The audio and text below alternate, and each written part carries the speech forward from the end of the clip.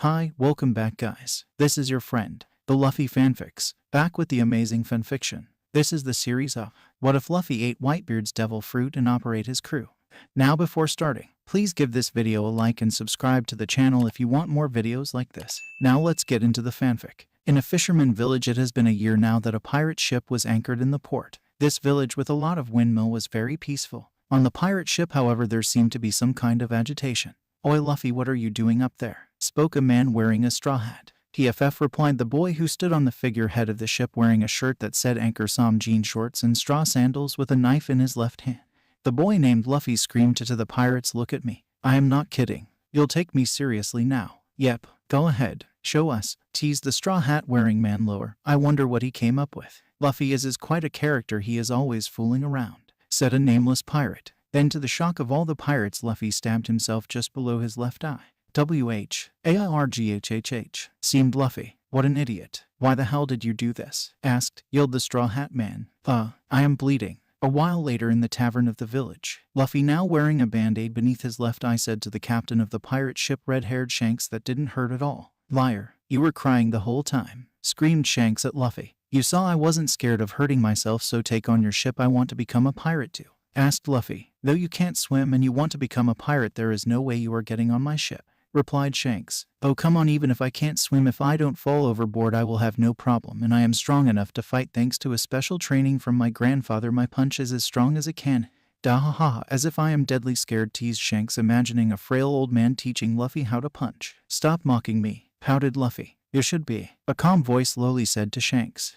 Replied Shanks, looking at the bartender who said that to him. "Scared? You should be scared. His grandfather is a Marine Vice Admiral. He is known as a hero." And then Shanks nearly forgot how to breathe, and his jaw nearly touched the ground after connecting the dots and finally cowing why Luffy never said his last name to him and his crew. After recomposing himself, he decided to see how strong really is, knowing that any man related to that man could certainly punch really well. "Hey Luffy, let's see how strong your pouch really is. If you can make me move from my seat, maybe I will take you on my ship," said Shanks. "Really?" exclaimed Luffy, overjoyed at the idea of finally being a pirate. He punched Shanks with all his might. His will to become a pirate was so strong that his fist became black. Shanks, caught unprepared, was launched from his seat and fell 10 meters further. "Yada, that means I can come with you guys, right?" asked Luffy to the bewildered pirates that were just before partying with all their might. "Nope, while your punches are quite strong, you're still too slow," said Shanks, getting up from the floor and regained his seats. "Was that hacky? No way." "Hey boss, maybe we could take him with us once," asked one of Shanks' berate. "Really?" said Luffy. "If we take him with us, one of you will have to stay here," replied the captain. "Let's get back to drink." "You traitors," yelled Luffy. "You are still too young. Try again in 10 years, said Shanks. "I am no kid.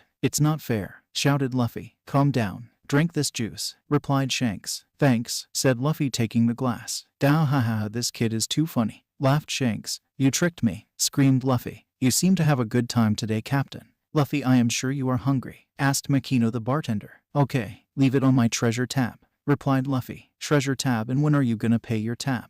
demanded Shanks. "When I will be a famous pirate, I'll pay it back with my treasures," replied Luffy. "I trust that you will," said the barkeeper, setting down a plate in front of Luffy. After a while of mindless chatting, the door was suddenly kicked off its hinges. "Hi everyone," arrogantly said the one who opened the door so violently. "Well, there are landsmen here. I didn't see so many fools in one place before. We are mountain bandits, but we aren't here to steal. We are here to drink. We would like 10 barrels of room." "I am sorry, but I am fresh out of alcohol," apologized Makino. "But these pirates seems to have something in their glasses, and I am sure that it's not water." "It's true, I already served all of the alcohol I had for tonight. There is nothing left." "I am sorry, I didn't think that we drank that much, but here, take this bottle. It's not open," said the redhead man. The bandit then took the bottle and smashed it on Shanks' head. "Do you take me for a fool? It's not a miserable bottle that will quench my thirst." The bandit that took a wanted poster from his pocket and showed it to the pirate captain. "My head is wanted for 8 million berries. I am a star and I killed 56 idiots like you in my life." The bandits then went away to the next village for more alcohol. "Phew, I am sorry, the floor is all wet," said Shanks. "How could you laugh like this, like nothing happened?" screamed Luffy. "Some battle aren't worth fighting," calmly said Shanks to the enraged child.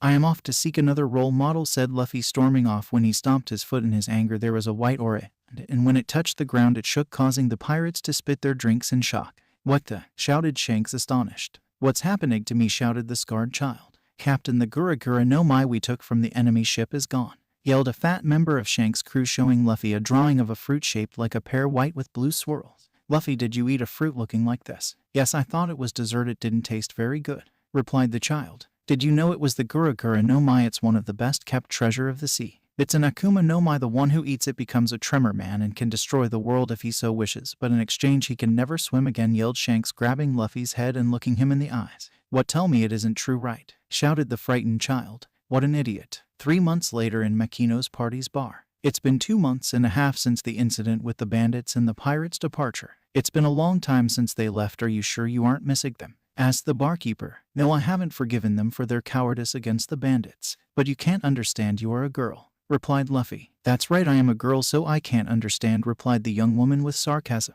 Hello everybody, those pusses aren't here. We were passing nearby, so we decided to say hello. So don't stand here and serve us to drink, said Haguma, the bandit leader. At the townhouse, Mr. Mayor, it's terrible, panted a voice. What, Makino, you seem scared, replied the mayor Woodslap.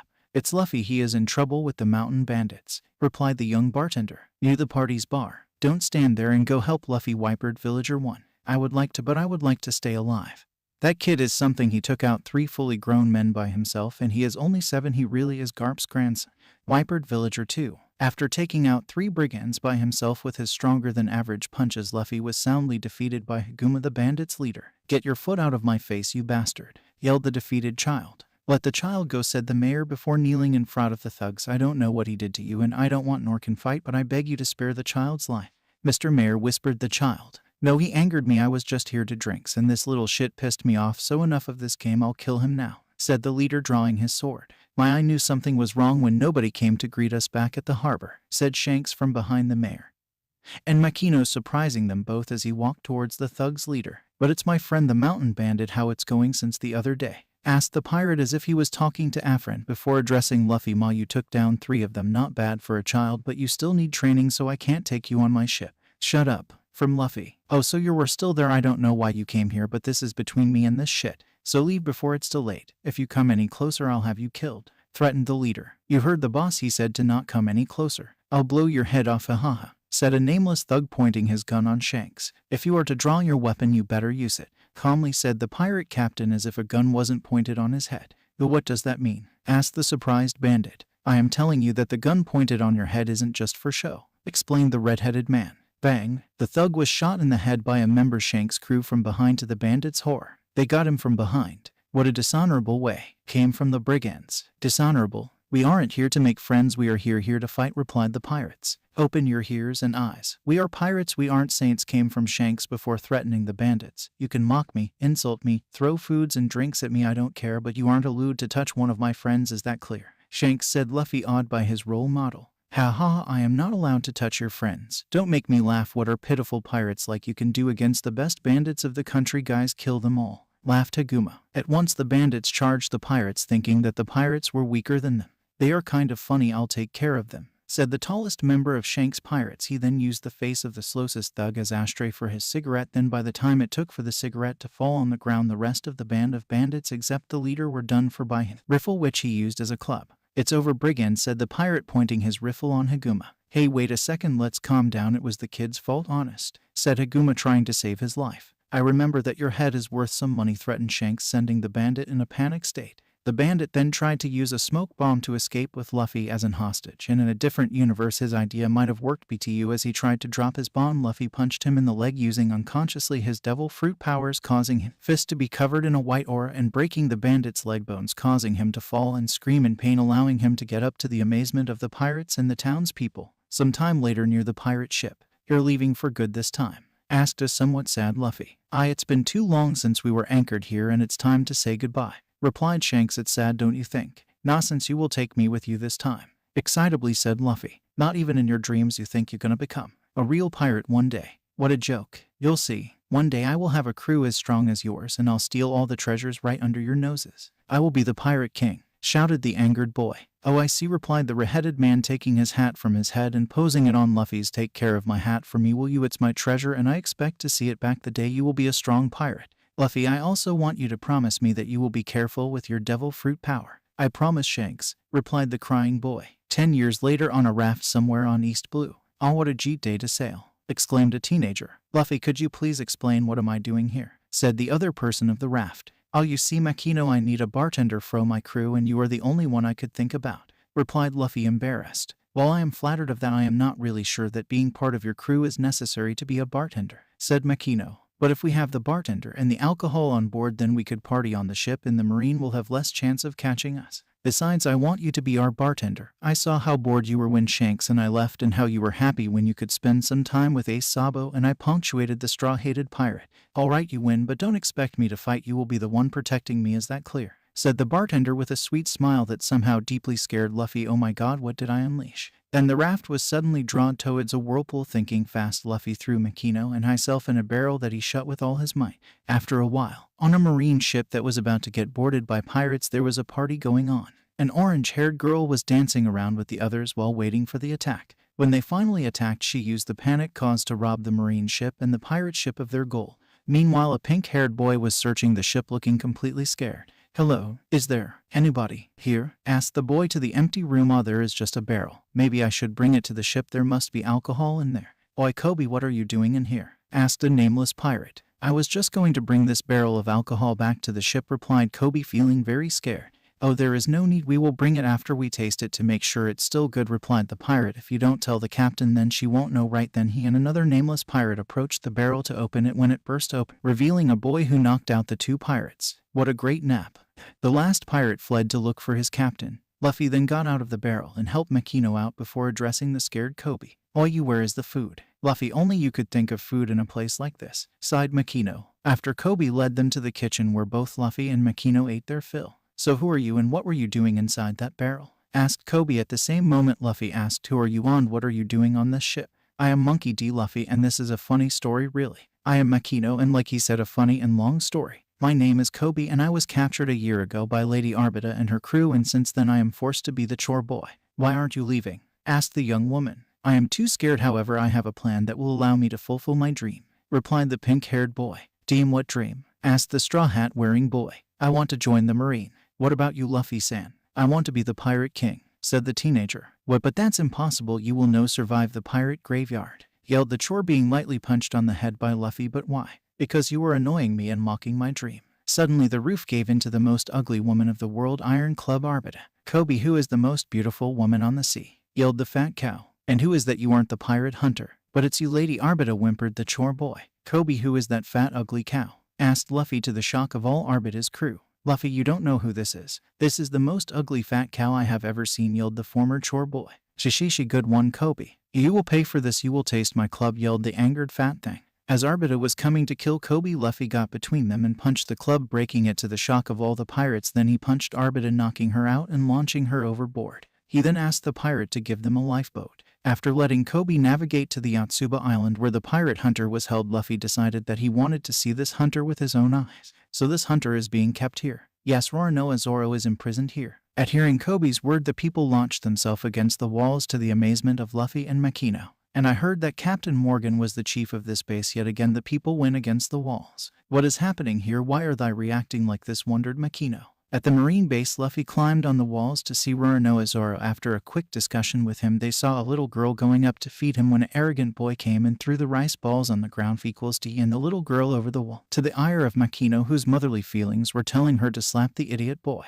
Luffy then went inside the base after the son of the marine captain left to try and convince Zoro that being a pirate isn't that bad. After feeding Zoro with the ruined rice balls, they went in the tavern to speak with the little girl, who told them what Zoro did to be imprisoned at the marine base. Suddenly there was a commodio outside, and when they saw that Homipo the arrogant telling the people that they weren't kneeling enough and that he will have Zoro killed in 3 days because he said so despite the promise he made. Only a fool like Zoro could think this joke was serious. Hearing this, something inside Luffy snapped and he punched the arrogant ass lightly. How dare you? Not even my dad dared to punch me. My dad will hear of this and have you killed. At the marine base. Yo, you again. If you want me to join you, the answer is no. I am Luffy. I set you free if you join my crew. Didn't you hear what I just said? No, believe me, he didn't, said Makino. Who the? Replied the tied-up swordman. Makino, I thought that you would stay at the tavern. It will be dangerous in here. I have an ambition to fulfill. I don't have time to become a pirate. That won't change anything about what the people think of you, said the straw hat wearing captain. I don't care about what the people think of me as long as I don't regret what I do, so I am not going to be a pirate anytime soon,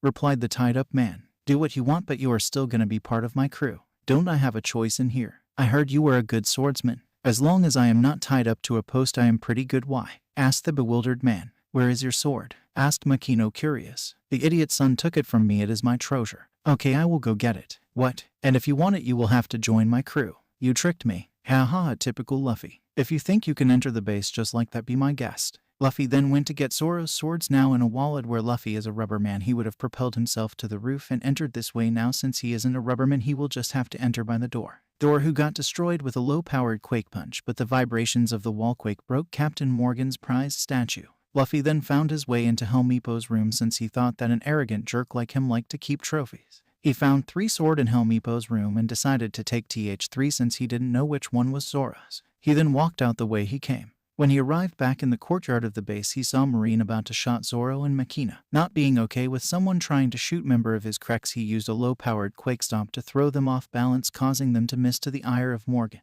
How the hell did you do that? Asked amazed Zoro. I didn't know which one was yours, so I took them all, said Luffy, not wanting to answer. You did well. I use all 3 in a style I created. Perfect. Now will you join me or do you prefer that I let you die here? Asked Luffy. I don't have much of a choice, do I, between death and piracy? I'd rather be a pirate, replied Zoro. So be it. Makino, would you mind getting to safety while I trash those idiots over there? Said Luffy, using one of the katana to cut Zoro loose. What are you doing? If your riffle don't work, use your swords, and you who must kill yourself now, yelled an enraged Marine captain.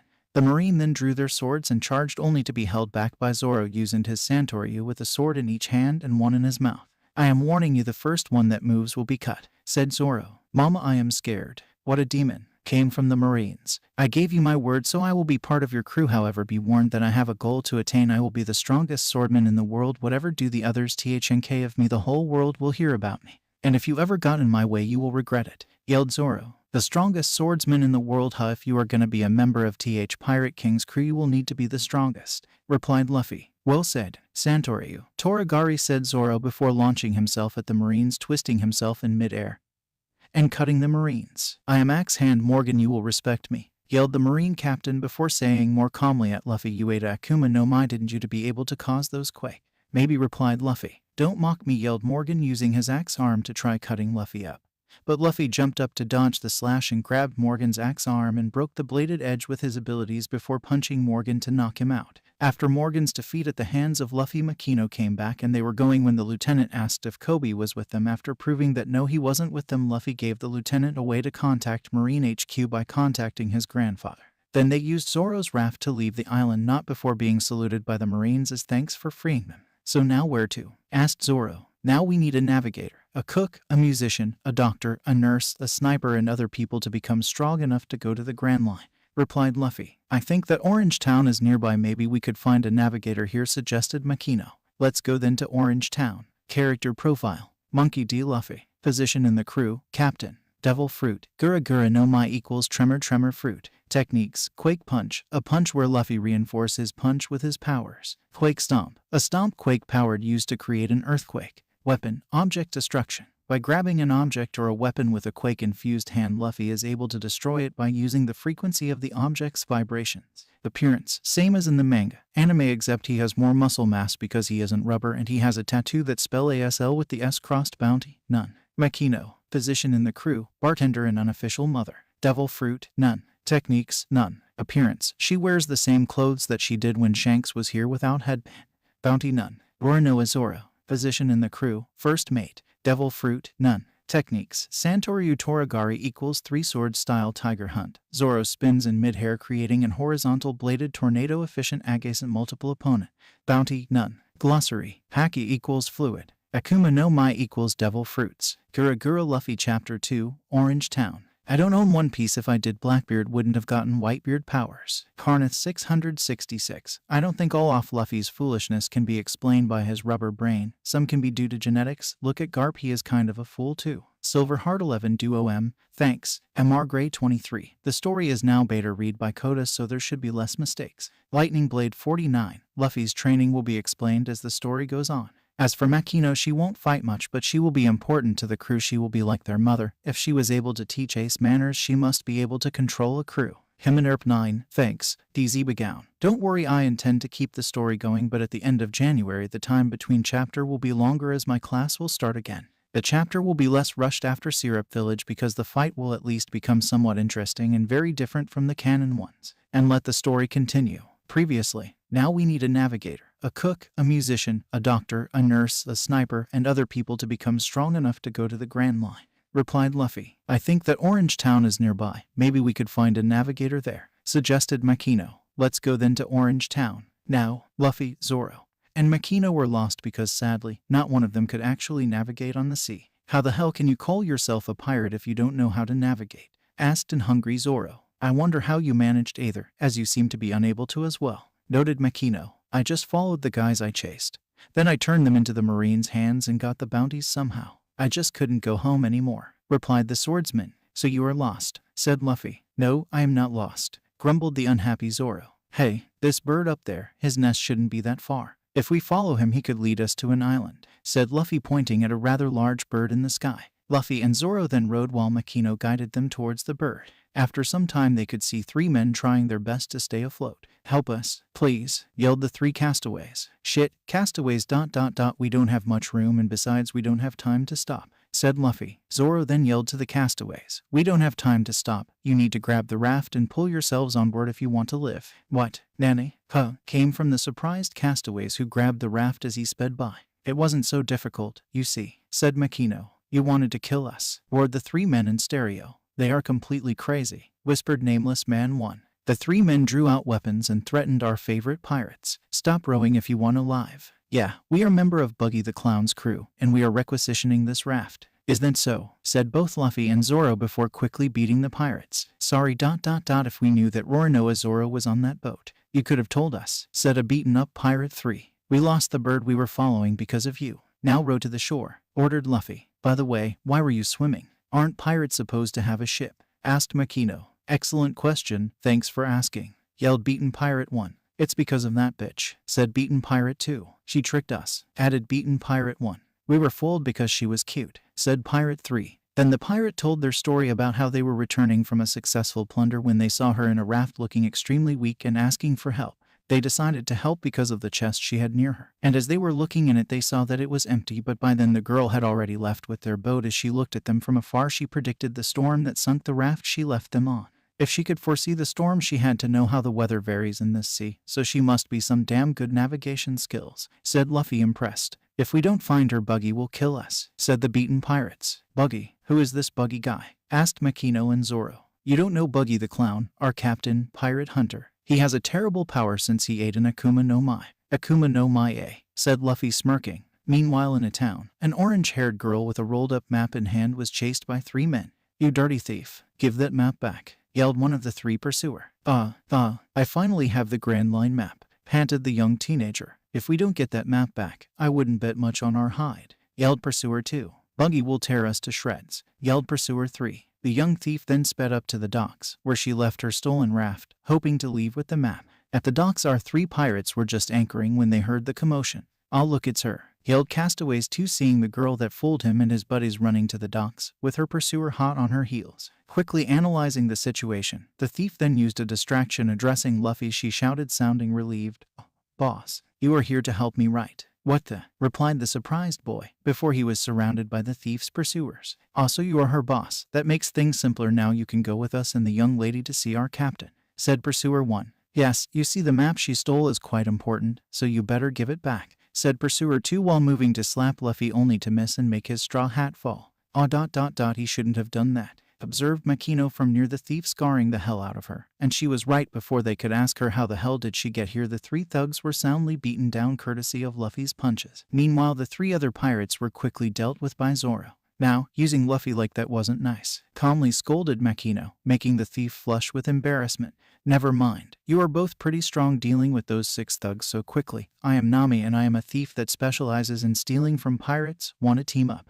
asked Nami. "Stealing from pirates?" wondered the straw hat wearing teenager. "Are you sure it is wise to talk out here in the open?" asked Makino. "You're right. Come on, let's go inside," replied Nami. Inside one empty house. Like this house, the whole town is empty since Buggy and his crew came here. Buggy is a cruel pirate captain with a love of cannons. I heard he once destroyed an entire town with 1 cannon shot because some kids angered him. Since I've stolen this Grand Line map from him, I need help to steal more from him and to escape this town. "By the way, what was the deal with your hat?" said Nami. "This hat is a reminder of a promise between myself and a man I greatly admire, so nobody except me and him can touch it," said Luffy. You stole a map and those guys said that you were able to predict a thunderstorm. Are you a navigator then? Asked Zoro. Why yes, I am probably the best navigator in the East Blue, said Nami. The best? Huh, then it's settled. You will be my crew's navigator. After all, only the best can be in the Pirate King's crew, said Luffy. What? No, I hate pirates. I won't be a pirate, forget it, yelled a pissed off Nami. Calm down. How about this, we help you with this buggy. When I say we, I mean these two powerhouses, and in exchange you help us navigate this sea for a while. And who knows, maybe he will make you change your mind, asked the ever-practical Makino. Don't count on it ... but why not? Accepted Nami. Meanwhile, Buggy, angered by the loss of the map, killed one of his crewmates and ordered the rest to find that map no matter what. The newly formed team were trying to plan how to take care of Buggy and his pirates. Nami wanted to use Luffy as bait to get into Buggy's good graces and to use the pretext of a party to make the pirates drunk, allowing her to steal and to leave quietly. That idea was shot down by the rest of them. Zoro wanted to go straight to Buggy to fight him and his crew, then steal and finally leave. This plan that was denied by Nami and Makino. By Nami because she was scared and didn't want to fight, and by Makino because she thought that they didn't know enough about Buggy's strength to attack him head on. Luffy then proposed to use the map as bait, as Buggy was sure to send his pirates after it, and then to beat those pirates one by one until Buggy himself comes, then beat Buggy, steal his stuff, and finally to leave finally. That plan was agreed upon by everyone. As they were walking in the town looking for the clown pirates, they saw a white dog standing guard before a pet food shop. As they were wondering what the dog was doing there alone, they saw a man feeding the dog. They were surprised to see someone who wasn't a pirate inside the town, as it was supposed to be empty. The man introduced himself as the Mayor Boodle, and that he was here to take care of Chao-Chu, the dog, who remained here to guard his former master's shop. He then told them that the dog fought every day against the pirates who wanted to burn down the shop. Suddenly the roar of a lion was heard, causing the mayor and Nami to run away in fright. A huge gray lion with a purple mane appeared with a man riding on his back. Did you happen to see an orange-haired girl with a map? Rudely asked the man. And what if we had? Trailed off Luffy. Then you would better tell me, or I will let Richie eat you, said the weird-haired man. Pray, said Richie with an hungry look. Who are you to order us around, and why are you wearing such a ridiculous hat? Asked Zoro. That's not a hat, it's my hair, you bastard. And I am Moji the Beast Tamer, first mate of Buggy the Clown, yelled Moji. Oh my, laughed Makino. Buggy, huh? How lucky we are, I'll take care of him, said Luffy. Meanwhile, Richie was looking at the food shop with drool coming from his muzzle, causing Chao-Chu to growl. Take care of me, idiot. I am a beast tamer. All beasts listen to me. Watch, said the beast tamer dog. Give me your paw. Only for Chao-Chu to bite him hard. Oh www. Richie, if you kill that dog, I'll let you eat all the food inside that shop, yelled a pissed off Moji. Graoo,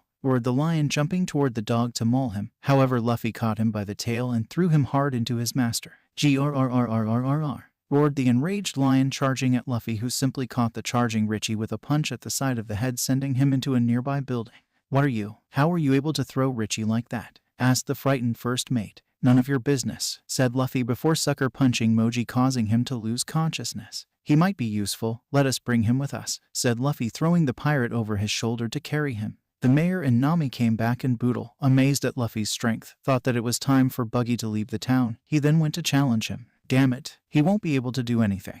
We need to help him or he'll just get himself killed, said Luffy. The pirates went to follow the mayor. At the Drinkers Pub, Buggy's temporary headquarters, Boodle the mayor challenged Buggy to a fight to get him to leave the city. Captain, let me kill this worm for daring to challenge you, asked the mysterious swordsman. No, I will do it, Cabaji. He challenged me after all, replied the blue-haired clown. Using his Akuma no Mi, Buggy launched his right arm at Boodle to strangle him. The poor mayor tried to hit the arm but only managed to hurt himself more. Luffy and his friends then came to save the mayor. The captain managed to pick up Buggy's arm and threw it back to him, while Zoro knocked out the mayor, surprising Nami. Why did he do that? Asked the navigator. He would only get in their way. They did it to save his life, replied the bartender. There she is. Give me back my map, yelled the clown. Hey, big red nose. That map is hers now, so shut it, said Luffy, surprising Nami once again. What did you call me? Prepare the BUGGYBALL, yelled the absolutely furious clown. However, as they pointed the cannon at them, Luffy threw Moji at the cannon. Fortunately for Moji, he missed. Unfortunately for unimportant pirate number 1, Moji hit him and he was launched in the cannon mouth, blocking it. The cannon exploded with tremendous force, taking the building and the pirates with it. However, both Buggy and Cabaji survived, having used crew members as meat shields. Captain, that's Roronoa Zoro there. Please allow me to fight and kill him first, asked Cabaji. The pirate hunter ... he may have come to take my head. Do so, Cabaji. And after that please leave the thief for last. After all she must give the map back, replied Buggy. Roar no Zoro. I Cabaji, second mate of the clown pirates, challenge you to a sword fight. If it's a sword fight, I am all for it. You don't mind, Captain, do you? Said Zoro, tying up his headband over his hair and putting Wado Ikamaji in his mouth. No, the swordsmen are all yours to fight, replied Luffy. The two swordsmen rushed one another and met steel against steel, neither one willing to back away. Both jumped apart at the same time. The two swordmen traded blows for a while, and they seemed even matched. Enough warming up, get serious, said Cabaji, getting on his unicycle. What the? Fight me seriously, yelled Zoro. This is me fighting seriously. I am not only a swordsman, I am also an acrobat, said Cabaji before rushing Zoro. Another trade of blows came when steel met steel. However, Cabaji was slowly pushed back by Zoro despite his unicycle. The short skirmish ended when Zoro managed to lightly cut Cabaji's cheek, drawing first blood. This pissed Cabaji off. That's it. I've had enough. Kyokyugi, Kaji Oyaji, said the acrobat before spitting fire at Zoro, forcing him to dodge. Try to dodge this Kyokyugi. Kamikaze Hayakoma Gekijo, said Cabaji, releasing hundreds tops at Zoro. Zoro, not falling for his opponent's trick, rushed him intending to cut him good. However, using cheap tricks, Cabaji managed to blind Zoro for a short while. Kyokyugi, Yukamuri Satsujin Jiken, said Cabaji, using his sword to create a cloud of dust. He then tried to rush Zoro from behind, but Zoro heard him and managed to block him. He was then able to cut him on the side. He used cheap tricks. Shouldn't you do something to help him? Yelled Nami, outraged at Cabaji's underhanded tricks. It is Zoro's fight. We have no right to interfere, replied a very serious Luffy. Tsuliachage, you are strong, I admit, but you haven't seen my greatest technique yet, said Cabaji, clutching his wounded side. Show it to me then, said Zoro. Very well, Kyokyugi. Yamanaburo, said Cabaji, using his unicycle to climb up a wall. I am counting on you, Captain. Kyokyujo, Norio Ukage Hanabi, said the acrobat, leaping of the wall. At this moment, Buggy used his abilities to send his hand to keep Zoro from dodging, but his hand was caught and squeezed by Luffy. No interference. Ikarin Zashi, said Cabaji, falling with his sword pointing down. However, Zoro had already dodged. What the? Said Cabaji, surprised. That was it. I expected better. Your greatest technique was too slow, but now it is over, said Zoro, crouching down with his arms crossed so that both his katanas pointed up. Santoryu, Onigiri, said Zoro, rushing Cabaji. I must defeat everyone that calls themselves a swordsman if I am to be the best, said Zoro, sheathing his swords as Cabaji fell from his cuts. Now I am going to steal his treasures. You take care of him, and if you win, then we might work together again, said Nami before leaving to look for Buggy's treasures while he was busy. Now there is just you, stated Luffy. And you think you can defeat me? Don't make me laugh. Who do you think you are? Said Buggy. I am a pirate, the one who will be the Pirate King, said Luffy. Nanyai, Yao, Pirate King. Joy ha ha ha ha, laughed Buggy. You shouldn't doubt him. I know he can do it, said Makino. Why you ... wait a minute ... that hat reminds me of the one that infernal redhead used to wear, said Buggy. Ah, so you know Shanks? Asked Luffy. Ah, you can say that we used to be part of the same crew. It's because of him that I ate the Bara no Mai, said Buggy. So you don't know where he is, stated Luffy. No, and frankly I don't care, said Buggy. I wonder how that clown could be a friend of such a person, said Makino, thinking of Shanks. Enough talking, let's fight, said the clown. Zoro, this one is mine. Stay out of it and protect Makino, ordered the captain. Aye aye, Captain, replied the first mate, leading Makino to safety and getting out of the way.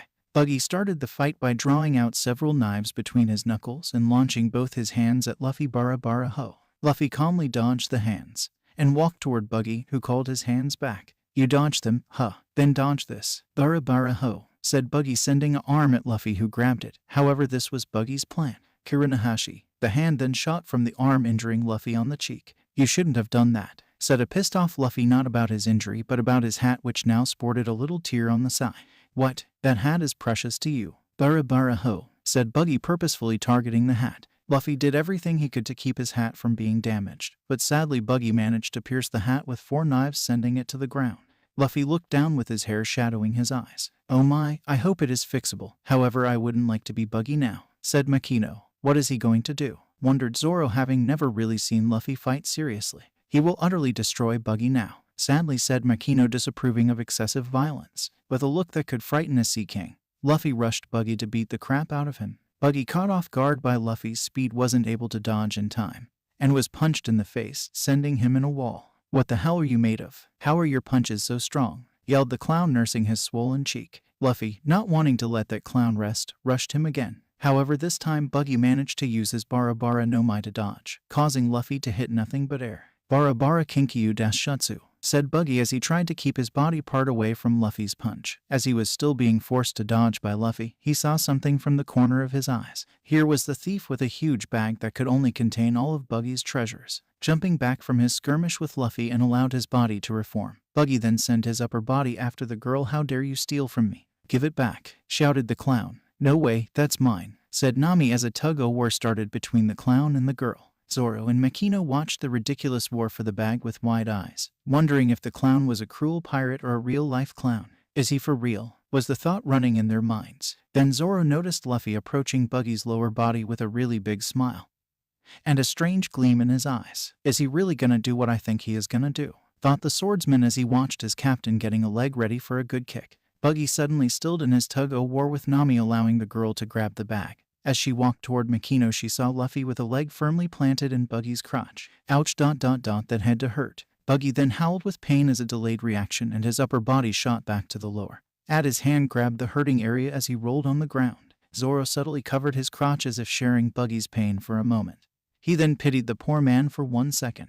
"Oh my," giggled Makino, finding the situation overly hilarious as a great lesson was taught today. Even the strongest man of them all can be brought to his knees, crying, by a good kick in the balls. Buggy was slowly getting over his pain. He was greatly angered by this little upstart daring to challenge him, the great Buggy, future pirate king. "How dare you strike me there? Have you no honor as a man?" shouted the enraged man. "It's not my fault that you didn't protect such a weak point. Besides, a great man once said to me, if you ever get into a position when you can strike a weak point, don't hesitate," said Luffy. "You take this. Bara festival," yelled the man as his body separated in several parts that he used to attack Luffy, Nami, and Zoro. "Joy ha. How do you like my strongest attack?" asked a laughing Buggy, thinking that he won the fight. As Nami and Zoro did their best to bat away the offending body parts, Luffy noticed that Buggy's feet didn't join the attack. He went to grab one and started to torture it, causing Buggy to halt his attack on the others. Seeing that their foe was distracted, Nami, with Zoro's help, managed to tie almost all of Buggy's body parts to one another. And as such, when Buggy tried to reform his body, all he could get were his head, both his hands and both his feet, creating a chibi form. "Now you can't do anything," said Nami. "What? No, don't do this," said Buggy as Luffy approached his small and vulnerable form. "See you," said Luffy as he kicked Buggy with tremendous strength, and soon Buggy was nothing more than a dot in the sky. As the pirates congratulated themselves on this victory, the townspeople who heard the fight from their hiding place came in the town to investigate, and were pleasantly surprised that Buggy was defeated. "So Nami, now that Buggy is gone, and his treasures are yours, what will you do?" asked Luffy. I don't know. I still don't want to be a pirate, but I guess I could join you until I have the money I need," said Nami, remembering Makino's words. "Who knows, maybe he will make you change your mind." Makino, having heard Nami, wondered what did she need the money for. "Great, will you be our temporary navigator until I make you change your mind about piracy?" asked Luffy, unknowingly echoing Makino's word. The 3 pirates and the temporary one then went to their ship and, tying the 2 rafts together, set sail, leaving Orange Town behind. Nami, happy to finally leave the town, started to count her loot to make sure nothing was missing, having previously counted Buggy's treasures. "Why are we missing treasure? By my count we lost 20%, said a desperate Nami. That. I left some back in the town to help them rebuild," replied Luffy, making Makino and Zoro smile as they were thinking about the good man Luffy was. However, Nami was pissed, warning Luffy that she didn't tolerate anyone touching her gold. "Oh, by the way, Luffy, when you kicked this Buggy in the crotch, did you use?" trailed Makino off, wondering if Luffy used his Gura powers when kicking Buggy's balls. "No, why would I use that on him?" asked Luffy, not fully understanding what Makino meant by her question. "So where are we going now, navigator?" asked Zoro. "You guys want to go to the Grand Line? Well, you will have to find a proper ship first. So now we are heading to a group of islands called the Gecko Archipelago. Maybe you'll find a decent ship there," said the navigator. "All right, to Gecko Archipelago we go," ordered the captain. To be continued. Straw Hats Pirates Characters Informations. Monkey D. Luffy. Captain, Devil Fruit, Gura no Mai. Techniques, Quake Kick, charging a kick with his Gura power to kick a foe with tremendous strength. Quake Kick in the nuts, same as above but targeting the foe's balls, squashing them, neutering the foe with great pain. Bounty, 0. Roar no Zoro. First Mate, Devil Fruit, none. Technique, Santoryu Onigiri, powerful attack with the katanas looking like demon's horns. Bounty, 0. Makino, Bartender and Unofficial Mother. Devil Fruit, none. Bounty, 0. Nami, Navigator, Devil Fruit, none. Bounty, 0. Glossary, Bara bara no mai, chop chop fruit. Akuma no mai, devil fruit. Bara bara ho, chop chop cannon. Bara bara ho kiranahashi. Chop chop cannon detach. Bara bara festival, chop chop festival. Kyokyugi, Kagi Oyaji, acrobatics. Old man flame. Kyokyugi, Yukamuri Satsujin Jiken, acrobatics. Murder in the hot spring steam. Kyokyugi, Yamanaburo, acrobatics. Climbing the mountain. Kyokyugi, Kamikaze Hayakoma Gikijo, acrobatics. Eater of the 100 kamikaze tops. Kyokyugi, Norio Ukage Hanabi, acrobatics. Cool evening fireworks launch. Ikarin Zashi, wheel stab. Previously, you guys want to go to the Grand Line. Well, you will have to find a proper ship first. So now we are heading to a group of islands called the Gecko Archipelago. Maybe you'll find a decent ship there, said the navigator. All right, to Gecko Archipelago we go, ordered the captain. Now, after sailing for a while, and even having a stop on Gaiman's Island, the 4 pirates finally came to the Gecko Archipelago, unaware of the fact that they were being watched. After such a long time at sea, it's good to be able to walk on land again, exclaimed Zoro as he jumped from the raft. You would have been able to walk on land before, if you didn't waste your time sleeping, replied Nami. Why you? Started Zoro, angry at being told off by Nami. Calm down, children. Friends shouldn't fight each other, lightly scolded Makino. She's right, besides it seems we aren't alone, said Luffy, looking towards the bushes. As he said that, 3 kids ran away, leaving their long-nosed leader alone. Who are you to trespass on my territory? I am the toughest pirate on the island, with more than 8,000 pirates under my control, yelled the long-nosed teenager. Yeah, right, more like 3, right? Replied Nami. Oh crap, I have been found out, yelled the liar. I may not have 8,000 men working under me, but I am still Usopp the Proud. Chishishishi, you're funny, laughed Luffy. Since you are a pirate, and so are we, maybe you could help us, said Makino. That's fine as long as you aren't here to destroy the town, said Usopp. Maybe we could do this somewhere we could drink and eat, said Zoro, who wanted some booze. Yeah, follow me, I'll lead you to the village restaurant, said Usopp, after going to the Meshi restaurant and ordering foods and drinks. So why are you here if you aren't here to plunder the village? Asked Usopp. We need a ship, do you know where to find one? Asked Luffy. Don't talk with your mouth full, scolded Makino as she bopped Luffy on the head. A ship? Maybe you should try asking at the mansion. The girl who lived there is alone since her parents died last year, leaving all their fortune and servants to her, making her extremely wealthy. But she took it particularly hard, so she had to stop her medicine studies in order to get better. But I better go to be on time, said Usopp before leaving the restaurant. The 3 children who left Usopp at the shore, Payman, Ninjin and Tamangi, entered the restaurant and were worried upon not seeing their captain, as they thought he was being held hostage. They grew even more worried when they saw Luffy eating some meat. What did you do with the captain? Yelled the 3 children. Why, we ate him, of course, said Zoro with a bloodthirsty grin to mess with them.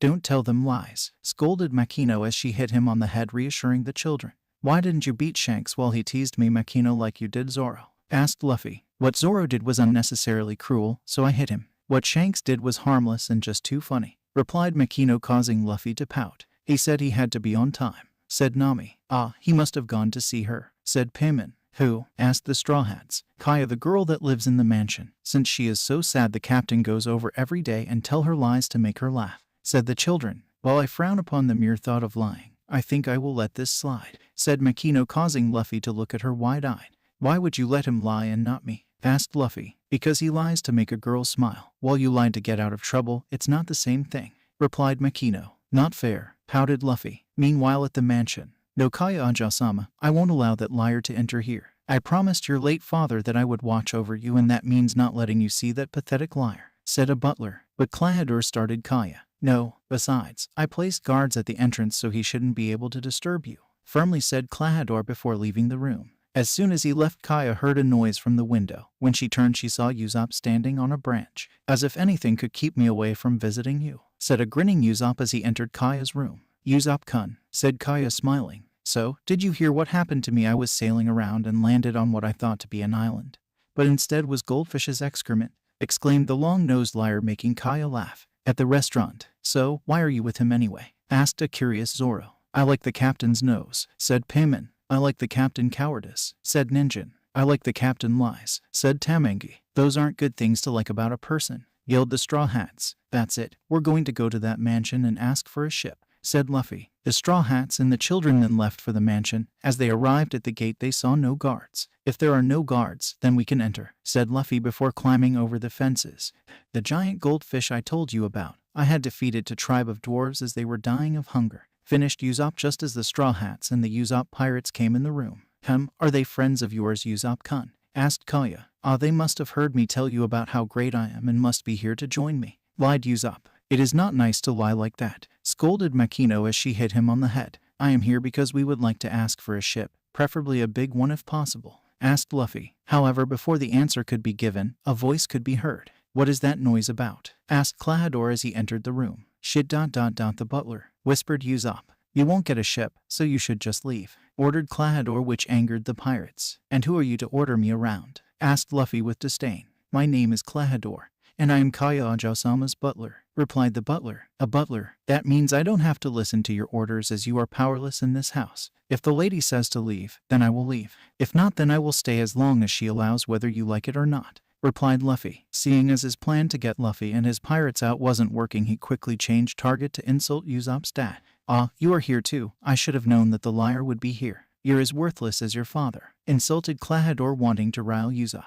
Don't, started the long-nosed teenager. That pirate father of yours would be ashamed if he knew what his son is doing right now. What do you want from Kaya Ajasama anyway, money or? Insinuated Klahadore. Klahadore, enough, ordered Kaya, angry at what her butler insinuated. I am sorry to involve you in this, Kaya Ajasama, but he needs to hear this, apologized Klahadore. You should have told a lie instead of saying your father was a pirate. Life would have been much easier for you and your mother, continued Klahadore. Enough, Zoro, roared Luffy as his first mate went to restrain Usopp before he could strike the butler. How dare you, roared the angry teen. Calm yourself. He started the word fight. Don't start the fist fight. He isn't worth your sweat anyway, said Makino. You know nothing about Usopp's dad, so don't go making assumptions. Besides, maybe you should talk to him. I'm sure he would be delighted to hear how you insulted him, his son and his wife, while he wasn't here to defend them, said an angered Luffy. And how do you propose I do that? Asked a nervous Klahadore. Easy, Makino, you still have that number? No, asked Luffy to a blushing Makino who simply nodded. Then Kaya-san, would you mind fetching us a den mushi? Asked Luffy. No, not at all, replied a curious Kaya. Wait, you know my dad, said a very shocked Usopp. Yes, I'm sorry I didn't tell you sooner, but I didn't know your father was a pirate until that scum said it.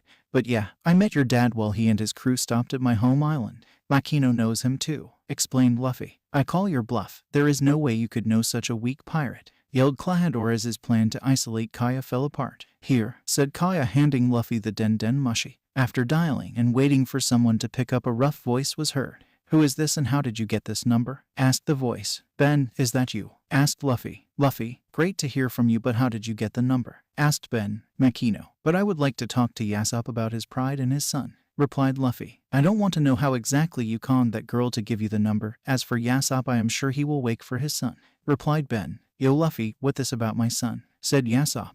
Oh well, your son was minding his own business with his girlfriend when her annoying butler came and started to insult you, him, and your wife, so I thought you would like to have a say in that, explained Luffy, causing both Usopp and Kaya to blush at hearing the girlfriend comment.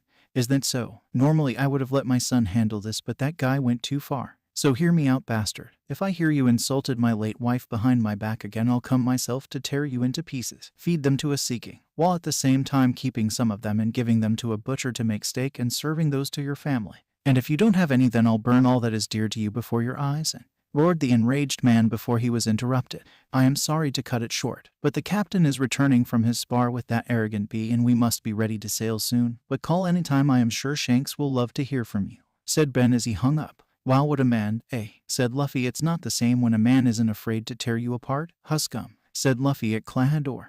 Said a speechless Klahadore doing a fish impersonation. Now, I am afraid we must leave before I kill that worthless thing, Kaya-san, said Luffy before leaving with the rest of his crew. Kaya, I am sorry to leave, but I have to speak to them about my dad, said Usopp as he too left with the children behind him. Klahadore, that was way out offline, started Kaya. After leaving the mansion, Luffy, followed by Usopp, went to look at the sea to calm himself while the rest of the pirates were waiting for them in town. As they were waiting, Tamangi went to look ahead. There is a strange man walking backwards coming here, said the child. Strange man? I am no strange man. I am Django the hypnotist, said Django, the man moonwalking on the street. Hypnotist? I don't believe you. Prove it, said Payman. Okay, when I say Django, you will fall asleep. 1.2.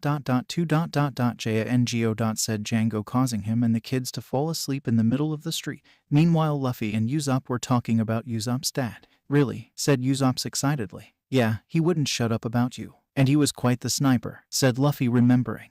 Flashback. 10 years ago. A young Luffy is watching Usopp demonstrating his sharp shooting skill by shooting an apple that was placed on a barrel from over 100 meters. You know, Luffy, I have son who is the same age as you back in my town. I'm sure he will be as skilled as his old man by the time he leaves to be a pirate. Started Usopp before being tuned out by a bored Luffy. I am sorry to have left my family, but the call of the sea was too strong, isn't that right, guys? Said Usopp standing up. I cheered the redhead pirate standing up and throwing a party. Flashback end. I am proud to be a pirate's son. You know ... so I expect that butler to apologize, said Usopp. As they were standing up to rejoin the others in town, they saw Klahadore and an unknown man beneath them talking. The plan to assassinate the mansion owner is ready. You just have to give the signal, Captain Kuro, said the unknown man. Please, Django, refrain from saying things like assassination. She'll just have an unfortunate accident. And also, call me Klahadore. Kuro is dead and buried, replied Kuro. Ah, I remember Kuro. He was a powerful pirate, but I thought he was caught by the Marines 3 years ago, whispered Usopp. All right, do what you want as long as I and my crew get the reward in the end, replied Django. Of course, but you'll have to hypnotize her so she signs the will saying that I stand to inherit everything she owns. Then you are to kill her, making it look like an accident. Is that clear? Ordered Kuro. Why not just take everything? Asked Django. But that would make me a pirate again, something I don't want, said Klahadore. As they heard the plan to kill Kaya, Usopp grew worried, so worried over his best friend that he didn't notice Luffy going down the cliff to confront the dirtbag. That's a nice plan, but sadly I won't let you do it. I knew you were bad news, Crapuro, said Luffy, surprising the schemers. When I say Django, you will fall asleep. 1.2.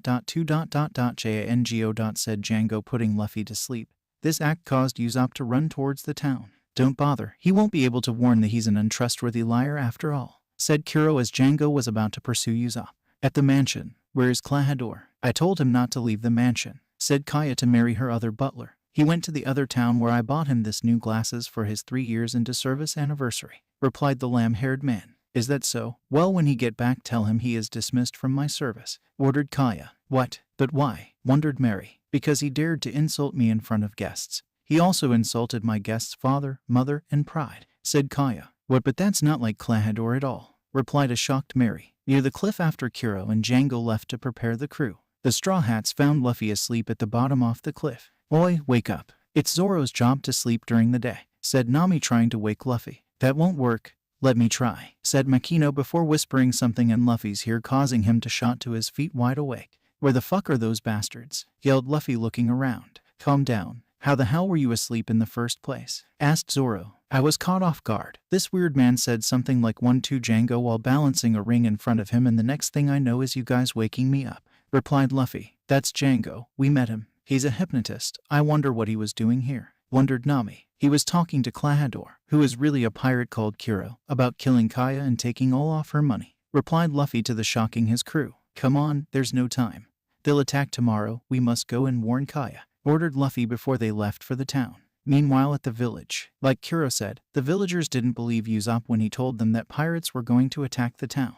After that failed, he went to the mansion to warn Kaya. Kaya, you must run. Klahadore is a pirate and he wants to kill you for your money, warned Usopp, wanting to save her life. What? But that's impossible, said the young woman. I heard him talking about it with a crazy man he called your butler Kuro, the name of a pirate who was caught 3 years ago, exactly the same year Klahadore came into town, explained Usopp.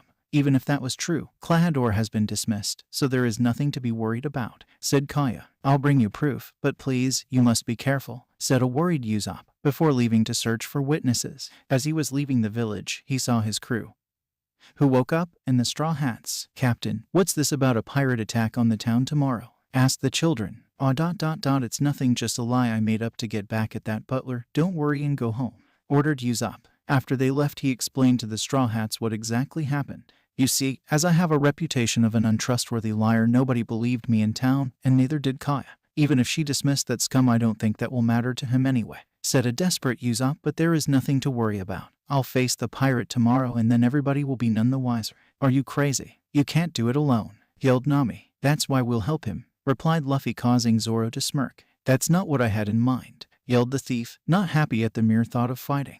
Now you see what lying brought you. They were so used to the idea of you saying lies that the possibility that you could tell the truth didn't cross their mind, said Makino, not liking the way Usopp lied every day to the town about pirates, even if he did start that to help his dying mother. Now's not the time to talk about that. We need a plan. There are 2 possible ways into the town by sea. One is the north beach where you landed and the other is the south one, said Usopp. I guess I could watch over Kaya for you guys, as Kuro needs her alive to sign those papers of his. It won't be as dangerous as the battlefield, said Makino. Okay, but should Kaya come to the battlefield you are to hide and let us protect her, said Luffy. I didn't see any pirate ship where we anchored, so that leaves the south beach, said Zoro. Okay, the plan is to trap the way into the town so that the pirates would be sitting duck for me and my shooting skills, said Usopp, showing them his slingshot. Shouldn't you trap both beaches in case they come by the north, asked Makino. The thing is it's a gamble because we only have the supplies to trap one of the beaches, replied Usopp. Then why not split up? You trap the south beach and let Zoro and Luffy wait there while you and Nami go to the other one. That way if they come by south they'll be trapped, and if they come by the north then you'll just have to hang out long enough for Luffy and Zoro to get to you, said Makino. That could work.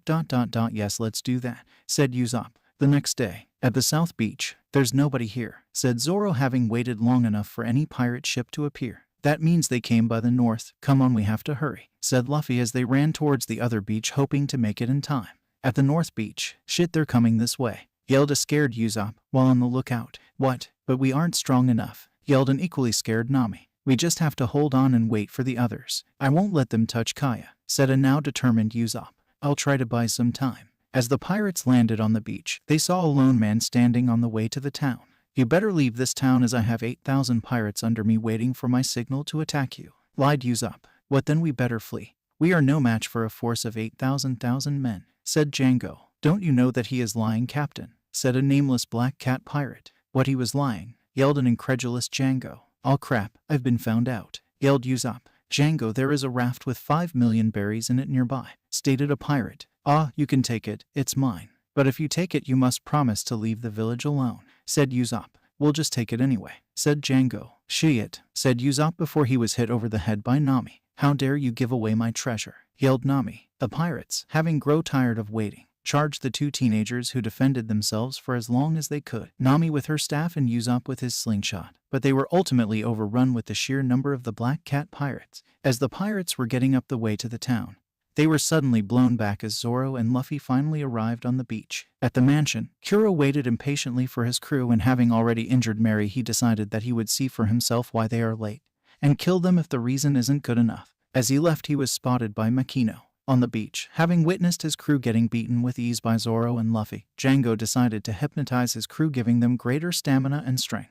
Despite this great boost, they were still no match for Luffy, who, having enough of this farce, used his devil fruit power in a quake punch that shattered the air before it and launched an airquake that completely destroyed the black cat pirate. To the astonishment of Django, the quake was so powerful that it somehow broke the figurehead of the black cat's ship, causing it to fall on a good portion of the crew. Oh my ... the figurehead is missing, exclaimed a voice. What happened to it? Asked another. Ah, Sham and Buckeye. I forgot about the Nyaban brothers. We're saved, exclaimed Django. In town, Kuro is heading to the north beach, but he is seen by Tamangi, who wonders what the hell is the butler doing away from the mansion this early. At the mansion, Kaya woke up to a house that was far too quiet. As she investigated, she found an unconscious Mary. Mary, my God, who did this to you? Asked a scared Kaya. Lady ... Kaya ... it was Klahadore ... that boy Usopp was telling the truth ... he really is a pirate after your fortune and mansion. Nothing will change his mind ... at least save your life by giving him what he wants. That should make him spare you in the town, panted Mary. No, I won't give him that satisfaction. Besides, Usopp-kun is surely fighting him now, said Kaya before leaving to search for Kuro. If you are looking for your former butler, he went to town, said Makino as she saw Kaya leave the mansion. You were with the man who defended Usopp-kun's honor. All right, I'll follow you, said Kaya, before she followed Makino to the town. As they crossed it, they were seen by the Usopp pirates. At the beach, Django ordered Sham and Buckeye to kill everyone standing in their way, but be extremely cautious with Luffy because of his power. But I don't want to fight, whined Sham as he approached Zoro. Before the swordsman could react, 2 of his katanas were in Sham's hands. Give them back, yelled the swordsman. However, he was forced to defend himself as Buckeye attacked him. Sham proceeded to throw Zoro's swords to the ground to attack him, but Zoro managed to cut him. However, only Sham's shirt was cut as he is very skinny. As Sham was holding Zoro on the ground, Buckeye attacked him, but once again Zoro managed to dodge by overpowering Sham and throwing him off. As the fight between Zoro and the Nyaban brothers continued, Usopp tried to help Zoro by using his slingshot.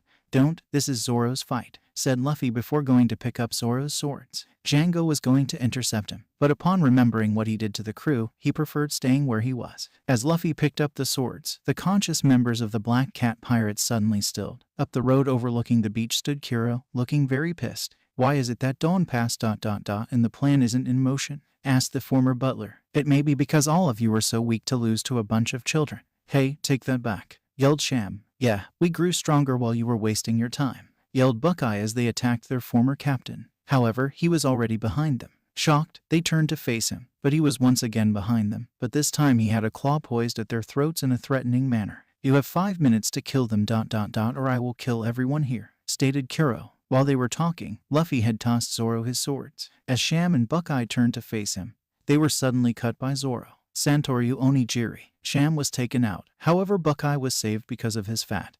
He then begged Django to hypnotize him to make him stronger. He then went to fight Zoro again. However, they were interrupted yet again. Kuro, yelled Kaya. You ...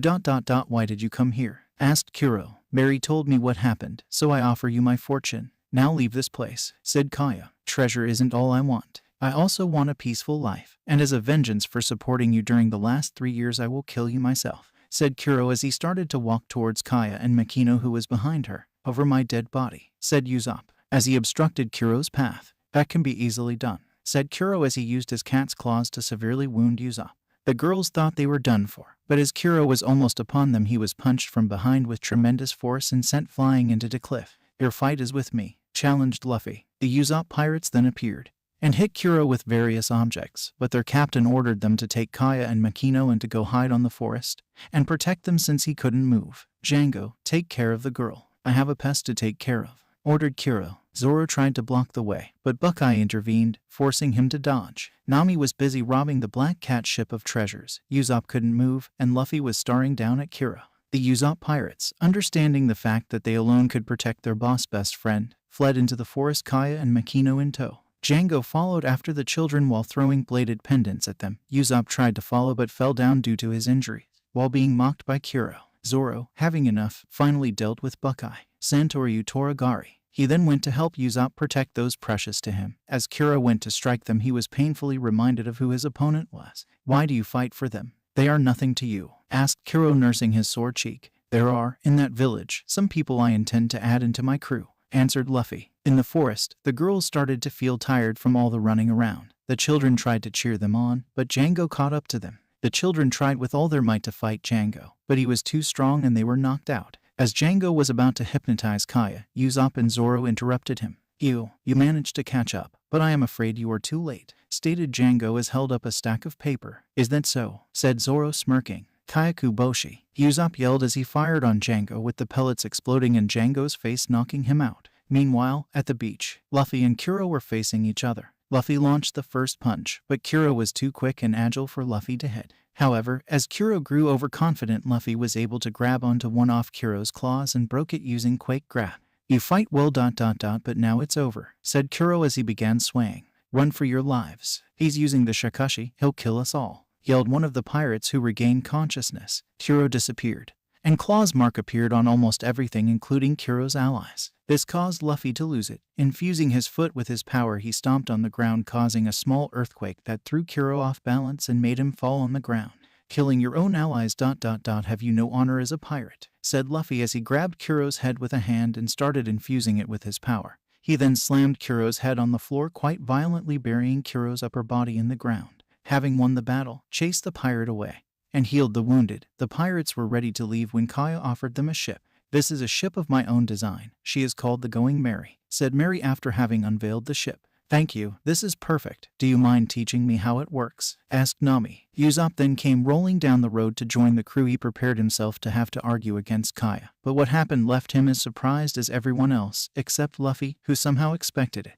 No, you won't have to come back here to see me. I'm coming with you, said Kaya. To be continued. New members informations. Usopp, sniper of the Straw Hat Pirates. No devil fruit. As in canon, he wear brown overall with a white belt as well as a bag over his shoulder. No bounty for now. Kaya, nurse of the Straw Hat Pirates. No devil fruit. She wore what she wore in canon during Syrup Village arc. No bounty for now. Translation. Aja-sama, my lady or your majesty used for a queen. Santoryu Onigiri, 3-sword style demon slash, Santoryu Toragari, 3-sword style tiger hunt, Kyaku Boshi, exploding star, Shakushi, death scoop. The whole attendance was rendered speechless by Kaya's words. A long moment passed without anybody speaking. What? Is it that funny that I want to go with Usopp-kun on his adventures? Besides, staying in the mansion doesn't help since I am reminded of my parents in every room. I need to change housing, so I thought why not leave with Usopp-kun and his friends? Since they took care of Kuro with relative ease, they should be able to protect me, said Kaya. But what about your medicine studies? Asked Mary, who didn't want his Aja-sama to leave. I am sure that during their adventures they will find a good doctor able to tutor me in my studies. Besides, I need practical experience, don't I?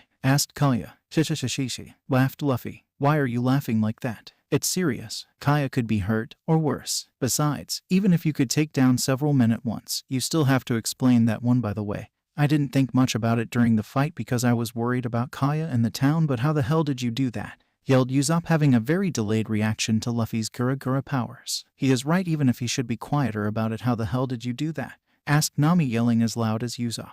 That's the pot calling the kettle black, thought everyone except Nami. I used my Akuma no Mi powers. They allow me to create strong vibrations on almost every surface, allowing me to create airquake, seaquake, and earthquake. But in exchange I lost my ability to swim, explained Luffy. Ah, so you are a freakishly strong monster that can't swim, said Nami and Usopp. Yeah, right, thought Luffy, Zoro, and Makino. But let's return to the subject. Kaya can't join us, it is too dangerous, firmly said Usopp.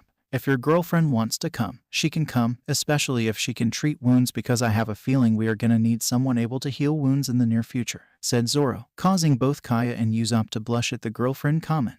That's right, look at him. He would think that being injured is his normal state, said Makino, teasing Zoro. Don't say that, roared the swordsman, causing the current Straw Hats to laugh. Mary, Kaya, and Usopp were still arguing about whether or not Kaya could join the Straw Hats. At first, Mary and Usopp were both against the mere idea of letting Kaya leave the town, but seeing the happiness showed by his Aja-sama when Usopp spoke about adventure or some silly story, Mary realized he couldn't hold her back from finding happiness, even if it meant to leave town and be a pirate.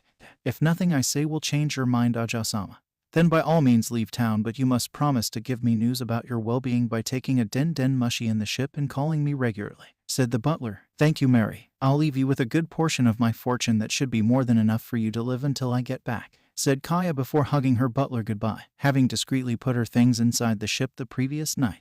Usopp, knowing that nothing he could say could make Kaya stay on the island, sighed and then began to see the good things about Kaya actually joining the crew. She was, before her parents' death, a good student, always at the first place in every test and exam. She also had a gift with plants, allowing her to make plant-based miracle medicines. Besides, he could impress her by being a true hero and showing her his sniper skills. After gaining 3 more crew members on these islands, the Straw Hat Pirates sailed towards another adventure. Since the ship already had a name, Luffy then tried to draw the Jolly Roger, but, sadly, drawing wasn't amongst his talents, so the result was quite frightful. To save the eyes of the crew, Usopp drew the Jolly Roger, a classic skull and bone but with Luffy's scar and his straw hat. After that event, Makino, Kaya, and Nami enforced a crisis meeting in regards of the need to have a cook in the ship. We need a cook, said the 3 women. Okay, but I don't know where to find one, said the poor Luffy, who had to face 3 angry women.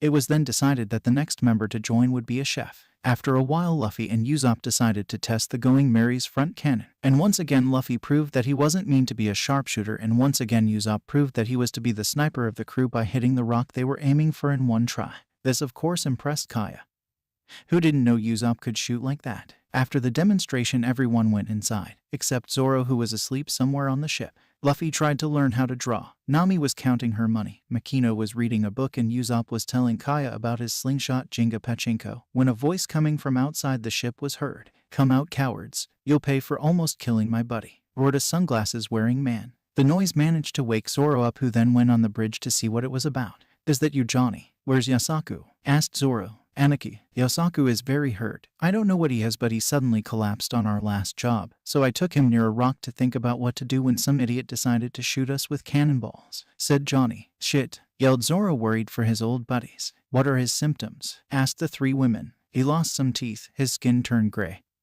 He also lost blood, replied Johnny. It's okay, it's just scurvy, said Makino. Bring him here, we will heal him, said Nami. Luffy, Usopp, go bring some fresh lime fruits here, said Kaya. "I, nurse," saluted the two boys before doing as she asked. The boys then came back with limes, and Kaya fed the juice to Yosaku, allowing him to recover. "You see now why we need a cook for this crew, don't you, Luffy?" asked Nami. "You are looking for a cook. Well, we know of a place nearby where you could find one. It is a sea restaurant called the Baratie," said Johnny, wanting to help the ones that saved Yosaku's life. So the crew decided to sail to the Baratie in order to look for a chef. As promised by Johnny, 2 days later the Going Merry reached the Baratie, a really big ship shaped like a fish who anchored near the Grand Line. As they docked, they realized that they were next to a marine ship, whose lieutenant was entertaining a pretty lady. "Who are you? I don't recognize your Jolly Roger," rudely asked the lieutenant, which pissed Makino, who thought that no matter what you are you should always have good manner. "How rude," said the bartender. "We made our flag a couple of days ago, so what are you gonna do about it?" asked Luffy while raising a single eyebrow.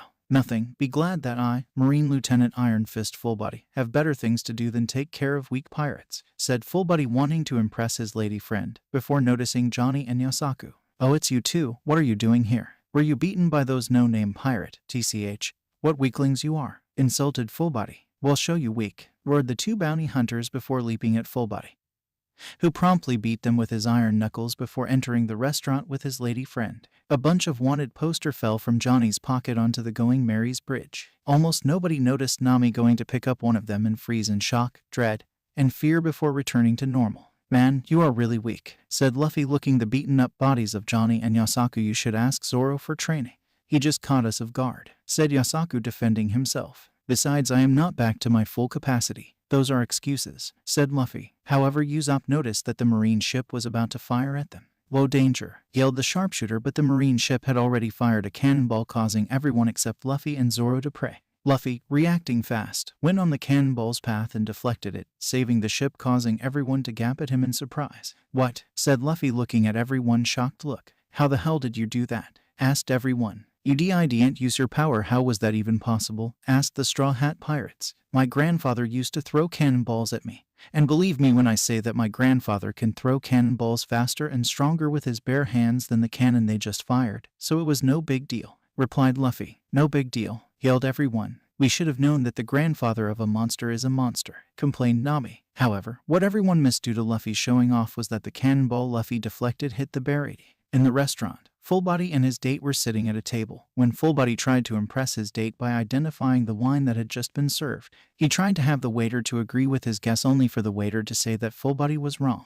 "What? And wrong? Why, I ordered that wine," said Fullbody. "Yes, but I changed your orders because your poor choice of wine wasn't compatible with your choice of dishes, so I had to change it for your lady friend's sense of taste," said the waiter, somehow able to in the same sentence trash Fullbody while praising his date. Fullbody wasn't going to let that waiter get the better of him, so he put a fly in his soup. "Waiter, I want to speak to the chef. Why is there a fly in my soup?" asked Fullbody. "Maybe the fly is enjoying the taste of the soup," replied the waiter, causing the whole room to laugh at Fullbody. At that moment, the whole Straw Hat crew plus Johnny and Yosaku entered the restaurant to eat and recruit a cook. Fullbody get up and threw the table away.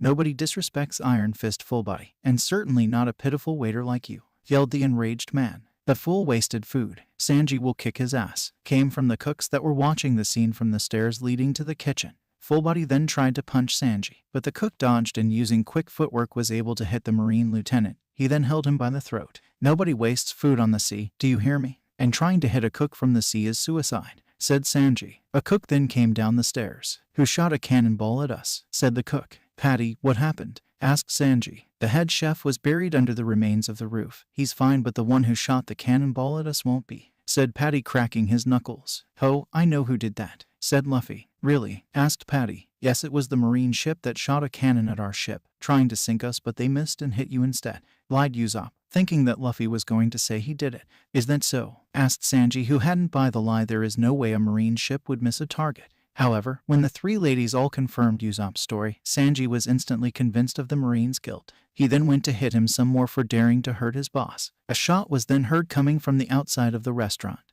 and entered a man looking hurt and famished who sat at a table. He seemed to be holding a smoking gun, causing the ordinary customer to scream in fright. The cook named Patty went to see him. "Hello, customer, do you have any money?" asked politely Patty. "Do you take lead?" asked the guy, pointing his gun on Patty, who promptly beat him and threw him out to the cheers of the customers. Outside the restaurant, The man was sitting down on the planks that made the outside bridge of the huge ship when Sanji came out with a freshly made dish. Thank you. But why? Asked the man as he ate his fill. I have known hunger, and I vowed that I would keep anyone from feeling the same, so that means I feed you, said Sanji. I like you. That's settled. You're now my new crew member, said Luffy from behind Sanji. What? Who are you? Asked Sanji and the man. Monkey D. Luffy, the one who will be the pirate king, said Luffy. Ha ha ha. You got spirit, I give you this. The name is Jin. But I warn you, don't go to the Grand Line. You'll only find death there. My captain's whole fleet was almost entirely destroyed by 2 men only a week after entering there, said Jin. Shishishi, your captain must be weak, said Luffy. My captain is Don Krieg, the strongest man in the world, exclaimed Jin, shocking Sanji. No, the strongest man in the world isn't your captain since his fleet was destroyed by 2 men.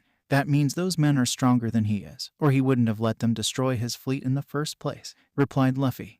I give up, said Jin. So Sanji, now that you know who I am, join my crew, said Luffy. I refuse. I need to stay here, said Sanji. No, I refuse, replied Luffy. What? I refuse your refusal. What the hell? Roared Sanji. I must return to my captain now, so goodbye and thank you for the food, Sanji, said Jin as he sailed away on a raft. Sanji, back to work, roared a voice from inside the restaurant. Coming, shitty gezer, said Sanji as he returned inside. The day after, the Straw Hats were waiting for Luffy to convince Sanji to come with them, but Sanji was adamant he would stay in the Baratie. So while Luffy tried to think of a way to get Sanji to leave with them, the others took the most of the Baratie. Great food. Sanji was very pleased to have very beautiful ladies in his restaurant, so he took the job of serving the Straw Hats table, even if that made him able to hear Luffy's incessant demands. The ladies all reacted differently. Nami took advantage of Sanji's weakness by having him serving her dishes for free. Makino was very pleased to have a young man charmed by her looks, but unlike her younger friend, she didn't take advantage of the waiter's weakness, and Kaya didn't care as she was listening to Usopp's stories.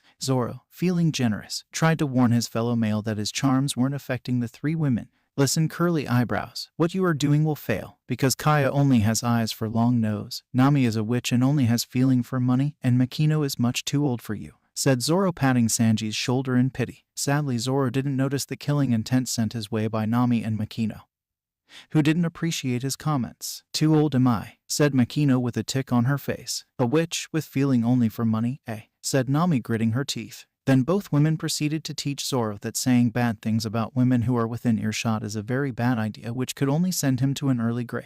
You see, Nami, this is the way you teach a male to behave, said Makino to Nami while hitting Zoro on the head. I understand, Makino-sensei. Teach me more, said Nami while also hitting Zoro on the head. That will teach you, Marimo. You shouldn't treat a lady like this. Go Nami ch1 Makino Swan, said Sanji while he cheered Nami and Makino. The day after, Luffy was still trying to get Sanji to accept his proposition with Zoro, Usopp, Makino and Kaya watching him while the rest of the crew was in the ship resting and quite bored of watching Luffy and Sanji's little game. Suddenly a very battered galleon bearing Don Krieg's Jolly Roger sailed to the Baratie, and Jin holding a very hungry man entered the restaurant.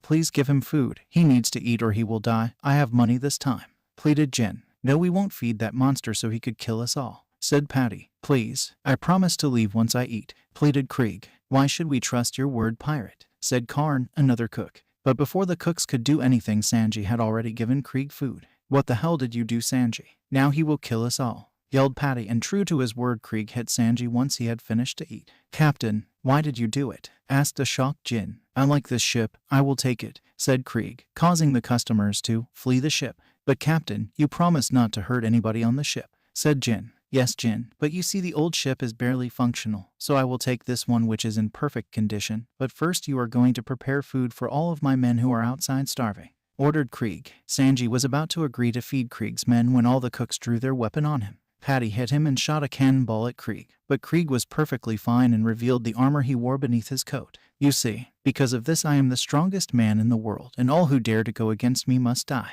roared Krieg. But before he could kill the cook, the head chef appeared with food for 100 men. Here's your food, take it and leave, said the head chef. No, you can't give the food to that monster, said the cooks. Monster, him and his men are just Grand Line dropouts, not monsters, said the head chef. You are Red Leg Zeph, aren't you? Asked Krieg. What of it? Replied Zeph. You were once a powerful pirate captain who went to the Grand Line and survived there to make it back. You must have kept your navigation log, so that means I have ever more reason to take this ship. I won't leave until my men are all fed, so make your decision. Fight or flight, said Krieg before leaving to feed his crew. We must protect the Baratie, yelled the cooks getting ready for a fight. I am sorry about my captain, but ever since we interrupted a fight between a red-haired man and a man with hawk eyes and they obliterated our whole fleet, the captain hasn't been the same, said Jin, causing Zoro to grin. Oi, Captain, we're going there, right? Asked Zoro. Yeah, to become the Pirate King we need to conquer the Grand Line, so of course we'll go there as soon as Sanji agrees to come with us, replied Luffy. Then Cook, you better agree to come fast, said Zoro. Shut up, Marimo, yelled Sanji. Suddenly a great tearing noise was heard from the outside.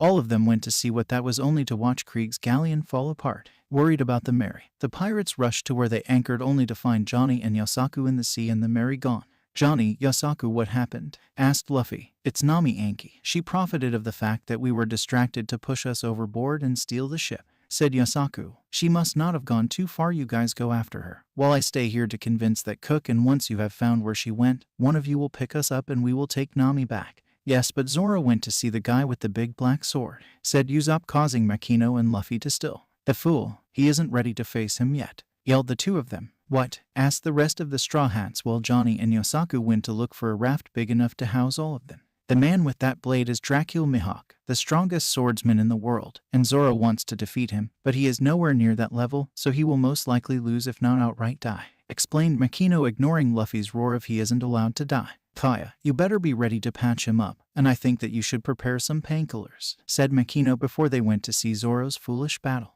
with Zoro on a piece of destroyed ship. I never thought to meet him so soon. It must be fate. I've never seen such graceful skill, said Zoro. A sword with power alone is weak, replied Mihawk. So that ship was cut apart with that sword too? Asked Zoro. Of course, replied Mihawk. You are the reason I sailed on the seas, said Zoro, looking at a sitting Mihawk. For what reason? Asked Mihawk as several Don Krieg's pirates surrounded them. To challenge you to a duel, said Zoro as he drew his sword, shocking the Don Krieg's pirate. Mihawk's expression couldn't be seen as his hat shadowed his eyes. A duel, said Mihawk with a bland tune, such a pathetic weakling, as he looked at Zoro with disdain before jumping from his coffin raft to where Zoro stood. If you were a decent swordsman you would have seen that I am much stronger than you and not drawn your sword, challenging me. Are you that brave or simply stupid? Asked the curious swordsman. This is for my own ambition, and for a promise to a fallen friend, stated Zoro as he drew his three swords. Fine, I accept your challenge, but unfortunately I have nothing smaller than this, said Mihawk as he drew a small knife from his necklace. Stop mocking me. Don't regret it when you die, roared the angered swordsman as he rushed his opponent.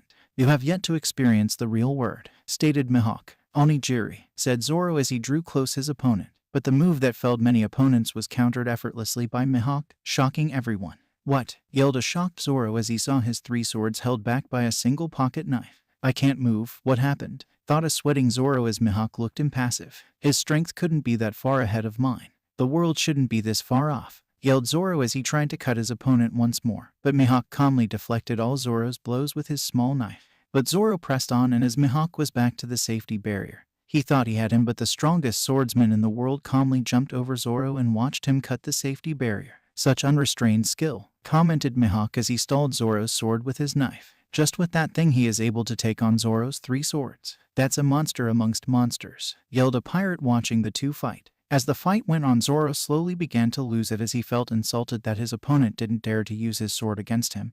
This caused him to make a mistake and lose his footing and receive a blow to the neck. Why are you trying to be the strongest, weakling? Asked Mihawk, causing the Straw Hats that came to watch to get angry. Anak is a weakling, you say? Bastards, roared Yosaku, ready to fight Mihawk himself along with Johnny. However, both were stopped by Luffy. Don't interfere. This is Zoro's fight. It is his pride that you would damage if you interfere, said Luffy as he seemed to struggle with the idea of kicking Mihawk's ass himself, which was noticed by his friends and Mihawk himself. I can't afford to lose, panted Zoro, dizzy since his neck was hit by Mihawk's hand. Toragari, said Zoro. However, before the move was even launched, Mihawk's knife pierced Zoro over his heart, but not deep enough to kill him, showing a great amount of skill. Do you wish to have this go through your heart? Why don't you step back? Asked a curious Mihawk as Zoro didn't move. I don't know. I'm not sure why myself. But if I were to take one step back, I believe that all those important oaths, promises, and many others dealt till now will all go to waste, and I'll never be able to return before you ever again, said Zoro as blood began to fall from his mouth.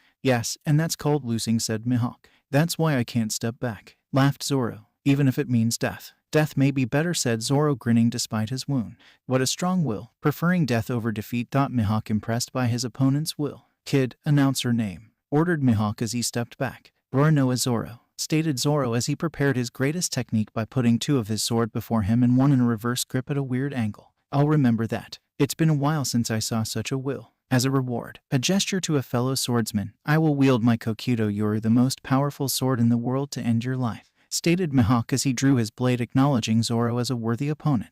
I appreciate your offer, said Zoro. The Straw Hats struggled not to intervene as they feared for Zoro's life. Santoryu Algi Sanzai Sekai, said Zoro as his most powerful technique met the world's strongest slash. There was no contest as two of Zoro's sword fell into pieces as Mihawk turned to kill him. Of Zoro turned to met him face to face. What now? Asked Mihawk. A wound in the back is a swordsman's greatest shame, stated Zoro. Well said Mihawk, impressed, before he cut Zoro diagonally across the chest, almost cutting him in two and sending him into the ocean. Zoro, yelled the Straw Hats, thinking him to be dead. Why that guy and his stupid ideas? When I decided to become the greatest swordsman in the world, I had already discarded my life. Why didn't he give up? It was obvious he was gonna lose, thought Sanji, thinking back to what Zoro said to him. Free of having to hold back to preserve his first mate's pride, Luffy, showing tremendous leg strength, jumped over 20 meters of ocean to get to Mihawk, without run-up. You are his friend. You showed great restraint back there. I commend you for that. Don't worry, I didn't kill him, stated Mihawk while dodging all of Luffy's punches, which stopped Luffy's will to fight. What is your goal? Asked a curious Mihawk. To be the Pirate King, replied Luffy. That is much more difficult than surpassing me. You make a good pair, stated Mihawk. Luffy, do you hear me? I promise you that from now on I won't lose to any swordsman until I am the best, vowed a barely conscious Zoro held by Sanji, who dived to keep him from drowning.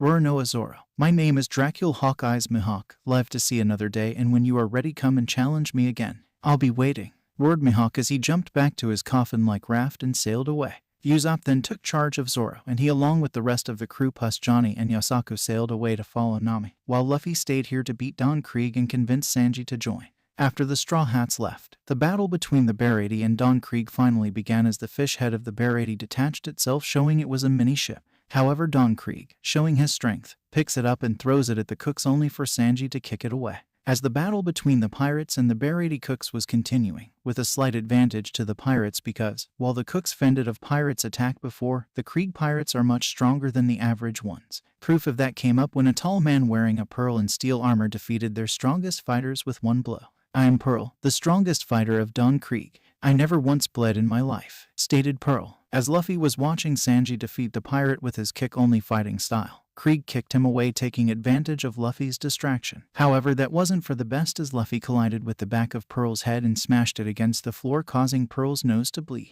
What is that stuff? Blood. My blood, yelled Pearl, freaking out. Now Pearl, calm down and don't do that, said the Krieg pirates as they watched their strongest fighter lose it at the sight of his own blood. However, Pearl didn't listen to them as he simply hit his pearls together, causing his armor to lit up on fire. Fire, Pearl, screamed the crazy Pearl. He then proceeded to lit up the little arena in front of the Baratie's door on fire, causing all of the fighters to back down except Sanji. Idiot, I'm a cook. Do you think I am afraid of fire? Asked Sanji before kicking Pearl, making him lose more blood. Krieg, not wanting to get the boat more damaged, tried to kill both fighters by launching his big knob towards them, but Luffy sent it back to him, showing that his arms were strong too. The knob broke the mast and it fell on Pearl's head, which knocked him out. However, Jin, who was inside since the beginning, got behind Zeph and broke his peg leg and held him hostage. His life or the ship. However, to Sanji it was all the same. Since the restaurant was Zeph's treasure, they couldn't hand it to Krieg, but they couldn't fight back either, since doing so would make Jin kill Zeph. Pearl, who woke up, took advantage of the situation and punched Sanji, sending him flying to the wall. Pearl proceeded to mock Sanji, saying that a ship couldn't be a treasure and that he was a fool for believing that,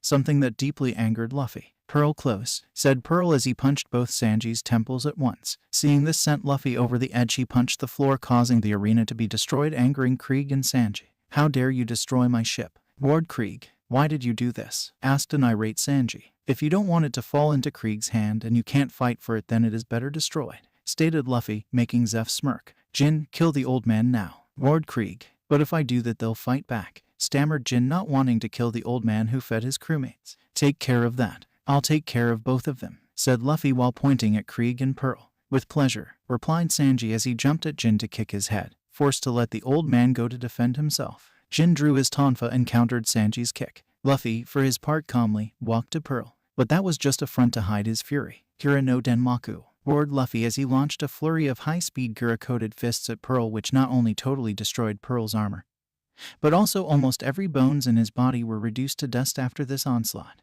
What the hell? Yelled the pirates and the cooks at seeing the powerful fighter get trashed that easily. You ate a devil fruit, didn't you, boy? Asked Krieg. Maybe. I don't have to tell you, weakling. Shot back Luffy, shocking the Krieg pirates. Why did you call me boy? Asked an angered Krieg. Not only are you pathetically weak, but you are also deaf, stated Luffy. D-I-I-I-Yee, roared Krieg, loosing it, and shooting his knob at Luffy, stopped it with one hand and crushed it with his powers. With Sanji and Jin, since you are eager to die, I will be the one to kill you, said Jin, hoping that Sanji would simply give up. Fine with me, but don't expect me to let you kill me that easily, replied the cook, before both warriors rushed each other. Foot met Tonfa in a fury of blows, and were equally strong. It was the same every time. Sanji and Jin were about the same level of strength, but sadly, Sanji was still suffering from Pearl's previous punches and Jin was able to pin him down. But he was unable to kill Sanji, as Sanji saved his life once. I can't do it, stated Jin. Then don't. But I think your captain will lose, stated Sanji as he watched Krieg get the beating of his life. A few minutes earlier, after Luffy destroyed Krieg's knob,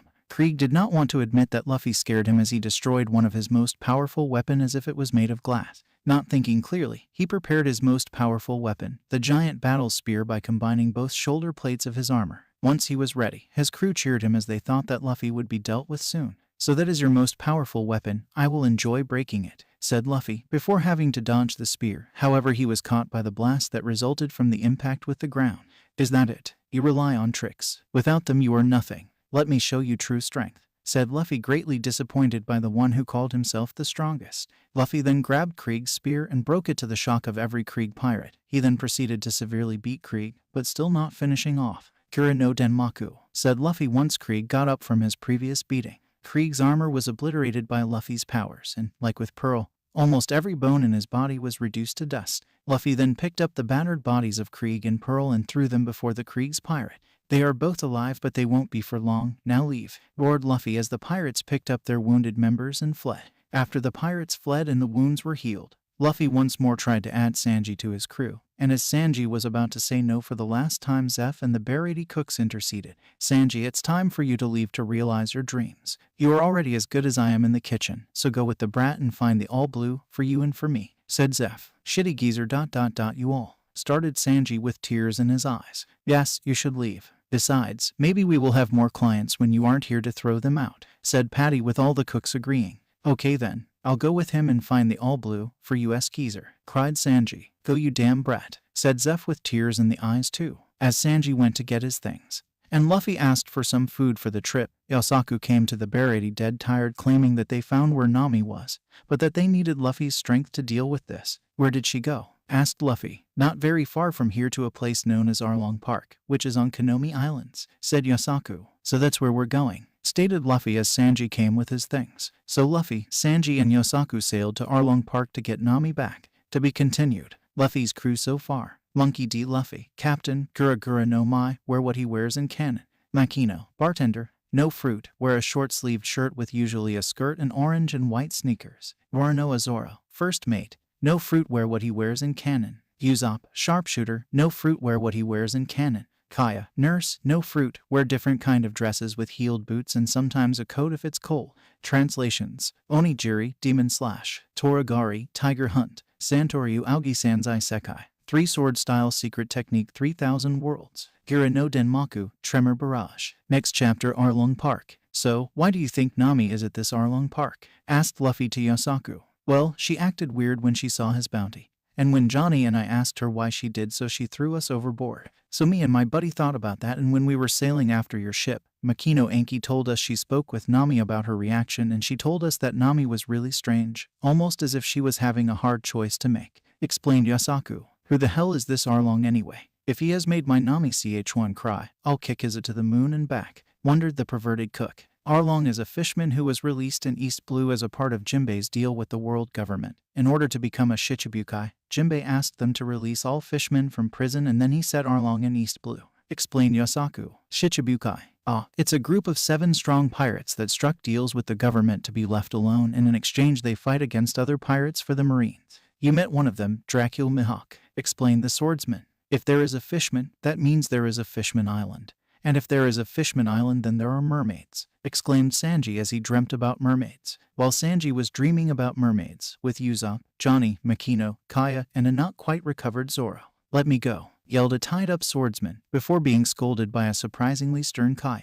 "No, you are still recovering, and I won't have you get in another fight now, so as you don't seem to be able to stay still, I decided to tie you up." The group then searched the coast for sign of the Going Merry, but when they found the ship near a village, there were 3 fishmen nearby, and that prompted Johnny and Usopp to pick the girls up and to hide in the sea, leaving the poor Zoro alone. After the 3 fishmen left, the group got out of the water and saw what happened to the town. It was completely trashed, most probably by the fishmen. Those who did this were probably the fishmen, which means they are surely much stronger than us. It's a good thing Yosaku went ahead to search for Luffy and the cook, because as Zoro is still grievously injured, we may need their help to get Nami back, said Makino. Johnny and Usopp then saw one of the fishmen come back. Scared, Makino and Johnny were able to hide. However, Usopp and Kaya had to run, causing the fishmen to run after them. With all this action, the poor Zoro was left tied up to the mast of the little boat. Usopp and Kaya sadly couldn't run very far as the fishmen were faster, and Usopp fell over a kid who was coming back from Arlong Park. They saw a blue-haired lady walking towards them.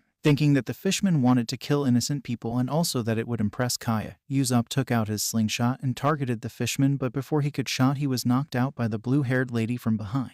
The lady then motioned for Kaya to be quiet, and she proceeded to negotiate with the fishmen. Finally, he let them go, and the lady, with Kaya's help, picked up Usopp and walked towards the woman's house, where Usopp woke up. "What were you thinking, challenging the fishmen like that? Do you want to die? Because fighting fishmen is the quickest way to do it. Do you both understand, Long Nose, Chabo?" asked the lady. "Yes, Nijiko, I'll go to my mother," said Chabo as he left the house. "You shouldn't scold Usopp-kun like that, Nijiko-san. He was only trying to protect us," said Kaya, not understanding why Nijiko was so cold towards her Usopp-kun. "I just didn't want to give Arlong any more reason to destroy our villages." "What are you doing here, by the way?" asked Nijiko. "We came here to look for our ship, which we found, and for our navigator called Nami," replied Usopp. "Nami, what a small world. She is my adopted sister. Besides, the house you are currently in is our childhood house, where we grew up with our adoptive mother Bellamere until she was killed by Arlong. But I highly doubt that Nami was ever your navigator, since she's in Arlong's crew," said Nami's sister. "Then she betrayed her village by working with them," stated Usopp. "Why are you after her? Do you have business with her? Anyway, it's clear she stole from you and left you, though I doubt she ever was with you to begin with," wondered Nijiko. "Then explain why she helped save mine and Usopp's hometown from pirates, and was happy while we sailed together, Nijiko-san," said Kaya. "She was happy. I doubt it. But you shouldn't threaten the fishmen. They will kill you," said Nijiko. "I understand. I won't do anything until my captain gets here, and then the Arlong pirate will rue the day they decided to steal one off our nakama," declared Usopp with conviction, shocking Nijiko and Kaya, who then looked with admiration at Usopp. "You don't understand, do you? Arlong is as strong and as fast as 10 humans. Your captain doesn't stand a chance," said Nijiko, while impressed by the bonds that seemed to bind this crew. "You haven't seen Luffy fight, Nijiko. And now that I think about it, neither did you, Kaya. But I saw him take down a ship and an army of over 100 pirates with a single punch. He completely overpowered the Black Cat pirates and their captain, hero of 1,000 plans. And I am sure that by now he's also destroyed the Krieg pirates and their captain himself. So I think that your Arlong better not expect to keep Nami once Luffy is here," declared Usopp with utmost faith. "You say Arlong is as strong as 10 human beings, but he could be as strong as 1,000. He would still lose. Luffy, with a move of his hand, can bend the earth to his will. If decided to do so, the earth would shake as he walks. He could create tsunamis, and even more so, he breaks the very air when he punches. Is someone that strong real? Maybe," wondered a pensive Nijiko. Suddenly, both Usopp and Kaya remembered something very important: Zoro, who was left alone when they left. But as time passed since then, Zoro was caught and brought to Arlong Park.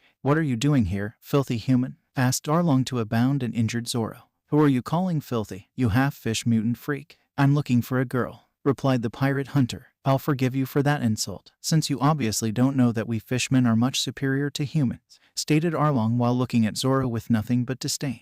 Shortly after, Nami entered the park, shocking Zoro, who asked what she was doing here. "Ah, but she is my navigator. She makes such wonderful maps." "But how do you know each other?" asked the fishman. "Oh, he is just another victim," replied the thief casually. "Oh really? I wonder, were you playing a role back there?" asked Zoro. "Yes, I was with Arlong all along," replied Nami, not noticing her slight hesitation, which was all Zoro needed to know that Nami really didn't play well with them. "Shahahaha, what a cold-hearted bitch. She only likes money," stated Arlong, unknowingly echoing one of Zoro's earlier comment. Seeing Nami's expression at hearing Arlong's comment, Zoro decided to test her by allowing himself to fall in the pool while still being tied up. Nami dived to save him, which showed that she wasn't as cold-hearted as Arlong seemed to think. "Why the hell did you do this?" asked Nami, angry at his stupidity. "I should ask you that, weren't you with them?" replied Zoro with a grin. Nami then told the Fishmen that she would kill Zoro later and to throw him in a cell, while a Fishman told Arlong that a long-nosed human with a blonde one escaped. Arlong replied that they must be hiding in Kakuyashi, which was great since he had to go there anyway. "In Kakuyashi village, the Fishmen are coming." "Why? They already took the tributes for this month," said the villagers. "They must have come because they heard I was hiding weapons," said a heavily scarred man wearing a pinwheel on his hat. Arlong and his Fishmen came then wanting to speak with the man called Genzo. "What is this I hear about owning a weapon? You know it is forbidden. I will have to kill you for defying me," stated Arlong as he took hold of Genzo's throat, to the horror of Gecko and Kaya, who just came upon the scene. As Arlong was going to kill Genzo, he was hit on the head by an exploding pellet. "Kayaku Boshi, take this, you fish freak. My captain will destroy you for taking our navigator," roared Usopp at Arlong from his vantage point. The Fishmen were forced to restrain Arlong, as he had gone berserk. Then they had to bring him back to Arlong Park so he could calm down.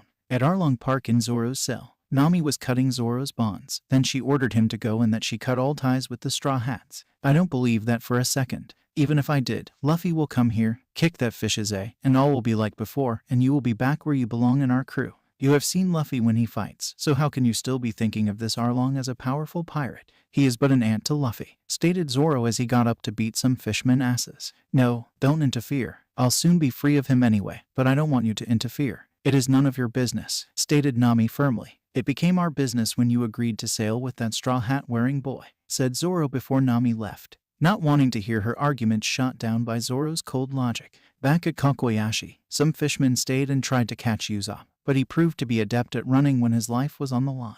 When Nami entered the village, she was shunned by everyone except her sister, but she was surprised to see Kaya with Gecko. "Kaya, what are you doing here?" "It's bad enough that Zoro came too ... and oh wait, don't tell me. You all came here?" asked Nami, terrified at the thought of her friend getting hurt by Arlong.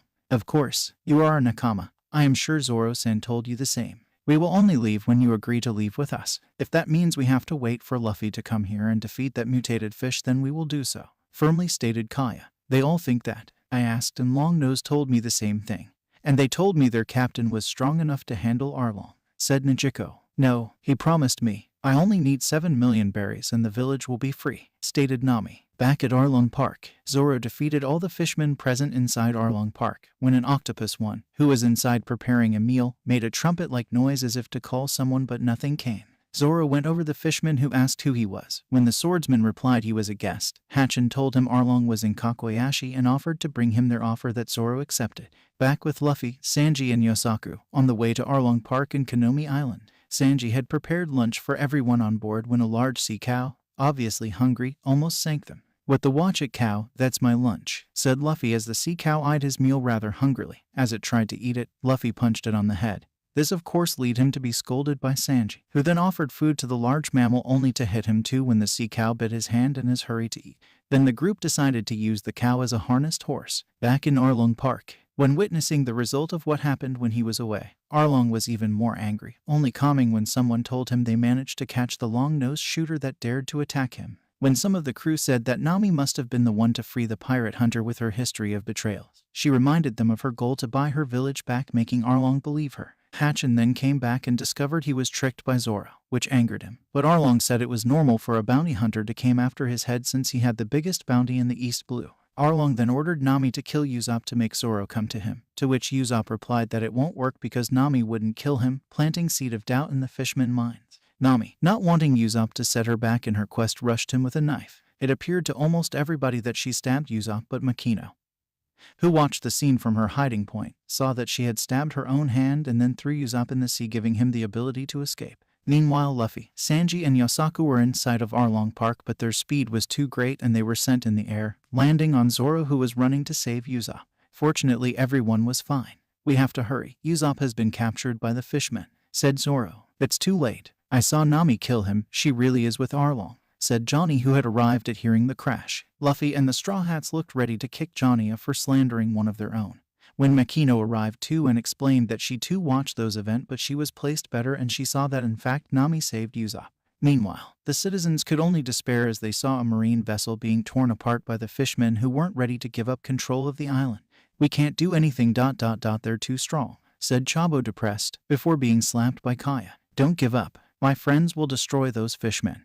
And you will see that giving up is never the answer," said Kaya to all the villagers while smiling with confidence that her friends will win. Back with the Straw Hats, Nami appeared before her old crew. "Leave if you want to live," said Nami. "No, you are a member of my crew and my friend. I will leave with you, or not at all," stated Luffy. "Arlong is too strong, even for you. Besides, I was with you only for the treasure," said Nami, not wanting to give in the urge to plead for help as she was nearly done with her self-imposed quests. "Don't lie to yourself," firmly said Makino. Nami then left, not wanting the crew to see her cry. Usopp then came and was relieved to see Luffy here. And he asked when Arlong's a-kicking would start, to which the captain replied soon. The Gecko and Kaya then came, and the crew was finally reunited. Only one person was missing. The Gecko then took it upon herself to try and defend Nami's actions by telling the crew of Nami's past. She told them that 8 years ago, before the fishmen came, they were living somewhat happily despite being poor, which caused Nami to develop her thieving talents. She told them of a fight between Nami and her mother figure that ended with Nami leaving and the Gecko to be sent to search for her.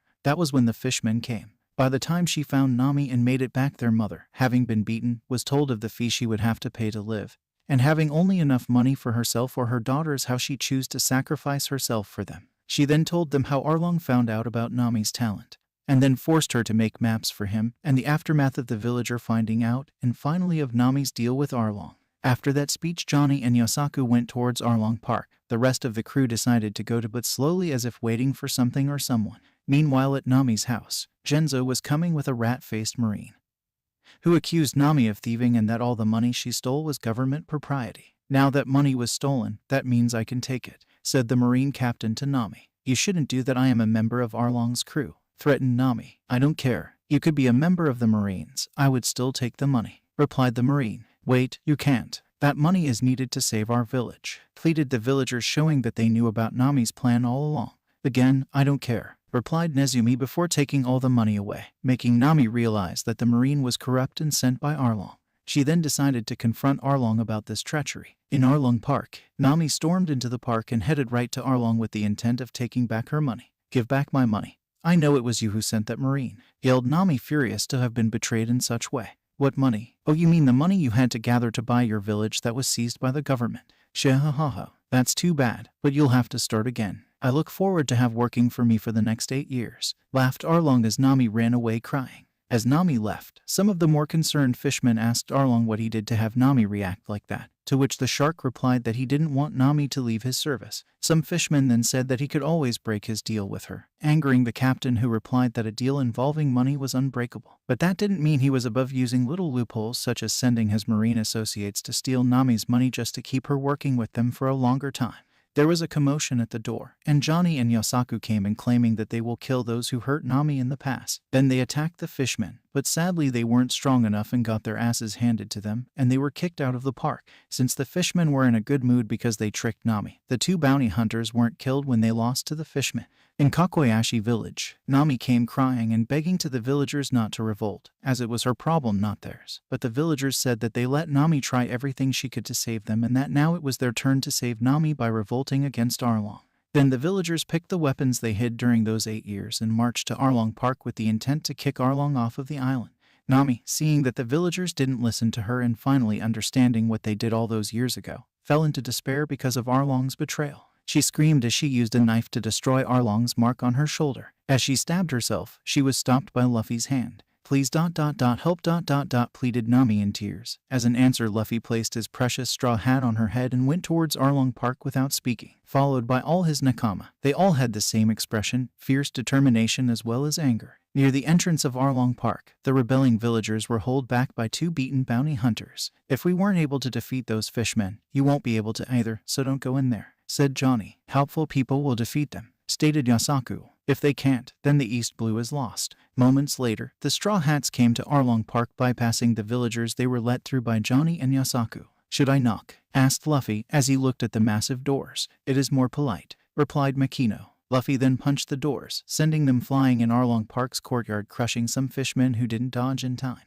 Knock knock, said Luffy. The villagers all looked with wide eyes. Gecko could almost sense the huge amount of strength Luffy possessed. Luffy walked in the park with a purpose. He went straight to Arlong, but was interrupted by two fishmen. Which one of you is Arlong? Now what does a human want with our boss? Luffy, not being a patient man, simply grabbed the fishmen's heads and slammed them together with such force that the fishmen's skulls exploded like coconuts, sending brain matter all over Luffy, who only wiped his face and continued to walk to Arlong. I am Arlong. Who the hell are you? Asked the fishman, obviously angry and a little surprised that a human could kill two of his fishmen like that. Luffy, pirate captain. And what did you want, pirate captain Luffy? Asked Arlong to Luffy, who was no right next to him. Luffy's only answer was to punch the fishman with such force in the jaw that his teeth instantly shattered and he was propelled through two pillars and a wall 5 meters away, leaving an Arlong-shaped hole in the wall. I will teach you not to make my navigator cry, yelled Luffy darkly. The villagers who watched the scene take place before their eyes couldn't believe what was happening.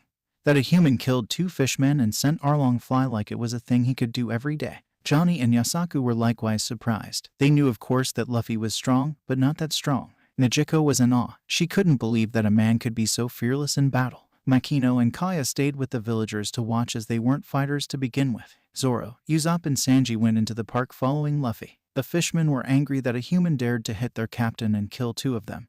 They naturally went to hit Luffy only to be defeated in less than a minute by Sanji's quick footwork. Buzz off, you shitty fish. Man ... They certainly are strong, said one of Arlong's lieutenants, Kurubai. Gura, Ranoa is with them, New, said Hatchin. Arlong, are you okay? Chu asked the last one of Arlong's lieutenants. Chu. Fine, why? Replied Arlong, looking terribly furious. Let us take care of them, said the lieutenants. Then Hatchin made a trumpet-like noise and a bruised sea cow appeared. The villagers screamed in fright at seeing Momo, Arlong's pet, but Yosaku smiled because he knew that Luffy and the guys could handle that with no problems. Hey Sanji, I always wondered ... if you cook that, does it qualify as beef or seafood? Asked Luffy to his cook. I don't know, I'll have to try, replied the cook. Hatchin was wondering who could have hurt Momo like that, but he figured he could always find out later. He ordered Momo to take care of the humans. The sea cow recognized Luffy and Sanji, and more importantly it remembered the pain the two of them caused to it, so, using what survival instinct it had, it swam away in fright. Not even Arlong threatening it stopped it from its escape.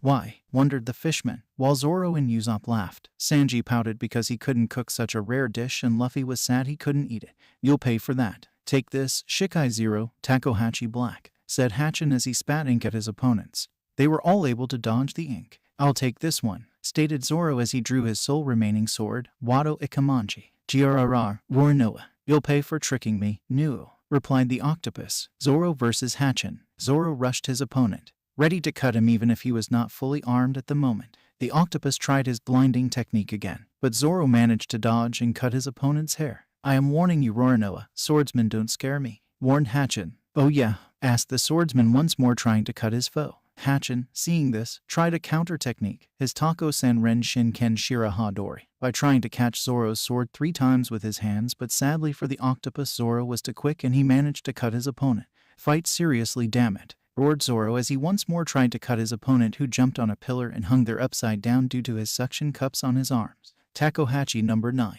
This is me fighting seriously, said the octopus before he went to look for his swords. When he reappeared, he cut through the pillars above Zoro, who was kneeling to catch a breath as he was still hurting from his fight with Mihawk. Hatchin was hoping to crush Zoro beneath the debris from the first floor terrace. However, Zoro caught Hatchin and threw him underneath the debris just as they fell down before collapsing on the floor to rest. Usopp versus Chu. As Chu was distracted by Zoro and Hatchin's fight, Usopp thought he could take him out while he wasn't looking. So the sniper took his slingshot and shot an exploding pellet at the back of Chu's head, hoping to take him out in one shot. The aim was true, but Usopp had severely underestimated the fishman's stamina, because Chu was just very pissed off and decided to pursue Usopp, who ran out off the park. As the fishman passed by the villagers, he saw their weapon and concluded they were revolting. Ownership of a weapon is strictly forbidden. I'll kill you all, said the angered fishman, but he was once more hit by Usopp's exploding pellet. Fight with me if you dare, challenged Usopp before running away, chased by Chu. I don't know what to make of it, said a bewildered Gecko, while the rest of the villagers were stunned. Usopp-kun drew his attention away from us. He saved us all, that's what happened, stated Kaya with a bright smile. But was he not the one that led the fishmen here in the first place? Never mind, I guess what they say is love truly makes you blind,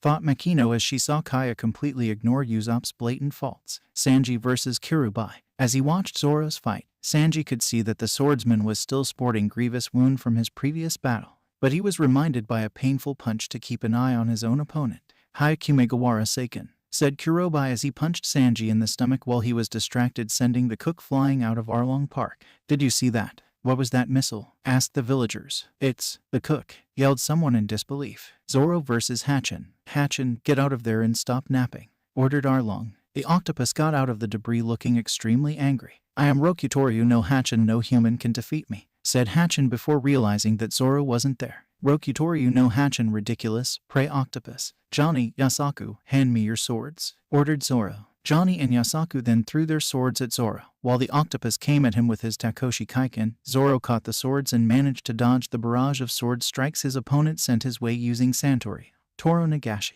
Hatchin was cut by this technique, causing him to get serious. Takatsubo no Kami, said Hatchin, as he put all 6 swords tips together forming a big spike. He then attacked Zoro with this big spike Shin Shun. Zoro was able to block that attack despite his wounds. But that was what Hatchin wanted as he opened his arms, breaking Zoro's defense and leaving him open. Taco Age with Zoro wide open. Hatchin charged him, giving him a powerful headbutt in the stomach right where Zoro's wounds were. No, the wounds are sure to be reopened after that hit. He shouldn't have fought so soon, said Kaya, worried about her patient. While Zoro was falling down on the verge of unconsciousness, Hatchin waited for him by spinning all 6 swords in a circle using his Rokutoryu Aogi, Rokuto no Waltz. You will be mincemeat with this, roar Noa Zoro. But Zoro spins with the circle of swords and managed to cut Hatchin's hands and canceling the technique. Angry, the octopus tried to re-hit him on his wounds by using the same moves, but Zoro cut his 6 swords with his onigiri. Nu, take this. Takoyaki punch, roared the octopus, punching like a wild animal at Zoro. Santoryu, Tatsumaki, said Zoro as he cut his opponent for the last time, winning this little fight despite his wounds. Having finally defeated his foe, the man collapsed on the ground for a much-needed break. Sanji versus Kurobi. After being sent away, Sanji got up and seemed to be bleeding from a cut to the forehead. After lighting a cigarette, he then went back to fight Kurobi. After seeing Hatchin's defeat at the hand of Roronoa, Kurobi tried to end him but was kicked away by Sanji. That punch was weak. Zeph's kick were at least 10 times stronger. And since when does the food talk back to the cook? Scolded Sanji. Then, kick and punch met in flurry of blows that were equal in power. Neither fighter wanted to give up, but Sanji lost his footing by tripping over a body. He was then punched and sent in the sea, giving his Fishman adversary a tremendous advantage as the fight became an underwater one. Underwater, Sanji's kick speed and power were greatly reduced while his opponent's were enhanced. No matter what will Sanji had, he was severely beaten by his opponent, who didn't let him go between high kick, uppercut and kick in the stomach. It was a drop kick that sent the human even deeper in the sea. Desperate for some air and being held by the Fishman, Sanji had to breath.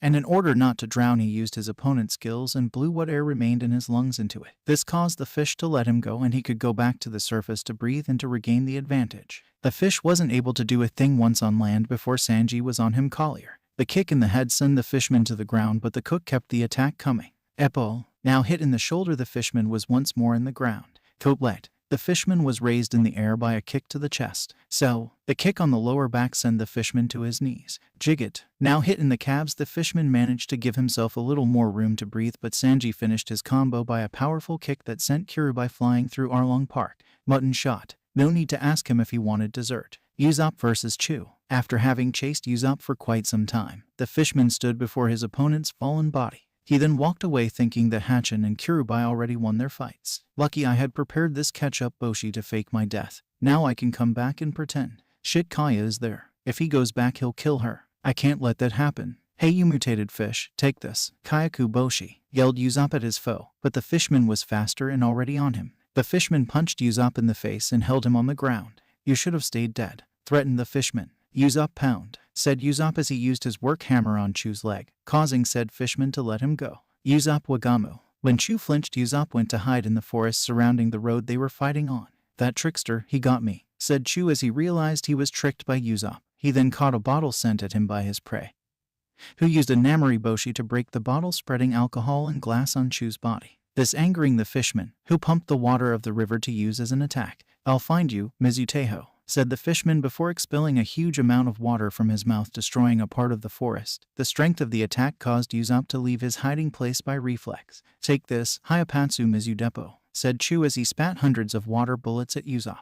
As Chu went to spit another row of water bullets, Usopp set him on fire thanks to the alcohol covering the Fishman's body. It's over. Don't you know that alcohol is very flammable? Boshi, said Usopp. On fire. The only thing that could save Chu was water. Fortunately, there was a river nearby, and unfortunately, Usopp used his hammer to pound the fishman head till unconsciousness claimed his foe. The sharpshooter then walked back to Arlong Park victorious, with Nami. As she finished bandaging her wounded arm, Nami decided to fight for herself and for the villager by killing Arlong. She went to Arlong Park, her staff ready to hit some fish. Back at the park, Nami came to see the battle almost over as the only fishman left standing was Arlong himself. She was astonished about the length her crew went to get her back, reminding her of the conversation she had with Makino just before she stole the ship. Flashback 2 days before. Is this why you need the money for? Asked Makino as she held Arlong's wanted poster. Shut up, that's none of your business, yelled Nami. Why don't you talk about it with Luffy? He would help you, you know. He thinks you are Nakama. And I know he will move heaven and earth for those he considers as such. Now, I am not your mother and this is just a friendly advice, but trust in Luffy, said Makino. Flashback end. Luffy, kick his ass, yelled Nami, deciding to trust Luffy, making Makino and the rest of the Straw Hats to smile. Hearing that, Luffy turned to Arlong and prepared to give him the worst ass kicking he ever delivered. I wondered what you were waiting for, pathetic weakling, said Arlong as he smirked, thinking the human before him was just stronger than the average one but not much of a threat to him. Luffy was calmly stretching himself, preparing to teach that fishman that stealing crew members wasn't a nice thing to do. Suddenly, Arlong was hit in the head by a rotten egg, once again shot by Usopp.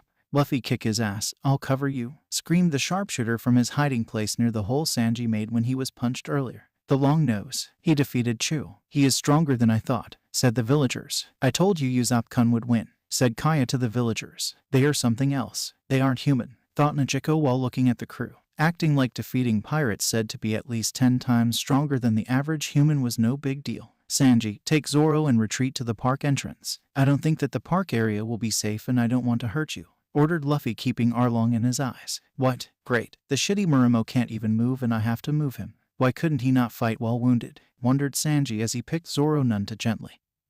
He then went to the entrance and gave Zoro to Kaya. Kaya immediately went to work, and that began by changing Zoro's bandages, showing to everyone Zoro's grievous wound. What he fought and defeated that fishman, Hatchin, while wounded with that. No way, he is a simple human, yelled those that didn't see Zoro's fight with Mihawk.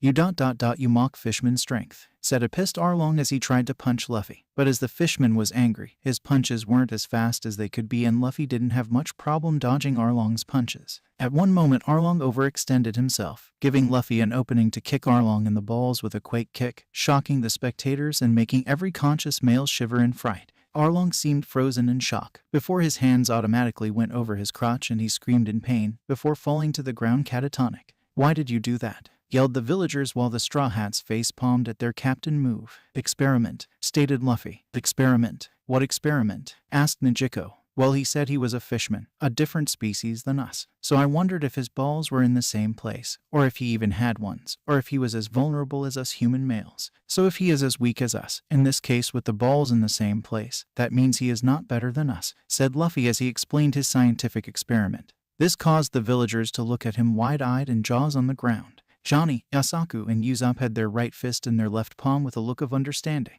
Sanji was wondering if he did right by following that idiot. Kaya, Nami, and Gecko were looking at Luffy like they wanted to have that power over men. Makino was laughing her ass off and Zoro was blissfully unconscious. Is he for real? But of course it is perfectly logical to wonder about that. Why did I join him? I want that power. Only Luffy. After a while Arlong's mind seemed to have reboot, and wiped the painful memory from his mind. You, how dare you humiliate me? Roared the fishman as he tried to bite Luffy. Luffy's answer was a powerful uppercut to Arlong's chin that once more shattered his teeth. TSS, I am a shark, they regrow easily. Shark on tooth, said Arlong as he tore 2 sets of teeth to use as weapons. The fishman then tried to bite Luffy with his 3 powerful jaws, but the captain was too nimble and quick for Arlong to bite. Having enough of this little game, Luffy jumped and hit Arlong with a knee to the head, sending him in the building of his park. Arlong exited the building with a new weapon in hand.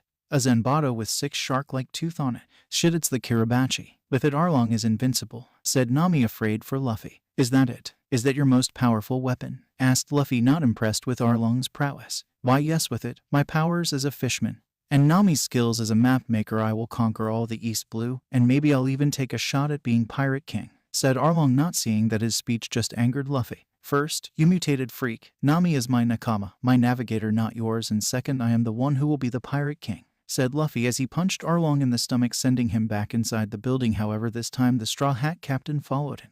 The spectators watched the building fall apart not even a minute later. Inside, "Damn it," said Arlong as he threw up blood, showing that Luffy's punch did internal damage. "What is this place?" wondered Luffy as he saw maps on the wall and a picture of young Nami, young Gecko, a scarless Genzo, and a red-headed woman. "This is where Nami passed by every day in order to go to her room here. This room was my way of torturing her by reminding her that I could kill everyone she cared about. You monster, watch as I destroy your dream.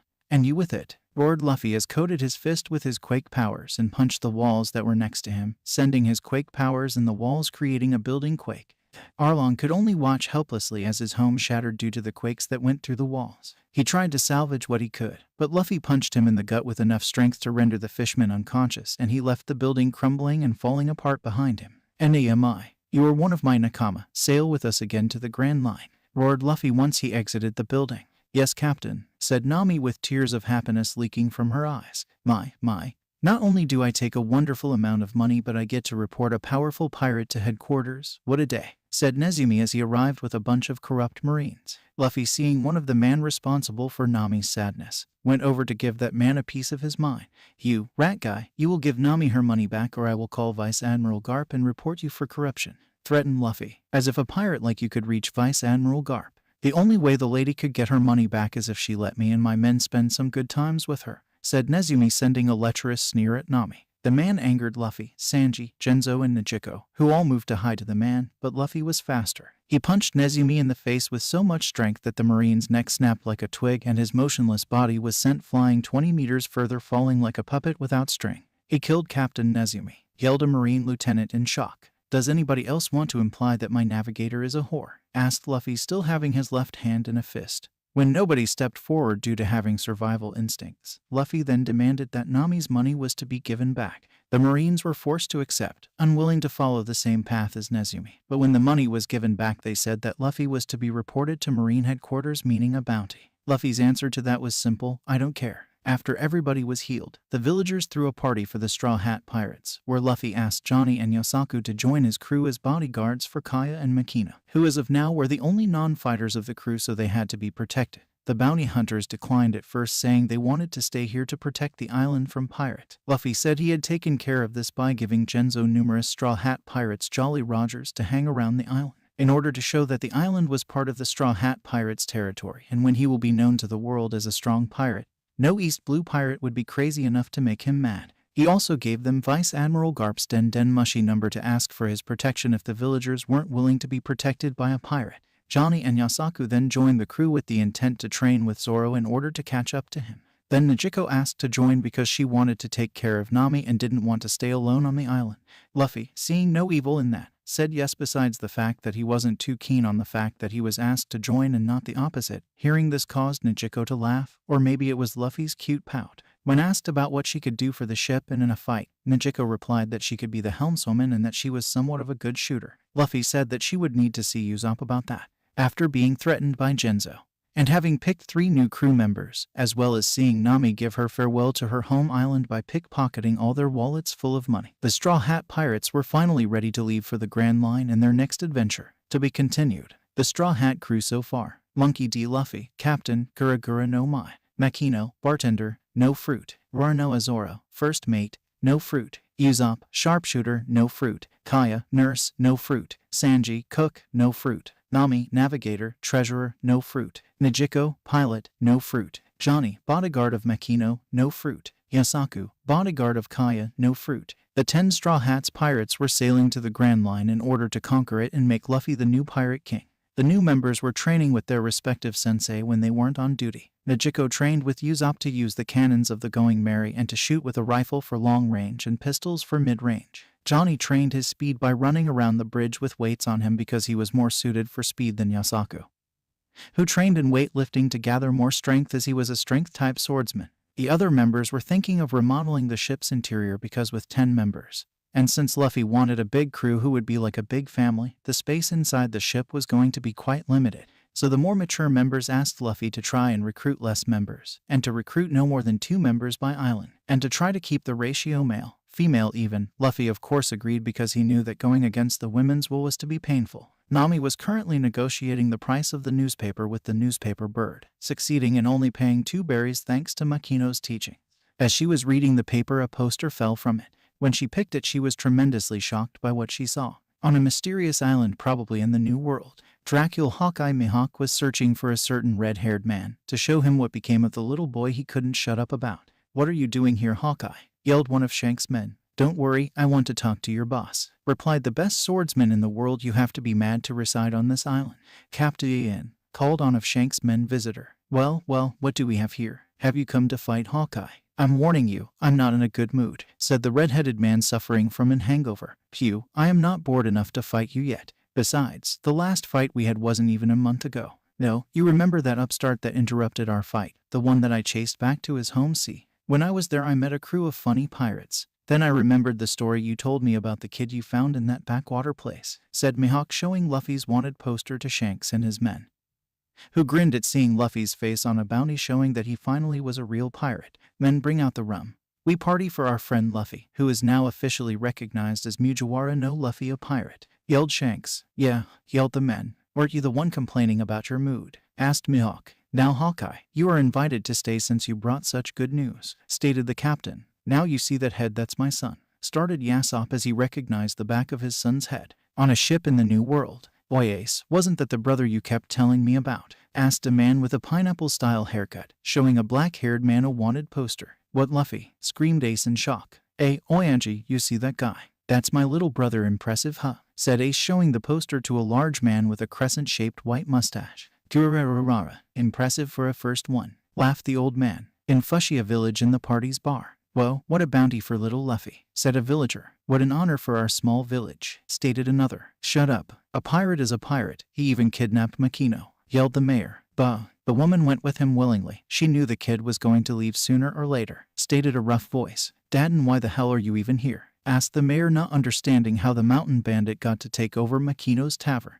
"Your woman is even more cunning than Garp," stated Dadden, remembering how Makino trapped her. Flashback: a month ago, just 2 days before Luffy started his journey, Makino was in what Luffy called Dadden's land, the mountain bandits' hideout and home. "What are you doing here, woman? Ace is gone since 3 years and Luffy isn't here. What's keeping me from kicking you out?" asked the mountain bandit leader. "Besides the fact that you might like to hear my proposal." "Nothing," replied the young woman, smiling sweetly. "Humph. Fine, speak. What kind of proposal are you talking about?" asked Dadden. "I am sure you know that Luffy's going to leave soon to fulfill both his dream and his promise to Ace, whether you want it or not," started Makino. "Both are more trouble than they are worth," complained the bandits. "I am quite sure that he will take me with him without asking me first.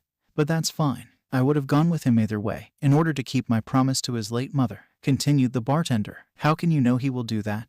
And what is your point?" asked Dadden. "I practically raised him for 7 years. I know how he thinks. My point is there will be no one to take care of my bar without me there. So I am asking you to take care of my bar while I sail with Luffy," said Makino with a bright smile, shocking the bandits. "No, I won't take care of your bar. I am a bandit, not a bartender," answered the bandit. "Do as you want. But without me here, how will you know if Luffy and Ace are well, since no one but me comes up here from the village? And since you don't have any den mushy, you will be completely isolated," replied Makino with a sly smile, knowing she had Dadden just where she wanted. "Humph, you sly little. Fine, I'll take care of your damn bar," grumbled the unhappy bandit. Flashback end. In Marine headquarters, a dark-skinned man, Lieutenant Commander Brano, was briefing his superiors on the East Blue situation. "Sirs, you surely understand that those men are above average. Our men can't face them. We all are in agreement. Buggy the Clown wanted for 15 million berries. Foul Play Krieg wanted for 17 million berries. Sawtooth Arlong wanted for 20 million berries. Those men are all above the average 3 million bounty for the East Blue. But they were all defeated by the same man. That one also killed Captain Nezumi of the 16th branch. He did all that without using any devil fruit ability as far as we know. Therefore his bounty shall be the new East Blue record, 70 million berries," said the man as he slammed Luffy's poster on the table. Back on the Going Merry with all the Straw Hat pirates, except Zoro, who was asleep, were staring in shock at Luffy's bounty. Monkey D. Luffy, also known as Mugiwara no Luffy, wanted for 70 million berries. Luffy's picture showed him with a dark, satisfied glint in his eyes, but with a bright D smile. You could see the back of Usopp's head in the distance. "The photographers are stealthy. I didn't notice the picture being taken, and that was taken just after you hit Nezumi, Luffy," said Makino, who tried to go as if the bounty wasn't anything special. "Shishishi, I wonder if mine is higher than Ace's first," whispered Luffy to himself. "This is horrible. Now we will have bounty hunters after us, screamed Nami, horrified, as she didn't want the Marine to know about her. You see that, Sanji, Kaya, everybody will know me, yelled and exited Usopp. The only thing there is the back of your head, replied to upset Sanji as he didn't have a bounty. Usopp-kun, this is Luffy's bounty, not yours, but I am sure you will have one too, lightly scolded Kaya, happy that Usopp seemed in a good mood. Sanji Aniki, don't worry. When we're in the Grand Line I am sure that everybody in the crew will have a bounty, stated Johnny and Yosaku. The noise they made succeeded in waking Zoro up who, after seeing Luffy's bounty, was a little shocked at the low amount. Shanks told me to be careful and to not show my powers to Marine until I am sure I can take everything they can throw at me, explained Luffy to his first mate who didn't understand how his captain's bounty could be so low knowing Luffy could create earth and seaquake.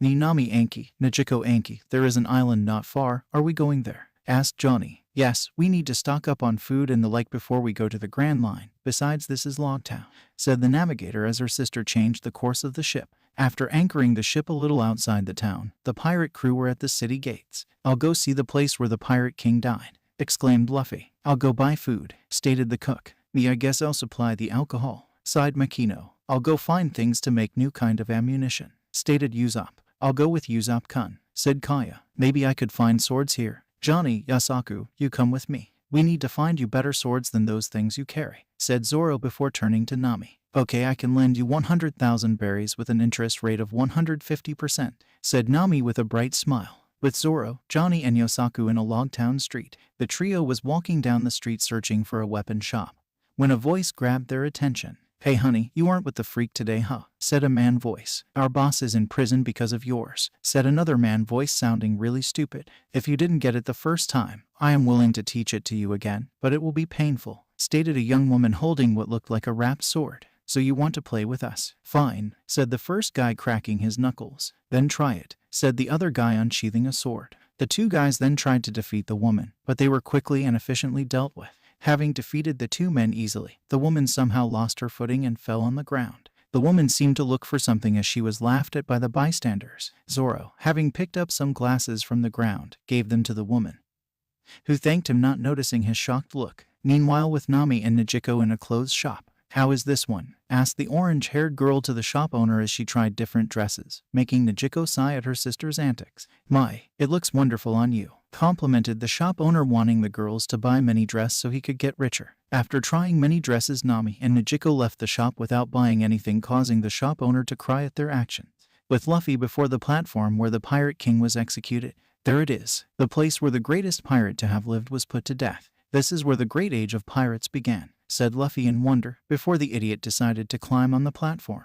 With Zoro, Johnny and Yosaku, near Ipin Matsu's shop. Say Aniki, why were you so shocked when you looked at that woman's face? Asked Yosaku. She looks and acts like someone I knew very well who died, that's it, grumbled the upset swordsman. Then they entered the weapon shop. We need weapons, said Zoro as he walked to the counter while Johnny and Yosaku looked at the weapons. Sure thing, customer-san. You can choose whatever you want from second hands to brand new swords, stated the shop owner as he was happy to have some clients at least. I got 100,000 berries and I need to buy 2 swords with this, stated Zoro. 100,000 berries. Just my lucky's broke. What an amateur, you think you can buy 2 swords with this much? You will only be able to buy dulled blade with that much. Doesn't matter, I need 2 more swords, stated Zoro as Ipin Matsu noticed his only remaining sword. Oh my god, is that it? Stay calm, say that sword at your side, may I take a look? Asked the bewildered shopkeeper. Sure, started Zoro, wondering what the man wanted with his treasure. The shopkeeper was completely shocked as his suspicions were confirmed. He then tried numerous times to get Zoro to sell him his sword. Hey Austin, you better forget it. Zoro will never part with that sword, stated Johnny. Say, have you any short swords? Maybe. What for? For a new style I am coming up with it. Use my speed to perform quick eye strikes on my opponent, stated Johnny. I am sorry, but the shortest sword I have are katanas, stated Ipin Matsu. Bah, that will have to do, grumbled Johnny as he went to search for a katana that felt good in his hands. Then as the shopkeeper was going to retry to get Zoro's sword, he was interrupted by a woman. Oh my god, is that it? Exclaimed the woman, taking Zoro's sword to look at it, causing Ipin Matsu to grumble as he lost the opportunity to buy a great sword for nothing. It is the Wado Ikemanji, one of the 21 Owasamano. It is said that his price is 10 million berries, stated the woman. Grrr. You wasted everything, you silly girl. You look there, you will find swords at 50,000 berries and you take your shigur that I sharpen, said the upset store owner as he threw her the sword, causing the clumsy girl to fall on Yosaku. "Ah, sorry, get out." Zoro then looked at the swords as the lady from before recognized him and compared him to himself, making him smile at her not recognizing him. With a sign of the head he told Johnny and Yosaku to play along. "Roro Zoro, huh? I heard a lot about that name," stated Zoro with a smile. "He is a swordsman feared in all the East Blue, but he is a bounty hunter and he uses his swords to earn money. Why is someone so evil so strong? Most strong swordsmen are either pirates or bounty hunters and they use their great swords to spread evil," complained the woman. "They must have a reason to choose those paths, don't you think? Besides, justice is a matter of point of view," stated the green-haired man. "I fend for myself like those guys. Before that monster came in town I used to have lots of clients wanting to get to the Grand Line. Now it's deserted," said Ipin Matsu while Zoro looked at the sword with the woman helping him. Johnny bought a 50,000 berries katana that felt right with him, and Yosaku bought a heavy nadachi with their own money. They sold their previous swords and then waited for Zoro to finish. After defending Captain Smoker as he only ate a devil fruit, the woman found the Sandai Kaitsu amongst the 50,000 berry blades and was astonished as it is a rather good blade. Testing the sword, Zoro felt that it was cursed. "I didn't know. I'm sorry. I almost lead you to your death,"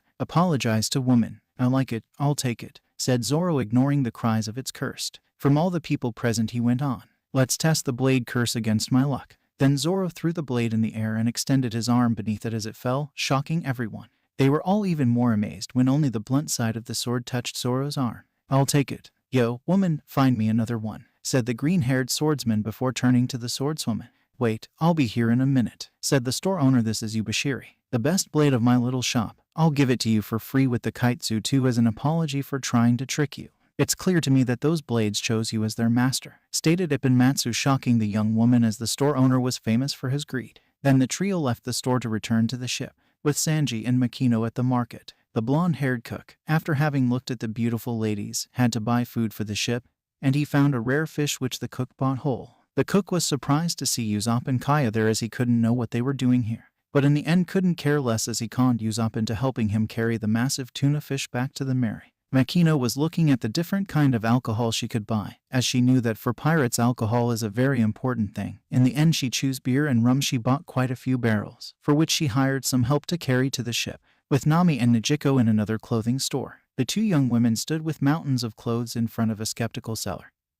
"Who didn't think such young girls could pay for all that? Are you sure you have enough money?" asked the seller. "Of course. Is that any way to treat customer?" asked both Nami and Gecko, pissed at the seller. After having bought their clothes they exited the store, only to ask the seller for plastic bags as Nami felt a change in the weather which would cause rain to fall in a short time. With Luffy on top of the execution platform. "Whoa.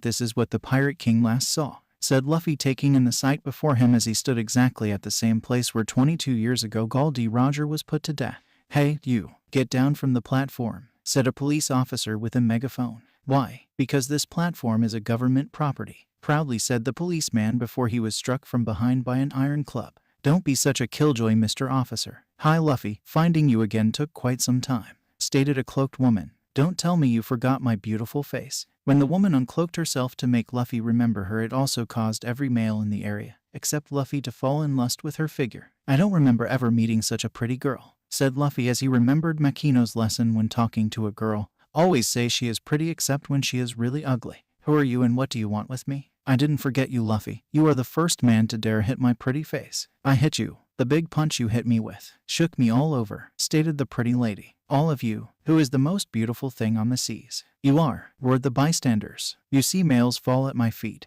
but I like strong men, so I want you to be my plaything." "Are you mad?" "Forget it. Who are you anyway?" "You still don't get it," said the woman, a little upset at not being recognized. "This is the police. Lady, you are under arrest for assault on an officer on duty, and you, boy, get down," ordered a police officer. "You want to arrest me? Sir, it's too difficult. She is too beautiful," yelled an enthralled policeman. "I know ... but even more reason to grab her," said an enthralled police officer. Suddenly a bomb went off, sending debris towards the lady, but the pieces of monument didn't touch her. "You should be more careful," scolded the lady, as Luffy was astonished that the lady wasn't grazed by the pieces of monument that flew right into her. "Sorry, I put too much explosive into that bomb, but you were safe anyway thanks to your smooth skin, my dear Lady Alvida," said a cloaked man. "Alvida, where? I don't see her," said Luffy, searching for the fat lady he remembered. "I tried to tell you that I am Alvida for 10 minutes, screamed the lady. "Weird, you changed a lot. Thanks for noticing. My body changed the day I ate an Akuma no Mi. Sub no Mi. Now no attack can damage my smooth skin," said Alvida, but my appearance didn't change much except my freckles seemed to have disappeared.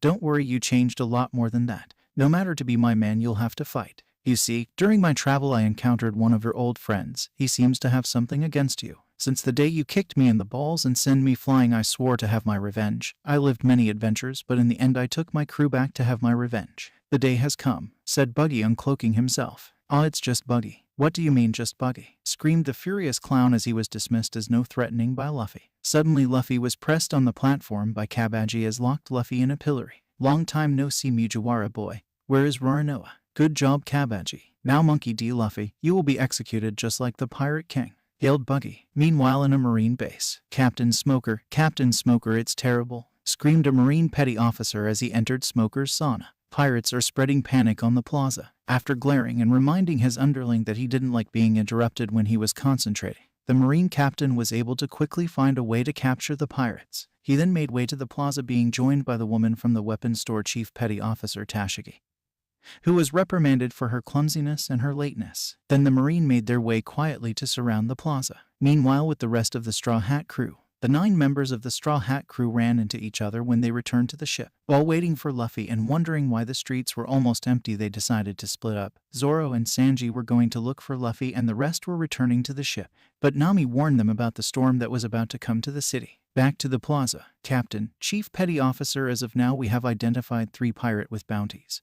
There is Buggy the Clown, Iron Club Alvida, and Mugiwara no Luffy, said a Marine. Luffy, don't know who he is, replied Smoker. He is a new one with a bounty of 70 million berries, stated a Marine. 70 million. He must be a tough one, said Tashigi. Maybe, but he is about to be executed, replied a Marine. Here is what we are gonna do. We wait for Mugiwara to lose his head, then we capture the clown and Iron Club. Got it, ordered Smoker. Yes sir, replied all the Marines. With Luffy, defendant, Monkey D. Luffy, guilty of pissing the great Captain Buggy off. So I am going to cut his head off, stated the clown, causing his men to cheer for him. Hey, I'm not allowing you to cut my head off before I can be the Pirate King, yelled Luffy, shocking all who were present in the plaza. Baka, you won't be Pirate King since I'm executing you now, yelled the clown. Luffy, screamed Sanji and Zoro as they barged into the plaza and started to cut and kick Buggy's men in order to reach the platform where Luffy was held.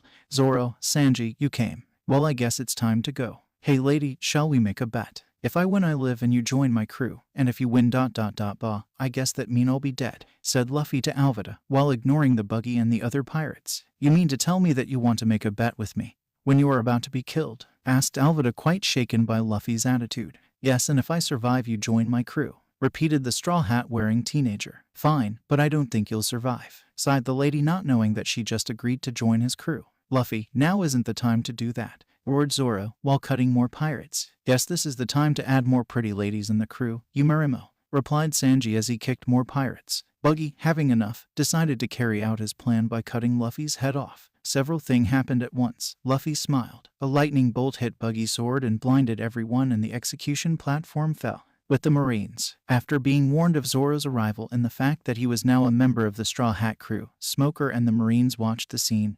They were astonished by Luffy's attitude towards death. Luffy's smile when he was about to be killed shocked the hell out of Smoker, who compared Luffy to the previous Pirate King. Meanwhile, near the Going Merry, a white-haired man riding a big gray lion was approaching the ship intending to burn it. Happily, the storm extinguished the match he wanted to use to burn the ship. Hey you, get away from our ship, said the Straw Hat pirates, causing Moji to slowly turn around to see Johnny and Yosaku with their brand new blade draw ready to cut. The first mate of the Buggy pirate and his pet lion were quickly defeated by the swordsman duo, and the crew could regain the ship. Where are they? The storm is really going strong, they have to hurry, stated Nami, worried. Back on the plaza, everyone looked astonished as Luffy was, in fact, fine despite being near the landing site of a lightning bolt as well as very close to losing his head. Say Marimo, do you believe in God? Asked a bewildered Sanji. Now is not the time, Dart Brows, replied the swordsman as several Marine soldiers surrounded the plaza. Then the Straw Hats ran away, with Luffy grabbing Alvida on the way with a cry of "You lost the bet, you join,"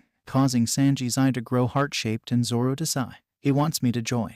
Why the hell not? After all, sailing with the only man who dared punch me is sure to be interesting, thought the former ally of the Buggy pirates. Buggy got up, a little shaken by the fact that he was hit by a lightning bolt, but otherwise fine. He ordered his men to bring out his Bara car in order to chase after the Straw Hat pirates, but sadly he was caught by Smoker's whiteout and then put in a Kairoseki net. Smoker, having caught the small fries, chased after Luffy and his crew, swearing that they wouldn't escape the island. While running from the marine, the little group was interrupted by Tashigi, thinking she was played for a fool by Zoro in the weapon shop. "Go on ahead, I'll join you in a short time," stated the swordsman as he unsheathed his sword to parry Tashigi's strike. "I'll take the Wado Ikamanji from your defeated hands," stated Tashigi. "You can try." Sadly, the chief petty officer was no match for the former bounty hunter, so she was quickly disarmed by the superior swordsman, who sheathed his sword and walked away. "Why don't you kill me? Is it because I am a girl?" asked the defeated marine. "You don't know how humiliating it is to see an opponent refusing to fight seriously just because he thinks women are weaker than men. And of course you don't know how much I would have given to be a man.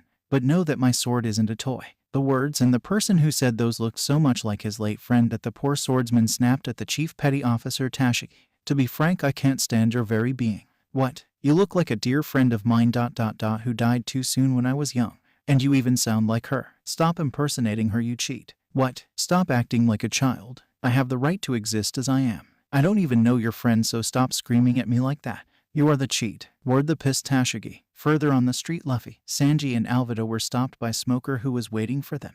"Who are you?" asked the captain. "I am Smoker, captain from the marine headquarters. I was waiting for you, Mugiwara no Luffy." "Your journey is now over," said the marine captain as his arms turned to smoke and tried to grab Luffy, who, too surprised to dodge, was caught in their grasp. Sanji tried to free his captain by kicking the marine in the face.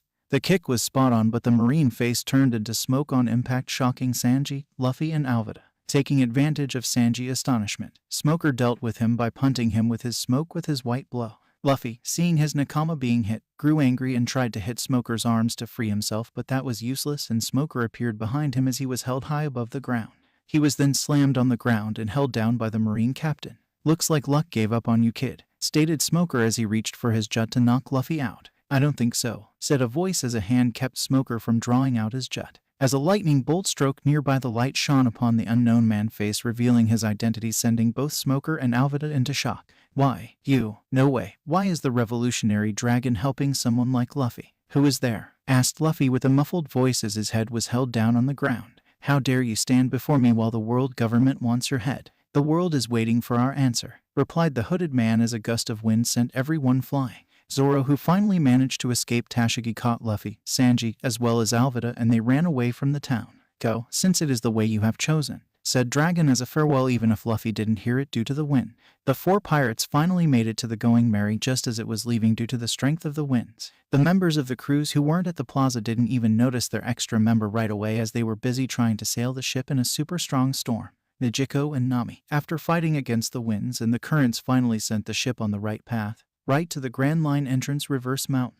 After a bit of arguing whether or not go through Reverse Mountain, Nami noticed that they were trapped in the calm belt. While Zoro didn't know what was scarring Nami, Nijiko, Makino, and Alvida, they noticed the ship shaking. "Luffy, what did you do?" roared all the members of the crew except Alvida, who didn't know of Luffy's powers, and Luffy. "But it wasn't me," pouted Luffy, as the ship was in fact on the head of a rather large sea king. "Calm belt is known for being a sea king nest," moaned Nami in fright as she sank on the floor. The Sea Kings then played tennis with the ship, and it was ultimately sent back into the East Blue. The crew all decided that entering through the mountain is a much safer way to enter the sea, known as the Pirates' Graveyard. Makino then opened a barrel of alcohol and said that it was time for a cheer as they were about to enter the Grand Line. "I want to become the Pirate King," said Luffy as he rose his mug to the sky. "I want to be the best swordsman in the world," said Zoro as he rose his mug to the sky. "I want to fulfill a promise I made to a dying friend," said Makino as she rose her mug to the sky. "I want to find the All Blue," said Sanji as he rose his mug to the sky. "I want to become a brave warrior of the sea," said Usopp as he rose his mug to the sky. "I want to draw a map of the world," said Nami as she rose her mug to the sky. "I want to fulfill a promise made to my dying mother," said Nijiko as she rose her mug to the sky. "I want to live an adventure with Usopp-kun," said Kaya as she rose her mug to the sky while Usopp grew red like a tomato. "We want to become famous strong swordsmen," said Johnny and Yosaku as they rose their mug to the sky. "I want to find great treasures," said Alvida as she rose her mug to the sky. "What are you doing here?" asked the members who were not at the plaza. "Oh, Luffy gambled with her that if he survived Buggy's execution she would have to join the crew," explained Zoro with a great smile. Then poor Luffy was punched on the head by Nami, Makino, Nijiko, and Kaya, shocking Usopp, Johnny, and Yosaku, who didn't expect such violence from the girls. "Luffy, how did you escape from that? I still don't understand," asked Sanji. Oh that? Well, I figured lightning would hit the platform, as Buggy was acting like a lightning rod with his little sword. So, not wanting to be fried, I used my abilities to make the platform fall just as the lightning hit, explained the teenager. We will finish the conversation later. Reverse Mountain is just in sight, said Nijiko as she pointed at Red Line. The crew then went to work to keep the ship in the right current in order to not be smashed against Red Line. Their effort was rewarded as they managed to catch the right current, and so their ship climbed Reverse Mountain to the amazement of the crew. As the ship went down the current to enter the Grand Line, they heard a loud wail coming from down the mountain. Puzzled, they went to look for the source only to stare at what they first thought to be a mountain, but in fact it was a gigantic whale. The strength of the current was too great to stop in time, and every member of the crew watched their life fly before their eyes except Luffy, who went to fire the front cannon at the whale. It didn't hurt the mammal, but it managed to stop the ship. Sadly, the figurehead was broken as the ship didn't stop in time. The members, happy to be alive, rode to pass by the whale, but while it wasn't hurt by the shot, it was angered, so it decided to swallow the ship. Due to the strength of the current created by the swallowing cetacean, Luffy was thrown overboard, but fortunately he managed to catch one of the whale tooth before he fell in the sea. Inside the whale's stomach, pinch me ... were we swallowed by a whale? Asked Johnny for everyone. Hard to say but ... but it was surely a dream, stated Zoro. Yes, a dream, you are right, said Makino. And the island is what? Asked Alvida. A mirage probably, replied Nijiko. Suddenly a great squid went to attack the ship only to be speared by something from the island. The island is lived in, stated Zoro. Let's hope it's by a human being, said Yosaku. Where is Luffy? Wailed Nami. I want to go home. With Luffy on the whale's back. Luffy managed to climb on the whale's back as the mammals closed its mouth. Luffy tried to talk it into giving him his friend back, but the whale prepared to dive. Fortunately, Luffy found a trapdoor built into the whale's back, saving him from drowning. Having entered the trapdoor, Luffy found himself into a metallic corridor built within the whale's innards. To his amazement, he then went to search for his friend in the cetacean's stomach, but first he would have to find it. Inside the stomach, the crew found that they have been saved by a man named Crocus, who took care of the whale from inside it, as it seemed to ram its head into Red Line since a crew of pirates left it.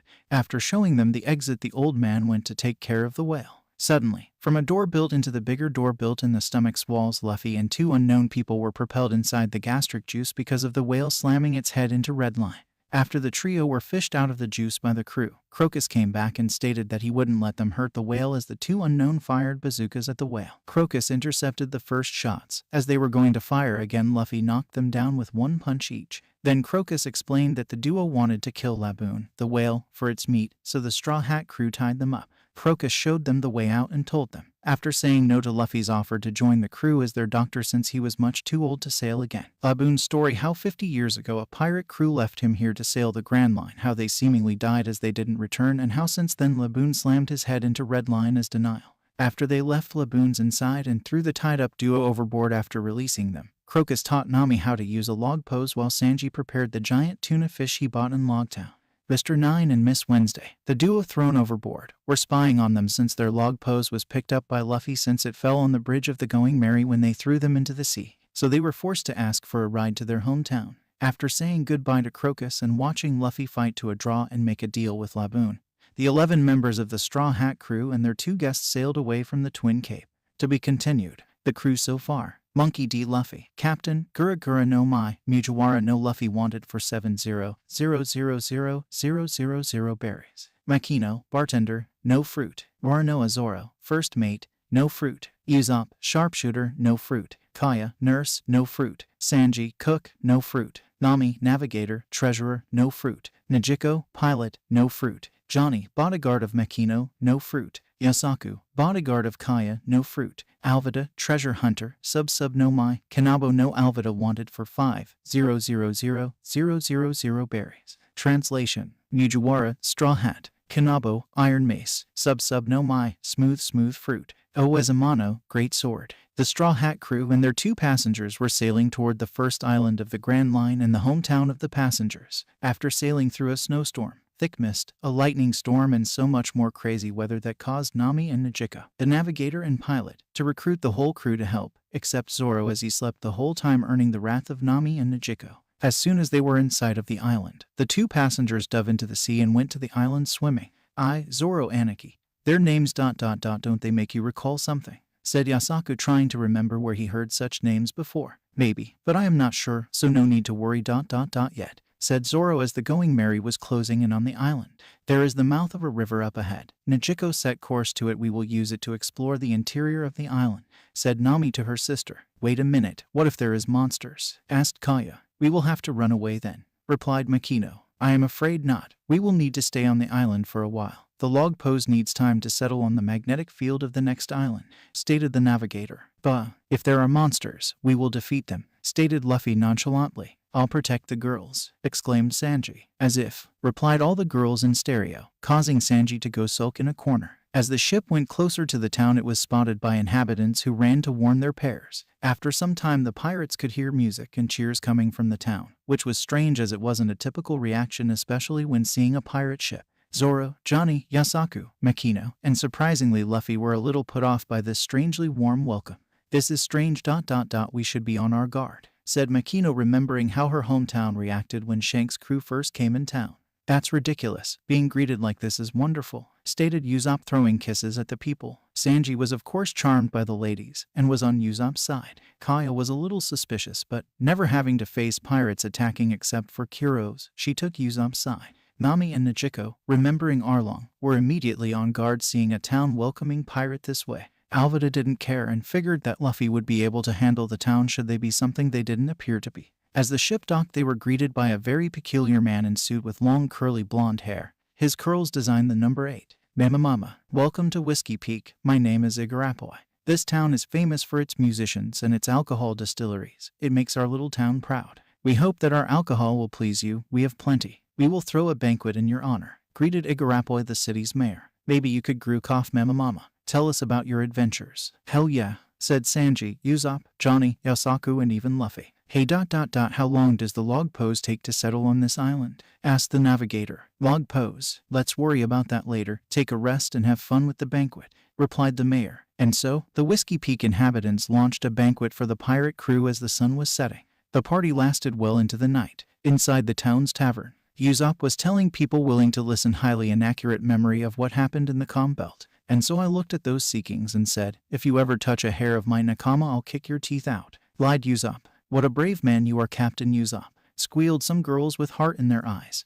This particular reaction pissed Kaya off, who decided to stake her claim by sitting on Usopp's lap, causing the poor boy to get redder than a tomato. Zoro, Johnny, Yosaku, Nami, Makino, and Alvida were having drinking contest with the inhabitants. Oh my god, the green-haired man just drank the 10th man under the table, exclaimed some kind of referee. These two seems to be a little behind at 8 men each, stated another referee looking at Johnny and Yosaku. The girls are far ahead with the orange-haired one at 12, the sexy lady at 13, and the winner is the green-haired woman as she just outdrank her 20th opponent, exclaimed the last referee. Gecko and Luffy were at a table eating while watching the drinking contest. I feel like I failed Bellemere as Nami is such a heavy drinker, sighed Gecko, disappointed in herself as she felt she didn't protect her sister enough. Let her be, Gecko. She's a pirate now, she's free to do as she will. Besides, I'm sure she is responsible, said Luffy, trying to soothe his pilot's worries while helping himself with a big plate of meat. Sanji was currently trying to woo 20 women at once, and strangely he was succeeding,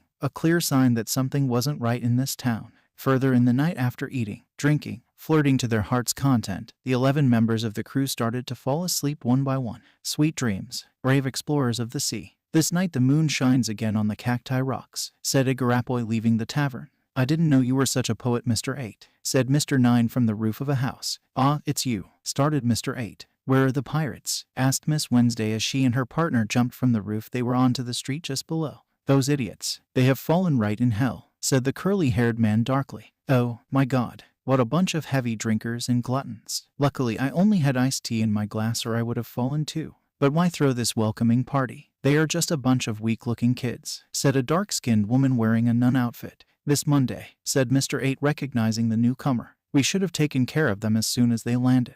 We wouldn't have to waste precious food as it seems we won't be getting any whale meat, said Miss Monday as she stared at Mr. 9 and Miss Wednesday while taking off the nun outfit showing her heavy muscles.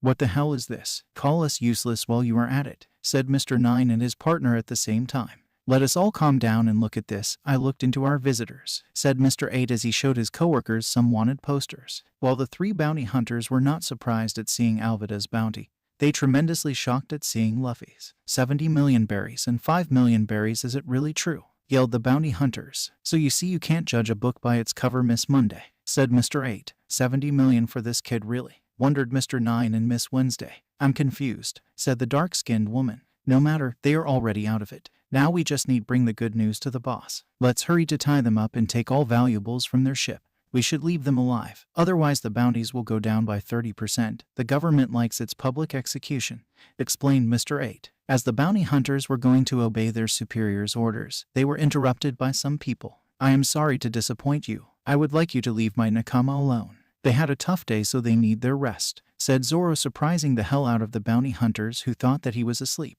Mr. 8. This Monday, some pirates managed to escape, said a bunch of bounty hunters. Impossible, they were all asleep, screamed Mr. 8 in disbelief. A good swordsman never falls in the treachery of alcohol, stated Zoro with Johnny and Yosaku nodding behind him. I'm a bartender, I have to have a good alcohol tolerance, said Makino. I'm pirate, said Alvida. Did you expect me to lower my guard? I think I understand, Aniki. This town is a bounty hunter hideout, said Johnny, playing with the handle of his katana. They must trick the happy pirates who just got to the Grand Line and turn in those who have bounties, added Yosaku. They don't think that on the first island hundreds of bounty hunters will come upon them. Very well, we will be your opponents. Baroque Works, stated Zoro, shocking the bounty hunters. How do you know the name of our organization? Yelled the bounty hunters, afraid of those pirates. Oh, I was offered a job by your boss while I was still a bounty hunter, but as I don't like all that secrecy and those code names, I declined. Was it supposed to be secret? Said Zoro with a demonic-looking grin, almost splitting his face in two. Idiot, you could have warned us, yelled Makino as she was going to beat the crap out of Zoro for not telling crucial information. But the green-haired woman was stopped by Alvida, who shook her head, telling the bartender that they will deal with his later, and that Zoro, should he survive the fight, will be having a talk with all the girls at once. At hearing those words, all the males in the hearing range somehow felt fear crawling up their spines, even those that didn't clearly hear what was said. That is the power of righteous female fury that poor Zoro will have to face later. That is surprising, but unfortunately for you, we will have to kill you since you know our secret. We don't have a choice. There will be some tombstones added on the rocks tomorrow, stated Mr. 8. Kill them. Hearing those words, the bounty hunters looked at the roof where the pirates were, only to find it empty. Where did they go? Stated the bounty hunters. The three swordsmen were down in the middle of them, and the girls were hiding, as Alvida didn't really want to fight such weak bounty hunters, so she settled on protecting Makino, who was in no way a fighter. With the three swordsmen and the bounty hunters, since they had swords to test, the swordsmen unsheathed them and proceeded to cut through the bounty hunters. Johnny, using his superior speed, used eye strikes against his opponents to cut them numerous times before they could react. The bounty hunters that faced him were dealt with before they even noticed that he was amongst them. Yosaku, while much slower than Johnny, he was much stronger, so much stronger that he was able to crush his opponents like they were made of straws. Zoro was the middle ground, as fast as Johnny, and as strong as Yosaku, and with his Santori the bounty hunters couldn't touch him. No matter how long they tried, he was always ahead of them, and so Zoro cut through the most bounty hunters. His new swords were to his liking, even if Kaitsu was a little too bloodthirsty and eager to cut. Some bounty hunters tried to trick the swordsmen into thinking they were innocent, but it was useless, as the three pirates were former bounty hunters and as such aware of their little tricks. A group of 5 bounty hunters managed to go past the swordsmen, and they found Alvida and Makino. There you are, little girls, seethed a bounty hunter at the female pirates. Alvida, not liking the leer in the bounty hunter's eyes, took out her iron mace and went to teach the filth not to look at women like this in the most painful way possible. Miss Monday put on brass knuckles, and seeing that the swordsmen were busy, rushed one of them with the idea of punching his teeth out. She punched Zoro to the ground, shattering it. Aniki, screamed the 2 former bounty hunters, seeing their sensei get pummeled into the ground. A cry of pain then came from the dust that was sent in the air after Miss Monday punched the ground. When the dust cleared, all were speechless, as Miss Monday's head was held with one hand by Zoro, who only had a little blood running down his left cheek. Miss Monday, screamed the bounty hunters. How? Was all Mr. 8, her partner, could say. Ha, Aniki is the best, said Johnny and Yosaku. Now the fact that Zoro was able to take that blow point blank in the head is something quite remarkable. That is only possible thanks to the hard training that Kuin and later the girls in the crew gave Zoro in taking female fury by blows to the head. The result of that training was a loss of his direction sense, but also an extremely hard skull. Zoro then put the Baroque Works agent unconscious by pressing her skull very hard with one hand, causing the lady to pass out foaming at the mouth. Now the battle isn't over, so can we please get serious? Asked the green-haired swordsman. Ah, I get it. It must be him that is wanted and not the Straw Hat Kid, said Mr. 8, guessing the facts wrongly. Ah, then he must be the real captain, said Mr. 9. Then we must change our strategy. But now I understand, a guy this strong while not having a bounty is impossible, stated Miss Wednesday. Johnny and Yosaku looked at each other and laughed silently. Should we tell them about the fact that Luffy Anarchy is really wanted for that much? No, thought simultaneously the two former bounty hunters. How embarrassing, stated Mr. 8 as he looked at the devastation caused by the three swordsmen.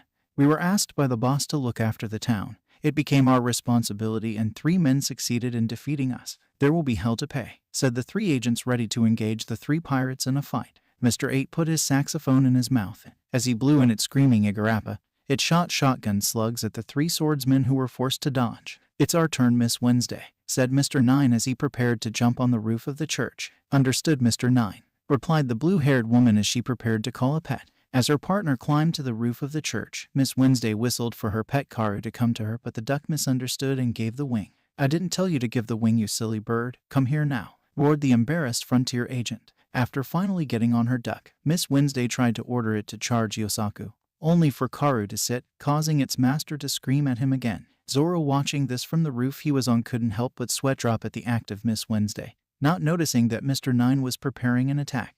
You are letting yourself get distracted. Will you survive my acrobatic speed, Niketsu 9 Konjo Bats? Said Mr. 9 as he propelled himself from one of the church's tower. Zoro was able to block Mr. 9's attack with one of his swords with relatively no problem, but Mr. 9, seeing this, used Zoro's sword as leverage to pass behind him. My bats are made of steel, so your swords can't do anything to them, gloated Mr. 9. Zoro then used one of his swords to rapidly attack Mr. 9 repeatedly, and the poor man was hard-pressed to dodge as he backed down every time he parried one of Zoro's strikes. After a little while, the poor man looked down only to see that he wasn't on the roof anymore. He barely had the time to scream as he fell down on the street. Seeing this, Yosaku couldn't help but facepalm. Are these two even fighting us seriously? Wondered the Zanbato wielder. But of course, Mr. Bushido 3, now fight me in my magnificent body, said Miss Wednesday, standing on her duck as she started to dance. Miwaku no Memai dance. Poor Yosaku was paralyzed from the dance, so the Baroque Works agent used sharp jewels on string that she spun with a finger to try to cut him. Kyujiku slasher. Sadly, Karu went on the wrong side of Yosaku, making Miss Wednesday miss her strike, and even more unfortunately, they ran straight into a wall. Mr. 8 tried to use his saxophone to hit Johnny, but the swordsman was too fast for the bullets, so Mr. 8 tried to shoot Zoro, thinking he was slower than Johnny, but the green-haired swordsman cut a hole into the roof he was on to escape. I'll have to get serious, grumbled Mr. 8 as he saw his target escape. His guns are troublesome, I need to get close, was the sunglasses-wearing swordsman as he stared at his opponent.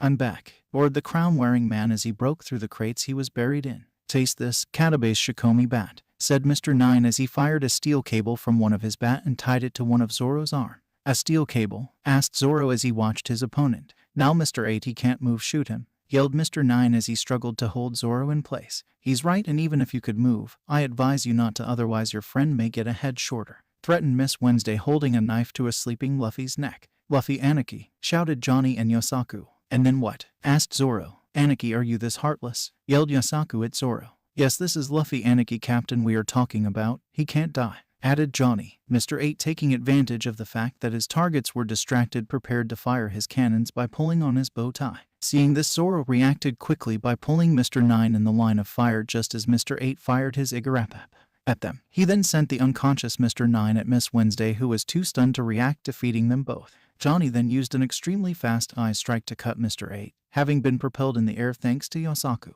The result of the battle was clear. The pirates won against the bounty hunters. The girls who were hiding then helped the boys to clean one of the roofs by sending the unconscious bounty hunters down on the streets, and the 5 of them laid down and watched the moon. In another part of the town, a bunch of bounty hunters fled the fight, having seen the extremely one-sided battle. I can't believe that 4 frontier agents were beaten so easily by 3 men, said one of the cowards. We must flee, said their leader. I agree, but where? Said a third coward. It's not important, but we must flee until those monsters leave the island, said the leader. Their flight was suddenly interrupted by an otter and a vulture standing on a sign. Shit, the unluckies, screamed the cowards in fright. As the otter and the vulture were going to beat the cowards, they were suddenly interrupted by a voice. When the otter and the vulture turned to see who dared interrupt them, they were shocked and very afraid of the duo that showed up. There is a lot of noise for a little town, remarked a blonde-haired girl. Why send us to the beginning of Grand Line? Complained a dark-skinned man. Who are you? Asked the cowards, pointing their weapons on the newcomers. Mr. 5, said the man. Miss Valentine, said the woman. Near the fighting ground. Mr. 8 regained consciousness and, while in pain from the cut dealt by Johnny, he was thinking of his very important mission. What a sad show. Is it true that only 3 green pirates did this to you? Asked Mr. 5. Mr. 5, Miss Valentine, yelled Mr. 8 in disbelief. What were you playing, huh? Mocked Mr. 5. Kaya ha ha ha. Do you now notice the gap between us? Said Miss Valentine. Did you come here to mock us? Said Mr. 8, gritting his teeth in anger at being mocked by the two officer agents. Yes, but not only for that, said Mr. 5. The boss gave us a mission, said Miss Valentine. Great, with your help those pirates are done for, said Mr. 9. We need your help, they are tremendously strong, said Miss Wednesday. Enough with your bullshit, us helping you. Did you honestly believe that we would have come here to help you? Said Mr. 5. What? Why are you here then? Asked Mr. 9. You really don't know. The boss sent us because a grave mistake was made, explained the dark-skinned man. My secret has been discovered. Those were his exact words. Of course we don't know which secret it is. In an organization where secrets are everything, we don't like weasels in our midst, in particular those who looks for the identity of the members. We investigated and found that 2 members of a foreign kingdom infiltrated Baroque Works, said Miss Valentine. Wait a minute, it isn't because I wear a crown that I am king, frantically said Mr. 9. It isn't you we are talking about, said Miss Valentine. While this was going on, no agents noticed the 5 pirates observing them from the roof. This sucks. Luffy is still down there and it's look like it's going to turn into a fight, said Zoro, worried for Luffy like 3 of the other pirates. Don't worry, the idiot is faking sleep. He is currently listening to intervene at the good time, said Makino, knowing Luffy since he was no older than 1. The suspected people are currently missing from Alabasta Kingdom, said Mr. 5 with a bloodthirsty smile. They found out. I won't let them touch her. As the captain of the Royal Guard, I must protect her, thought the former Mr. 8 as he unleashed his Igarapapa at Mr. 5. Run, milady, screamed the Royal Guard captain. Igaram, shouted the former Miss Wednesday and worry confusing Mr. 9. Not so fast, said Miss Valentine as she kicked at the former Miss Wednesday's head, breaking her hairpin. A sudden explosion startled the former Miss Wednesday and it showed that Igaram was defeated by Mr. 5. These 2 people are Igaram, Royal Guard captain, and the very princess of the kingdom, Nefertari Vivi, said Mr. 5 as he showed a picture of the princess. Mr. 9 then chose to fight for his former partner by fighting against Mr. 5, unknowingly earning Luffy's respect. However, he was quickly defeated thanks to Mr. 5's nose fancy cannon. Seeing this, Vivi ran away with Kuro, chased by the officer agents who in turn were chased by Luffy, who woke up after Mr. 8 was defeated. As Zoro and the other went to follow Luffy, they were stopped by Igaram, who pleaded them to save the princess and bring her back to Alabasta, promising money in exchange. Are you serious with your reward? Asked a certain orange-haired navigator with a love for berries. Nami Enki, yelled Johnny and Yosaku, shocked at seeing her awake. Weren't you asleep? Asked Alvida, curious. Nah, I faked, so this reward, I accept to bring the kid home for 1 billion berries, said Nami. I can't negotiate such a high amount. You'll have to see with the princess directly, said Igaram. Clever, boys go save the princess, ordered Nami. Wait a minute, I didn't promise anything, complained Zoro. Silly Zoro, even if I and the girl's eye are getting richer, the promises we make concern the boys too, stated Nami while high-fiving the girls who were happy to get some money and while letting the boys do the dirty work. Even so, Luffy Anarchy already went after them, state Johnny. Really? I thought he would be asleep. No matter, let's go see Luffy fight, said Nami. With Luffy, the straw hat-wearing teenager passed by the body of Miss Monday and his respect for her went up a notch. After a while, he finally caught them just as Mr. 5 was about to fire at Vivi with his nose fancy cannon. Thinking quickly, Luffy launched a little earthquake that not only made Mr. 5 miss his shot but sadly closed the road so Vivi couldn't run anymore. Why you? Growled Mr. 5, angry that this boy made him miss his kill. Mr. Straw Hat, said Vivi, wondering why he came here. Miss Valentine was intrigued by this boy, who obviously was feigning sleep before, and she too wondered why he came here. She was also wary of her angry partner as Mr. 5, when angered, had the bad habit of blowing up anybody, friends or foes. You hurt your nakama, I'll make you pay, roared Luffy beyond anger at the careless attitude of Mr. 5 toward his nakama. Nakama? I have no nakama. I only have tools and superiors, said Mr. 5 with great contempt in his voice, shocking Miss Valentine, who thought she mattered a little to her partner, and Vivi, who was appalled at Mr. 5's way of thinking. Luffy, having seen Miss Valentine's expression at Mr. 5's words, understood that she at least was worth saving, maybe even worth incorporating in his crew. You should be flattered. Normally I try to deal with my foes without using my devil fruit powers, but you will perish with my full power in only one strike, stated Luffy, concentrating all his quake power in his left fist. Miss Valentine and Vivi, seeing the look on Luffy's face, understood that it would be better for them to back away a little and to let the men deal with one another. You, killing me in one strike. Don't make me laugh, arrogantly said Mr. 5. There are no Kyokyoku Powa Ken, said Luffy as he punched Mr. 5 right over his heart with his full power. Mr. Five's heart imploded due to the quake that coursed through the dark-skinned man's body. He threw up a lot of blood before his brain understood that he was dead. But by then his body had flown to the end of the street, so the resulting explosion didn't disturb anybody. Miss Valentine and Vivi were shocked at Luffy's power, and the fact that he did it because the late Mr. Five was endangering them and their allies. What shocked them the most was that he didn't care if they were on opposite sides or not. "Hey, blonde girl, what are you gonna do now?" asked Luffy, curious. "I don't know.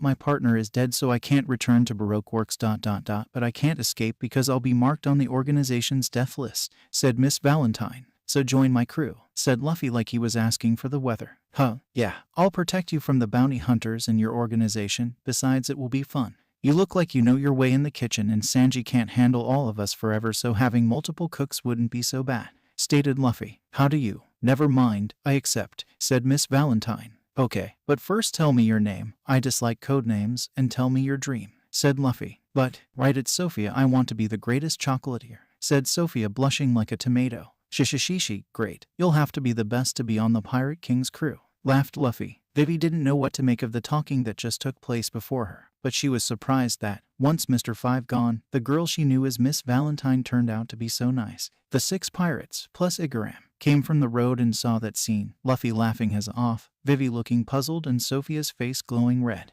"Luffy, where is the other agent?" asked Makino to the laughing Luffy. "There are pieces of him everywhere. He exploded when he died. Must have been a devil fruit," said Luffy. "He ate the Bamu no Mai, and myself I ate the Kilo no Mai," explained Sophia. "Who is she?" asked the straw hat present at the scene. "Sophia, the crew's chocolatier. She will make dessert and Sanji will do first course and main course. I thought that since the crew will eventually be much bigger, Sanji would have needed help, so here is the help," said Luffy, shocking some member of the crew who didn't thought that Luffy could think ahead. No one noticed Igaram leaving discreetly. Nami then went to deal with the princess for the money. But, sadly, Alabasta was on the verge of civil war, so she couldn't pay her. The princess explained how she heard about Baroque Works and how she infiltrated it to end the civil war. "Why, I thought Baroque Works wanted to create a utopia-like land," asked the former Miss Valentine. "No, Mr. Zero's real goal is Alabasta. He lied to you so he could take over the country," explained Vivi, looking sorry for Sophia. "Damn that man, he lied to us," grumbled Sophia. "Who's the man that could want this?" wondered Makino. She can't tell you," said both Sophia and Vivi. "Maybe it's for the best," said Alvida. "Yes, well, you are strong. You aren't strong enough to take on Crocodile, one of the Shichibukai," said Vivi before realizing what she said. "She said it," stated Johnny as everyone looked shocked. "Luffy and Zoro look eager to fight this Shichibukai. Johnny and Yosaku wanted to fight his underlings. Alvida and Vivi looked a little afraid, and Makino and Nami left not wanting to die. But the girls ran into Mr. 13, who drew their portrait as well as the portrait of everyone who was awake, marking them for death. Knowing this, the irate hurried to leave, but Igaram said he would act as decoy dressed as Vivi and using puppets as the crew. He then left on a boat while the crew watched. When they were about to leave, the boat exploded, startling them. "Igaram!" screamed Vivi as she watched her caretaker die. "We have to leave now, they're already here. Zoro, Johnny, Yosaku, and I will pick up the rest of our nakama. Girls, go to the Mary and get it ready to leave," ordered Luffy, showing why he is the captain. The boys picked up their snoring members and returned to the boat, where the girls plus Karu waited for them.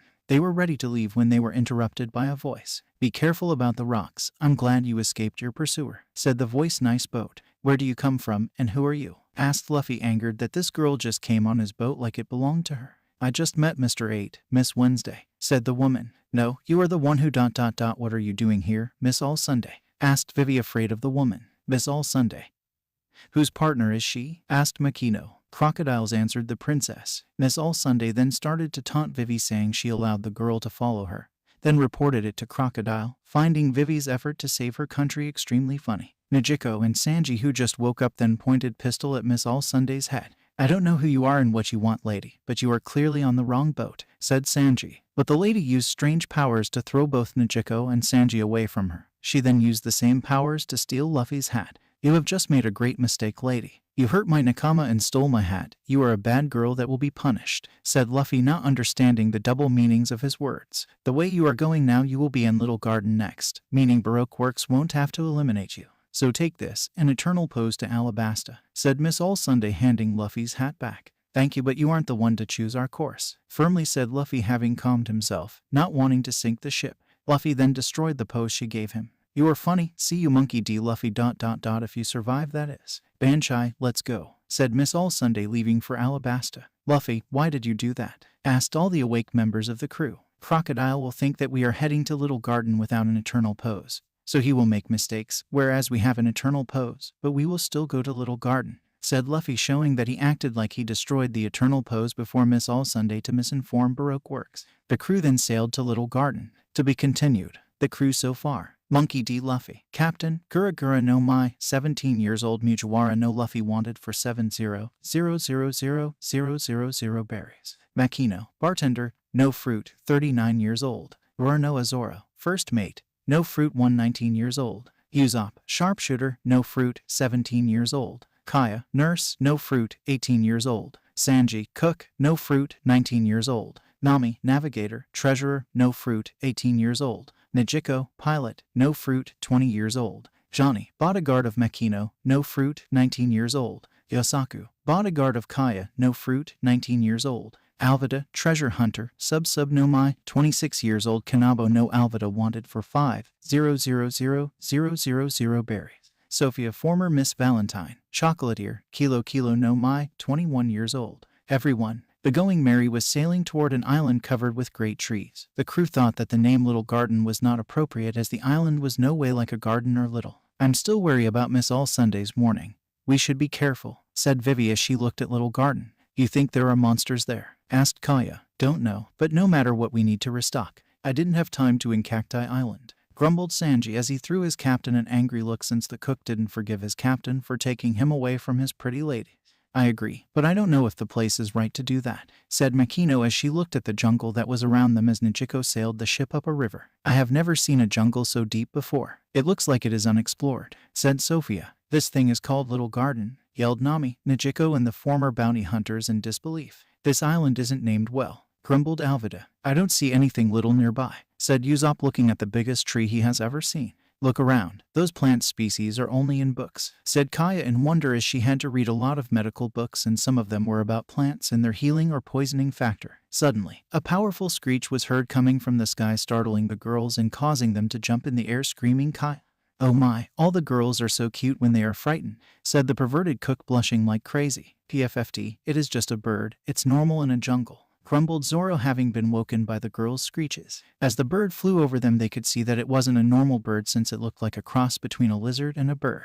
A lizard with feathers, wondered Luffy in wonder as he looked at the prehistoric bird. A great noise shook the whole island, even the Going Merry, causing the crew to jump. That noise, is that normal? Asked Nami, frightened. It sounded like a volcano eruption, said Nijiko. But before they could ponder what that meant, a huge tiger approached the bank only to fall over dead, shocking the whole crew. How is that normal? That the king of the jungle fell over covered in his own blood, huh? Yelled Nami, afraid of what could possibly be on the island. The decision is taken. We won't land on the island, said Usopp. Yeah, we will wait on the ship for the log pose to reset, and then we sail directly to Alabasta, stated Nijiko. Sanji, make me a bento, ordered Luffy, trembling in anticipation. Bento? Yes, a pirate special, replied the overexcited pirate captain. It smells like adventure. Wait a minute, Luffy. Where do you think you're going? Asked Sophia, looking at Luffy. Going to explore, want to come, said the straw hat wearing boy with a big smile on his face. Sanji, the bento. Yeah, coming. Why not? Replied the blonde woman. Say, Luffy, can I come?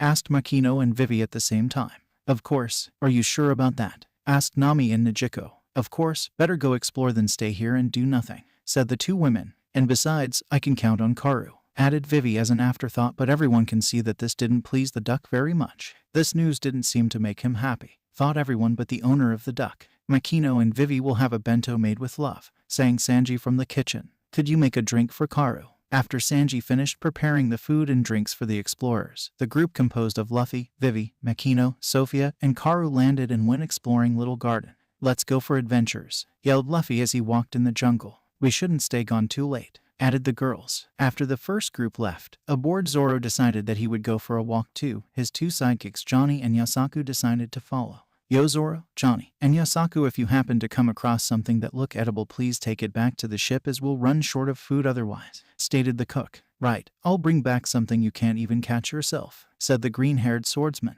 What was that, you Marimo? Yelled the cook. Huh, I can't let such words go like that. You think you're a better hunter than me, said Sanji, glaring at his arch-rival. Of course, what kind of question is that? We'll see about that. I challenge you to a hunting contest, yelled the cook. A challenge, wondered Yosaku. Can we participate? Asked Johnny. Why not? Said both Zoro and Sanji. The 4 contestants went down a path completely alone with the mission to find the biggest beast they could. The heaviest beast brought back would win. 5 people remained on the ship. Usopp and Kaya, who, after watching the crazy hunters leave, decided to kill time by studying medicine or inventing some new kind of ammunition.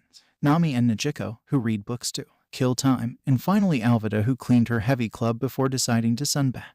With the explorers group, the 4 pirates were exploring the thick jungle that covered most of this island, finding strange animals that should have gone extinct a long time ago, like the ammonite that Luffy mistook for a cuttlefish stuck in a seashell, or the huge diplodocus that he mistook at first for a sea king. Vivi, Sophia, and Makino came to the idea that somehow this island was stuck in the prehistoric era due to the freaky weather conditions of the Grand Line. With the hunters, Zoro, walking in the jungle, somehow met a triceratops easily twice as tall as he was. After briefly wondering if this kind of meat was edible, he just cut the dinosaurs and brought the corpse back to the ship for the contest. Sanji, not unlike Zoro, met a Tyrannosaurus, but the cook didn't bother to cut the beast. He simply kicked it into submission and brought the dead carcass to the ship, certain of his victory over the idiot swordsman. He also thought that he would impress the ladies with his hunting skills. The headgear-wearing swordsman who answered to the name Yosaku was calmly walking in the jungle, his single-bladed naginata on his back. The man thought of asking Sophia to use her powers to make the thing heavier,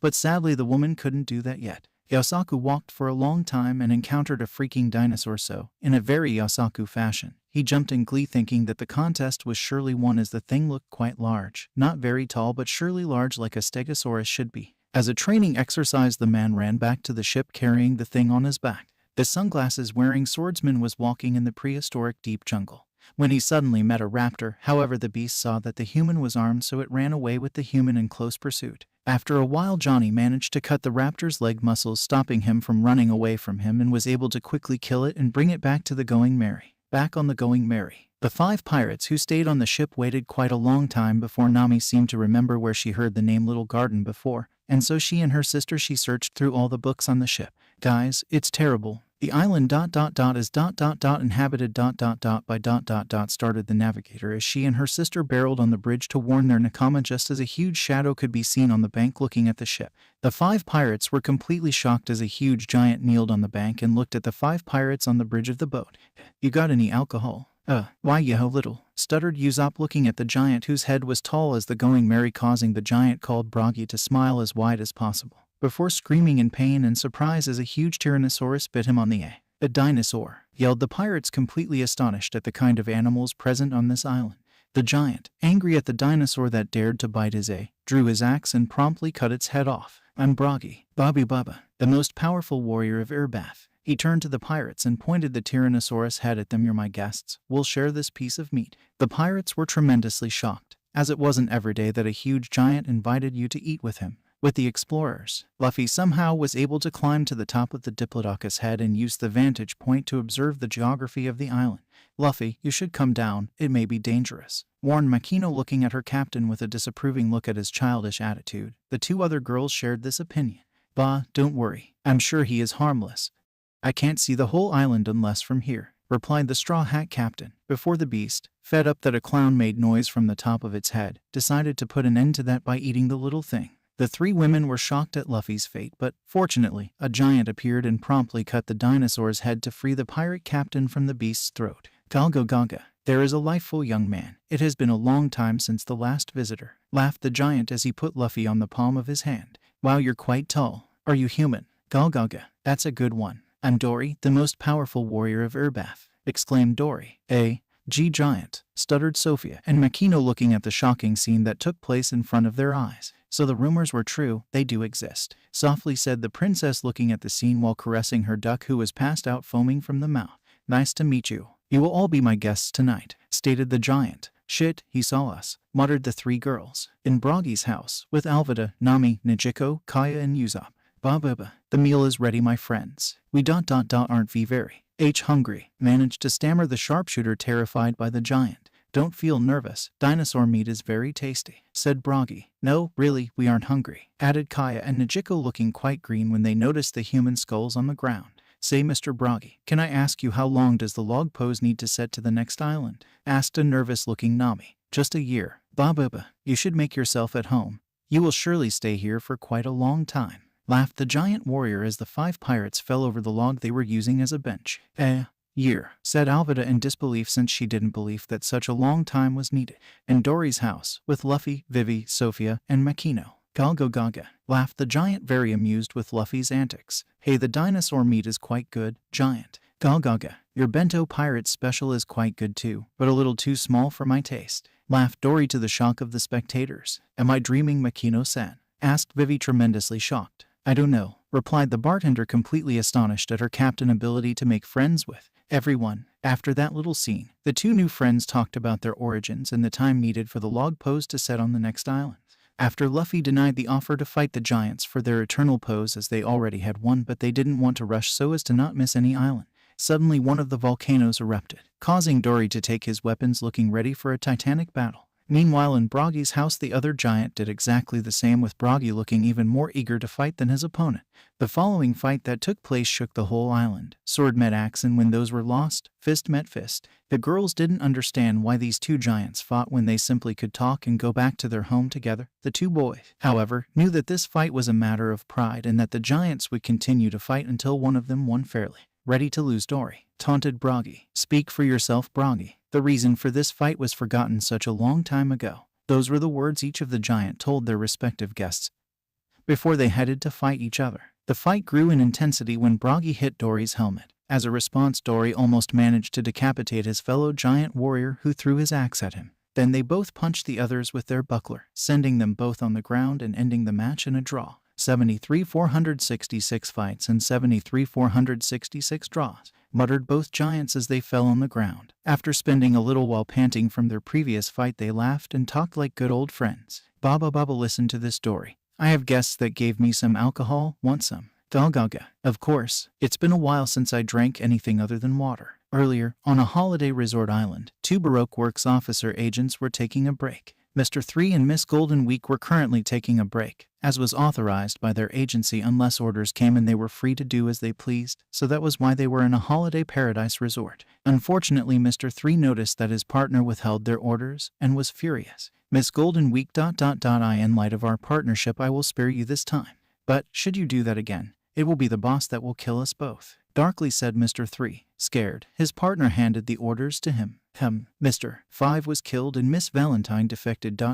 Why am I not surprised? He was a hot-tempered fool and she was a blonde woman unable to fight by herself. She must have given up when her partner was killed. Pity, I would have hoped that Mr. 2 would have been killed, said Mr. 3, reading the letter. We are ordered to head to Little Garden and kill the Straw Hats and make sure that the princess didn't tell anyone else of the boss' identity. What are we gonna do, Mr. 3? Said the young girl as she looked at her partner, a little afraid of him. Don't worry, Miss Golden Week, I have a plan. That's why we are the Mr. 3 pair, arrogantly said the agent. Back on Little Garden in Dory's house, Dory, having taken some barrels of alcohol from his friend, rival Buggy, laughed with his new friend Luffy while the girls that were with him looked on, wondering what kind of relationship Dory had with the other giant. Makino suddenly spotted something she didn't like and voiced her concern. Wait, Dory-san, don't drink from that barrel. I don't recognize it, and since I'm a bartender, I'm the one that buy the crew's supply of alcohol, and I know I didn't buy that one. Surprised at her outburst, the giant let the barrel go, and he was lucky to do so, as no sooner than that the barrel exploded.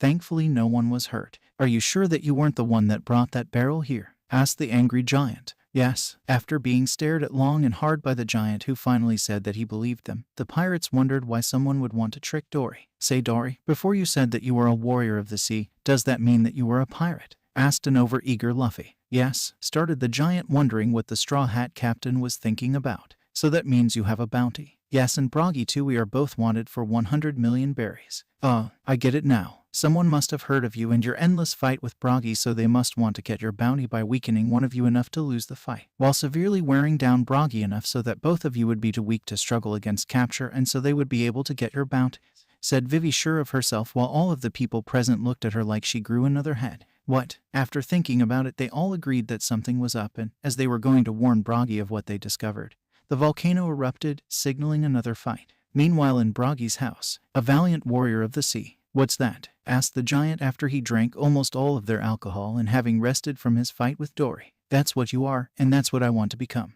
proudly said Usopp, not seeing Kay looking at him with star in her eyes or the three other women shaking their heads at their antics. You want to become a giant? Asked Buggy, truly puzzled by what he understood of Usopp's dream. Nami, Gecko and Alvida laughed their asses off before they looked at Kaya's face and paled. Kaya gained a strange look on her face at Buggy's word, and blood leaked from her nose while drool leaked from the corner of her mouth. Usopp looked thoughtful before he snapped out of it. Are you doing this on purpose or what? I want to live with pride like the Urbath's warriors, said a proud-looking Usopp. Boba, really? I guess that it's because we giants live much longer than humans that we don't care about material treasures. To us, our pride is greater than any treasure. But your girlfriend looks like she was more fond of the becoming a giant idea, laughed Buggy while Usopp became redder than a tomato, if that was even possible. Nami and Alvida looked thoughtful at Buggy's words and decided that they would talk to him later as the volcano that was the signal of the start of the fight erupted once more, prompting Buggy to leave his home to stand and fight for his pride. Deep in the jungle in a wax house, Mr. 3 was waiting for his underlings while Miss Golden Week slept on a bench. An otter and a vulture soon entered the house. They were known as Mr. 13 and Miss Friday, and were infamous as the Unluckies. Ah, the Unluckies, you're almost late, said Mr. 3 looking at Mr. 13. Screeched Mr. 13 with no sound exiting his mouth. Why did I order you to come here? Repeated the wax user as if he understood the otter. Because I'm your superior, you're weaklings. And lastly, because I have a plan where your abilities could be of help but don't go over your pathetic heads. I don't need you to execute the plan, arrogantly said the weird-haired man. Screeched the vulture looking a little afraid of Mr. 3. Why should you do what I ask? Getting a nod from the Unluckies. Because if you don't do what I said, I will kill you, said Mr. 3 darkly and looking extremely eager to kill those he deemed weak. Extremely scared, the Unluckies quickly agreed with Mr. 3's plan. What nobody noticed was that Miss Golden Week woke up during the meeting and heard almost everything. Extremely scared, she wondered if she somehow could leave the agency like the former Miss Valentine. Her mind made up, she devised a plan to escape from Baroque Works, using her power if need be. In Buggy's house, once Buggy left, the 5 Straw Hats thought that they should go find the explorer group in Dory's house. However, they had to drag Usopp as he wanted to stay and watch the titanic fight between the 2 giant warriors. Deep in the jungle, Zoro lost his way in the jungle while dragging his prey for the contest, and was a little embarrassed. Suddenly his swordsman senses told him he wasn't alone. Nami, what are you doing here? Asked the swordsman, his guard down since he was in the presence of one of his nakama, or so he thought. The doppelganger leaked wax that captured the unfortunate pirate that was in the process of arguing with himself for getting caught in a trap. In another part of the jungle, Yosaku, having dropped his prey by the ship, was looking for both Johnny and Zoro, but, sadly, he too managed to lose his way in this deep jungle. He was soon caught in a similar trap that the one that caught Zoro, except it was a doppelganger of Zoro. Johnny was in the same position as his friends found themselves, caught in Mr. 3's special wax doppelganger trap, of the group that was going to go see Luffy. Only Usopp managed to reach Dory's house as the others were caught one by Mr. 3's traps. The only thing that changed was the doppelganger used. When Usopp reached Dory's house, he was both scared and angry. Angry because he lost Kaya during their flight from the dinosaurs, and scared because he thought that everyone was eaten by the very beasts that inhabited the island. Suddenly, after Luffy explained what happened to Dory, they saw several things happen in a very short time. A huge amount of blood was seen near the giants' battleground, and Karu's body was brought by the Unluckies, who seemed to taunt Vivi and her allies into following them, as they knew that in a straight fight they would lose very badly. What have you done with Karu? Asked a concerned Vivi. Said the Unluckies as they left, heading to the deep jungle. Damn it, swore both Vivi and Sophia, who somehow understood the Unlucky's speech. Cared to translate for those who only heard animal noises. Asked Makino sweetly, but anyone could see she was anything but. All Baroque Works agents are expected to understand the Unluckies as they are their messenger, explained Sophia to her nakama, making it clear that she no longer considered herself part of Baroque Works but truly a Straw Hat pirate. On the battleground after the giants' fight, Zoro, Johnny, Yosaku, Nami, Gecko, Kaya and Alvida were all exposed on a wax cake with candles on the top, while Dory and Buggy were bound on the ground with Mr. 3's harder-than-steel wax. Ha ha ha, now that my candle jacket is fully solid, not even a giant like you could get out. You were so happy to have one that you let your guard down. Red Demon Buggy, even if your victory was only possible thanks to my help, arrogantly said Mr. 3. Why you? Roared Buggy as he tried with all his might to break the wax. He was almost free when an explosive gift from the Unluckies sent him into unconsciousness. He almost scared me. Doru Doru Arts, Ken, roared the agent as he slammed wax-made swords in Buggy's hands and feet. Watching this, the trapped Straw Hats wanted nothing more than to beat the shit out of the arrogant man. But sadly none of them could move unless they cut their own legs off. But then they would die of blood loss ultimately. So while the swordsmen were ready to do it, the girls choose to wait for reinforcements, this being Luffy and Usopp.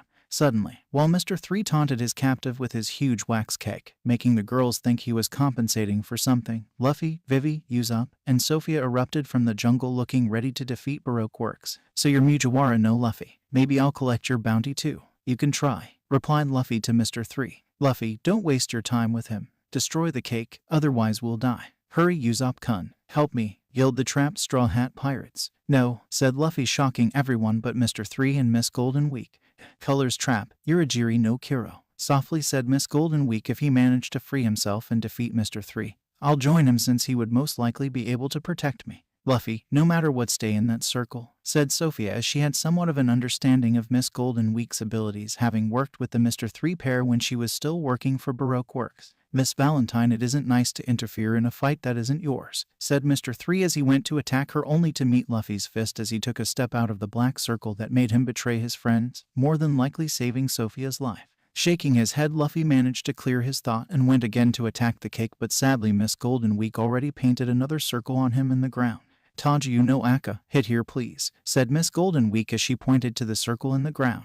However, as she didn't take into account the possibility of Luffy having any abilities, she was tremendously surprised when Luffy used his Gura no Mai powers when he hit the ground. The earthquake that resulted broke the cake, the bindings that were keeping the giants on the ground, and shook the whole island. Needless to say that Miss Golden Week was too scared to even trap Luffy, so she erased the Tajiu no Aka on Luffy's back and went to hide from Mr. 3 wrath, as surely the mission couldn't succeed anymore. However, she decided to observe the following battle between Mr. 3 and Luffy, and as such witnessed Mr. 13's defeat at the hand of Usopp when he made the otter swallow a Tabasco ball when he had his mouth open, as well as Miss Friday defeat by Vivi's Kyujaku slashers. Damn you, how dare you ruin my carefully crafted plan.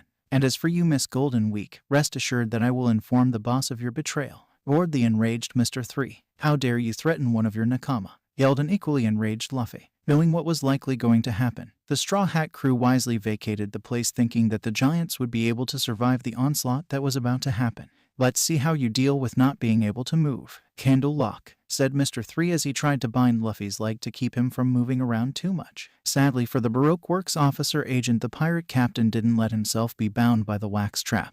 He jumped over the wax, kicking Mr. 3 in the head while doing so, sending the agent into a up-close meeting with a tree. Are you okay? Taunted the captain, not feeling threatened by the Doru no Mai user. GRRR, stop mocking me, Mugiwara. Let's see how you like my ultimate move. Candle champion, yelled the enraged Mr. 3 as he wrapped an armor of wax around himself and hardening it to be harder than the strongest steel. Luffy didn't move an inch as he watched the wax armor form itself around his opponent.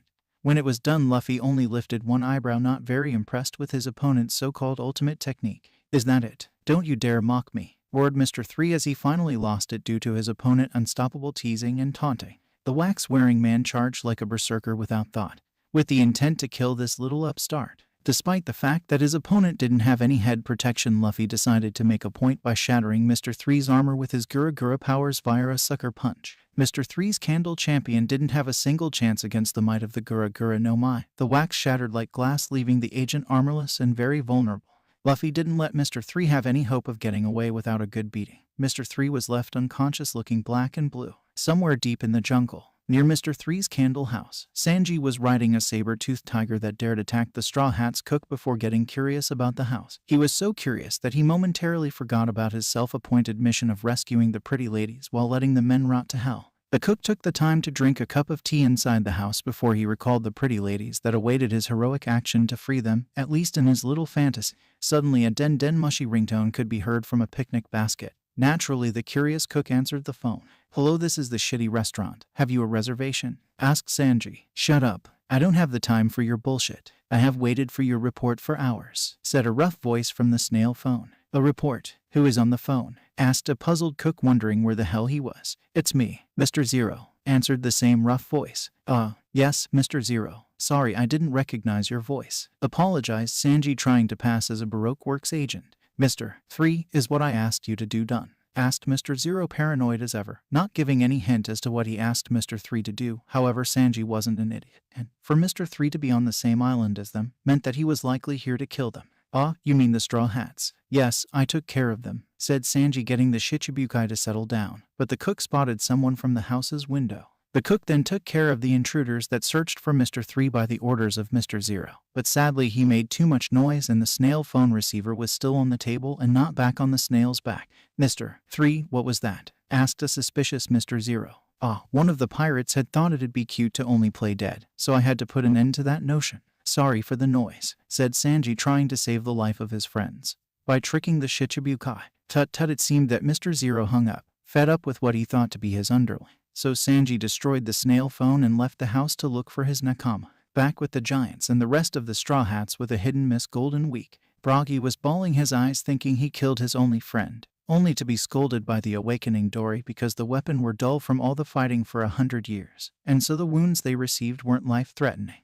While the giants were arguing amongst themselves, Makino, who wasn't fighting, managed to find a little spy in the person of little Miss Golden Week. So, what's a little girl like you is doing within an organization like Baroque Works? Asked Makino, curious how such a child could be in a criminal organization. Between that and slavery, the choice was quickly made. And the choice between staying with a madman like Mr. 3 or going with the one that was able to defeat him and make it look easy is also quickly made, answered shocking Makino and Luffy, who somehow managed to find his way to the little hideout. Are you going to join my crew then? Asked an eager Luffy, thinking that someone able to trick the mind of the Marines could be useful. And that was also well within the ideal pirate crew he had in mind as the crew little daughter. I wasn't going to let you have the choice, confessed Miss Golden Week. No ... it's not supposed to work like that. I'm the one that don't let my future nakama have any choice whether to join the crew or not the other way around, complained the Straw Hat captain. After Miss Golden Week joined the crew, they went near the boat to compare the beasts the hunters brought back to the ship. After Zoro went to find the one he left in the jungle, this fact made the giant remember that they began to fight nearly a century ago. After the final farewell with the giants and the contest ending in a draw, the Straw Hats, using their eternal pose as a guideline, sailed in a straight line, trusting the giants to watch them from the island. And true to that warning, as long as they sailed in a straight line, the giant goldfish that almost swallowed the Going Merry was killed by the giant, who sacrificed the remains of their weapon in order to allow the ship to sail away. You see, Kaya, this island is made of goldfish crap like I told you, said Usopp to his best friend, who laughed as the ship sailed in the direction of the Alabasta Kingdom. To be continued. The crew so far: Monkey D. Luffy, Captain, Gura no Mai, 17 years old, Mujiwara no Luffy, wanted for 70,000,000 berries. Makino, bartender, no fruit, 32 years old. Gura no Zoro, first mate, no fruit, 19 years old. Usopp, sharpshooter, no fruit, 17 years old. Kaya, nurse, no fruit, 18 years old. Sanji, cook, no fruit, 19 years old. Nami, navigator, treasurer, no fruit, 18 years old. Gecko, pilot, no fruit, 20 years old. Johnny, bodyguard of Makino, no fruit, 19 years old. Yosaku, bodyguard of Kaya, no fruit, 19 years old. Alvida, treasure hunter, sub no Mai, 26 years old. Kanabo no Alvida, wanted for 5,000,000 berries. Sophia, former Miss Valentine, chocolatier, kilo no Mai, 21 years old. Mary, former Miss Golden Week, painter, no fruit, 10 years old. Okay, sadly the chapter is over. And if you enjoyed the video, just leave a like and subscribe with post notification, so when the next chapter is ready, you will be notified. Okay, see you in the next video. Bye.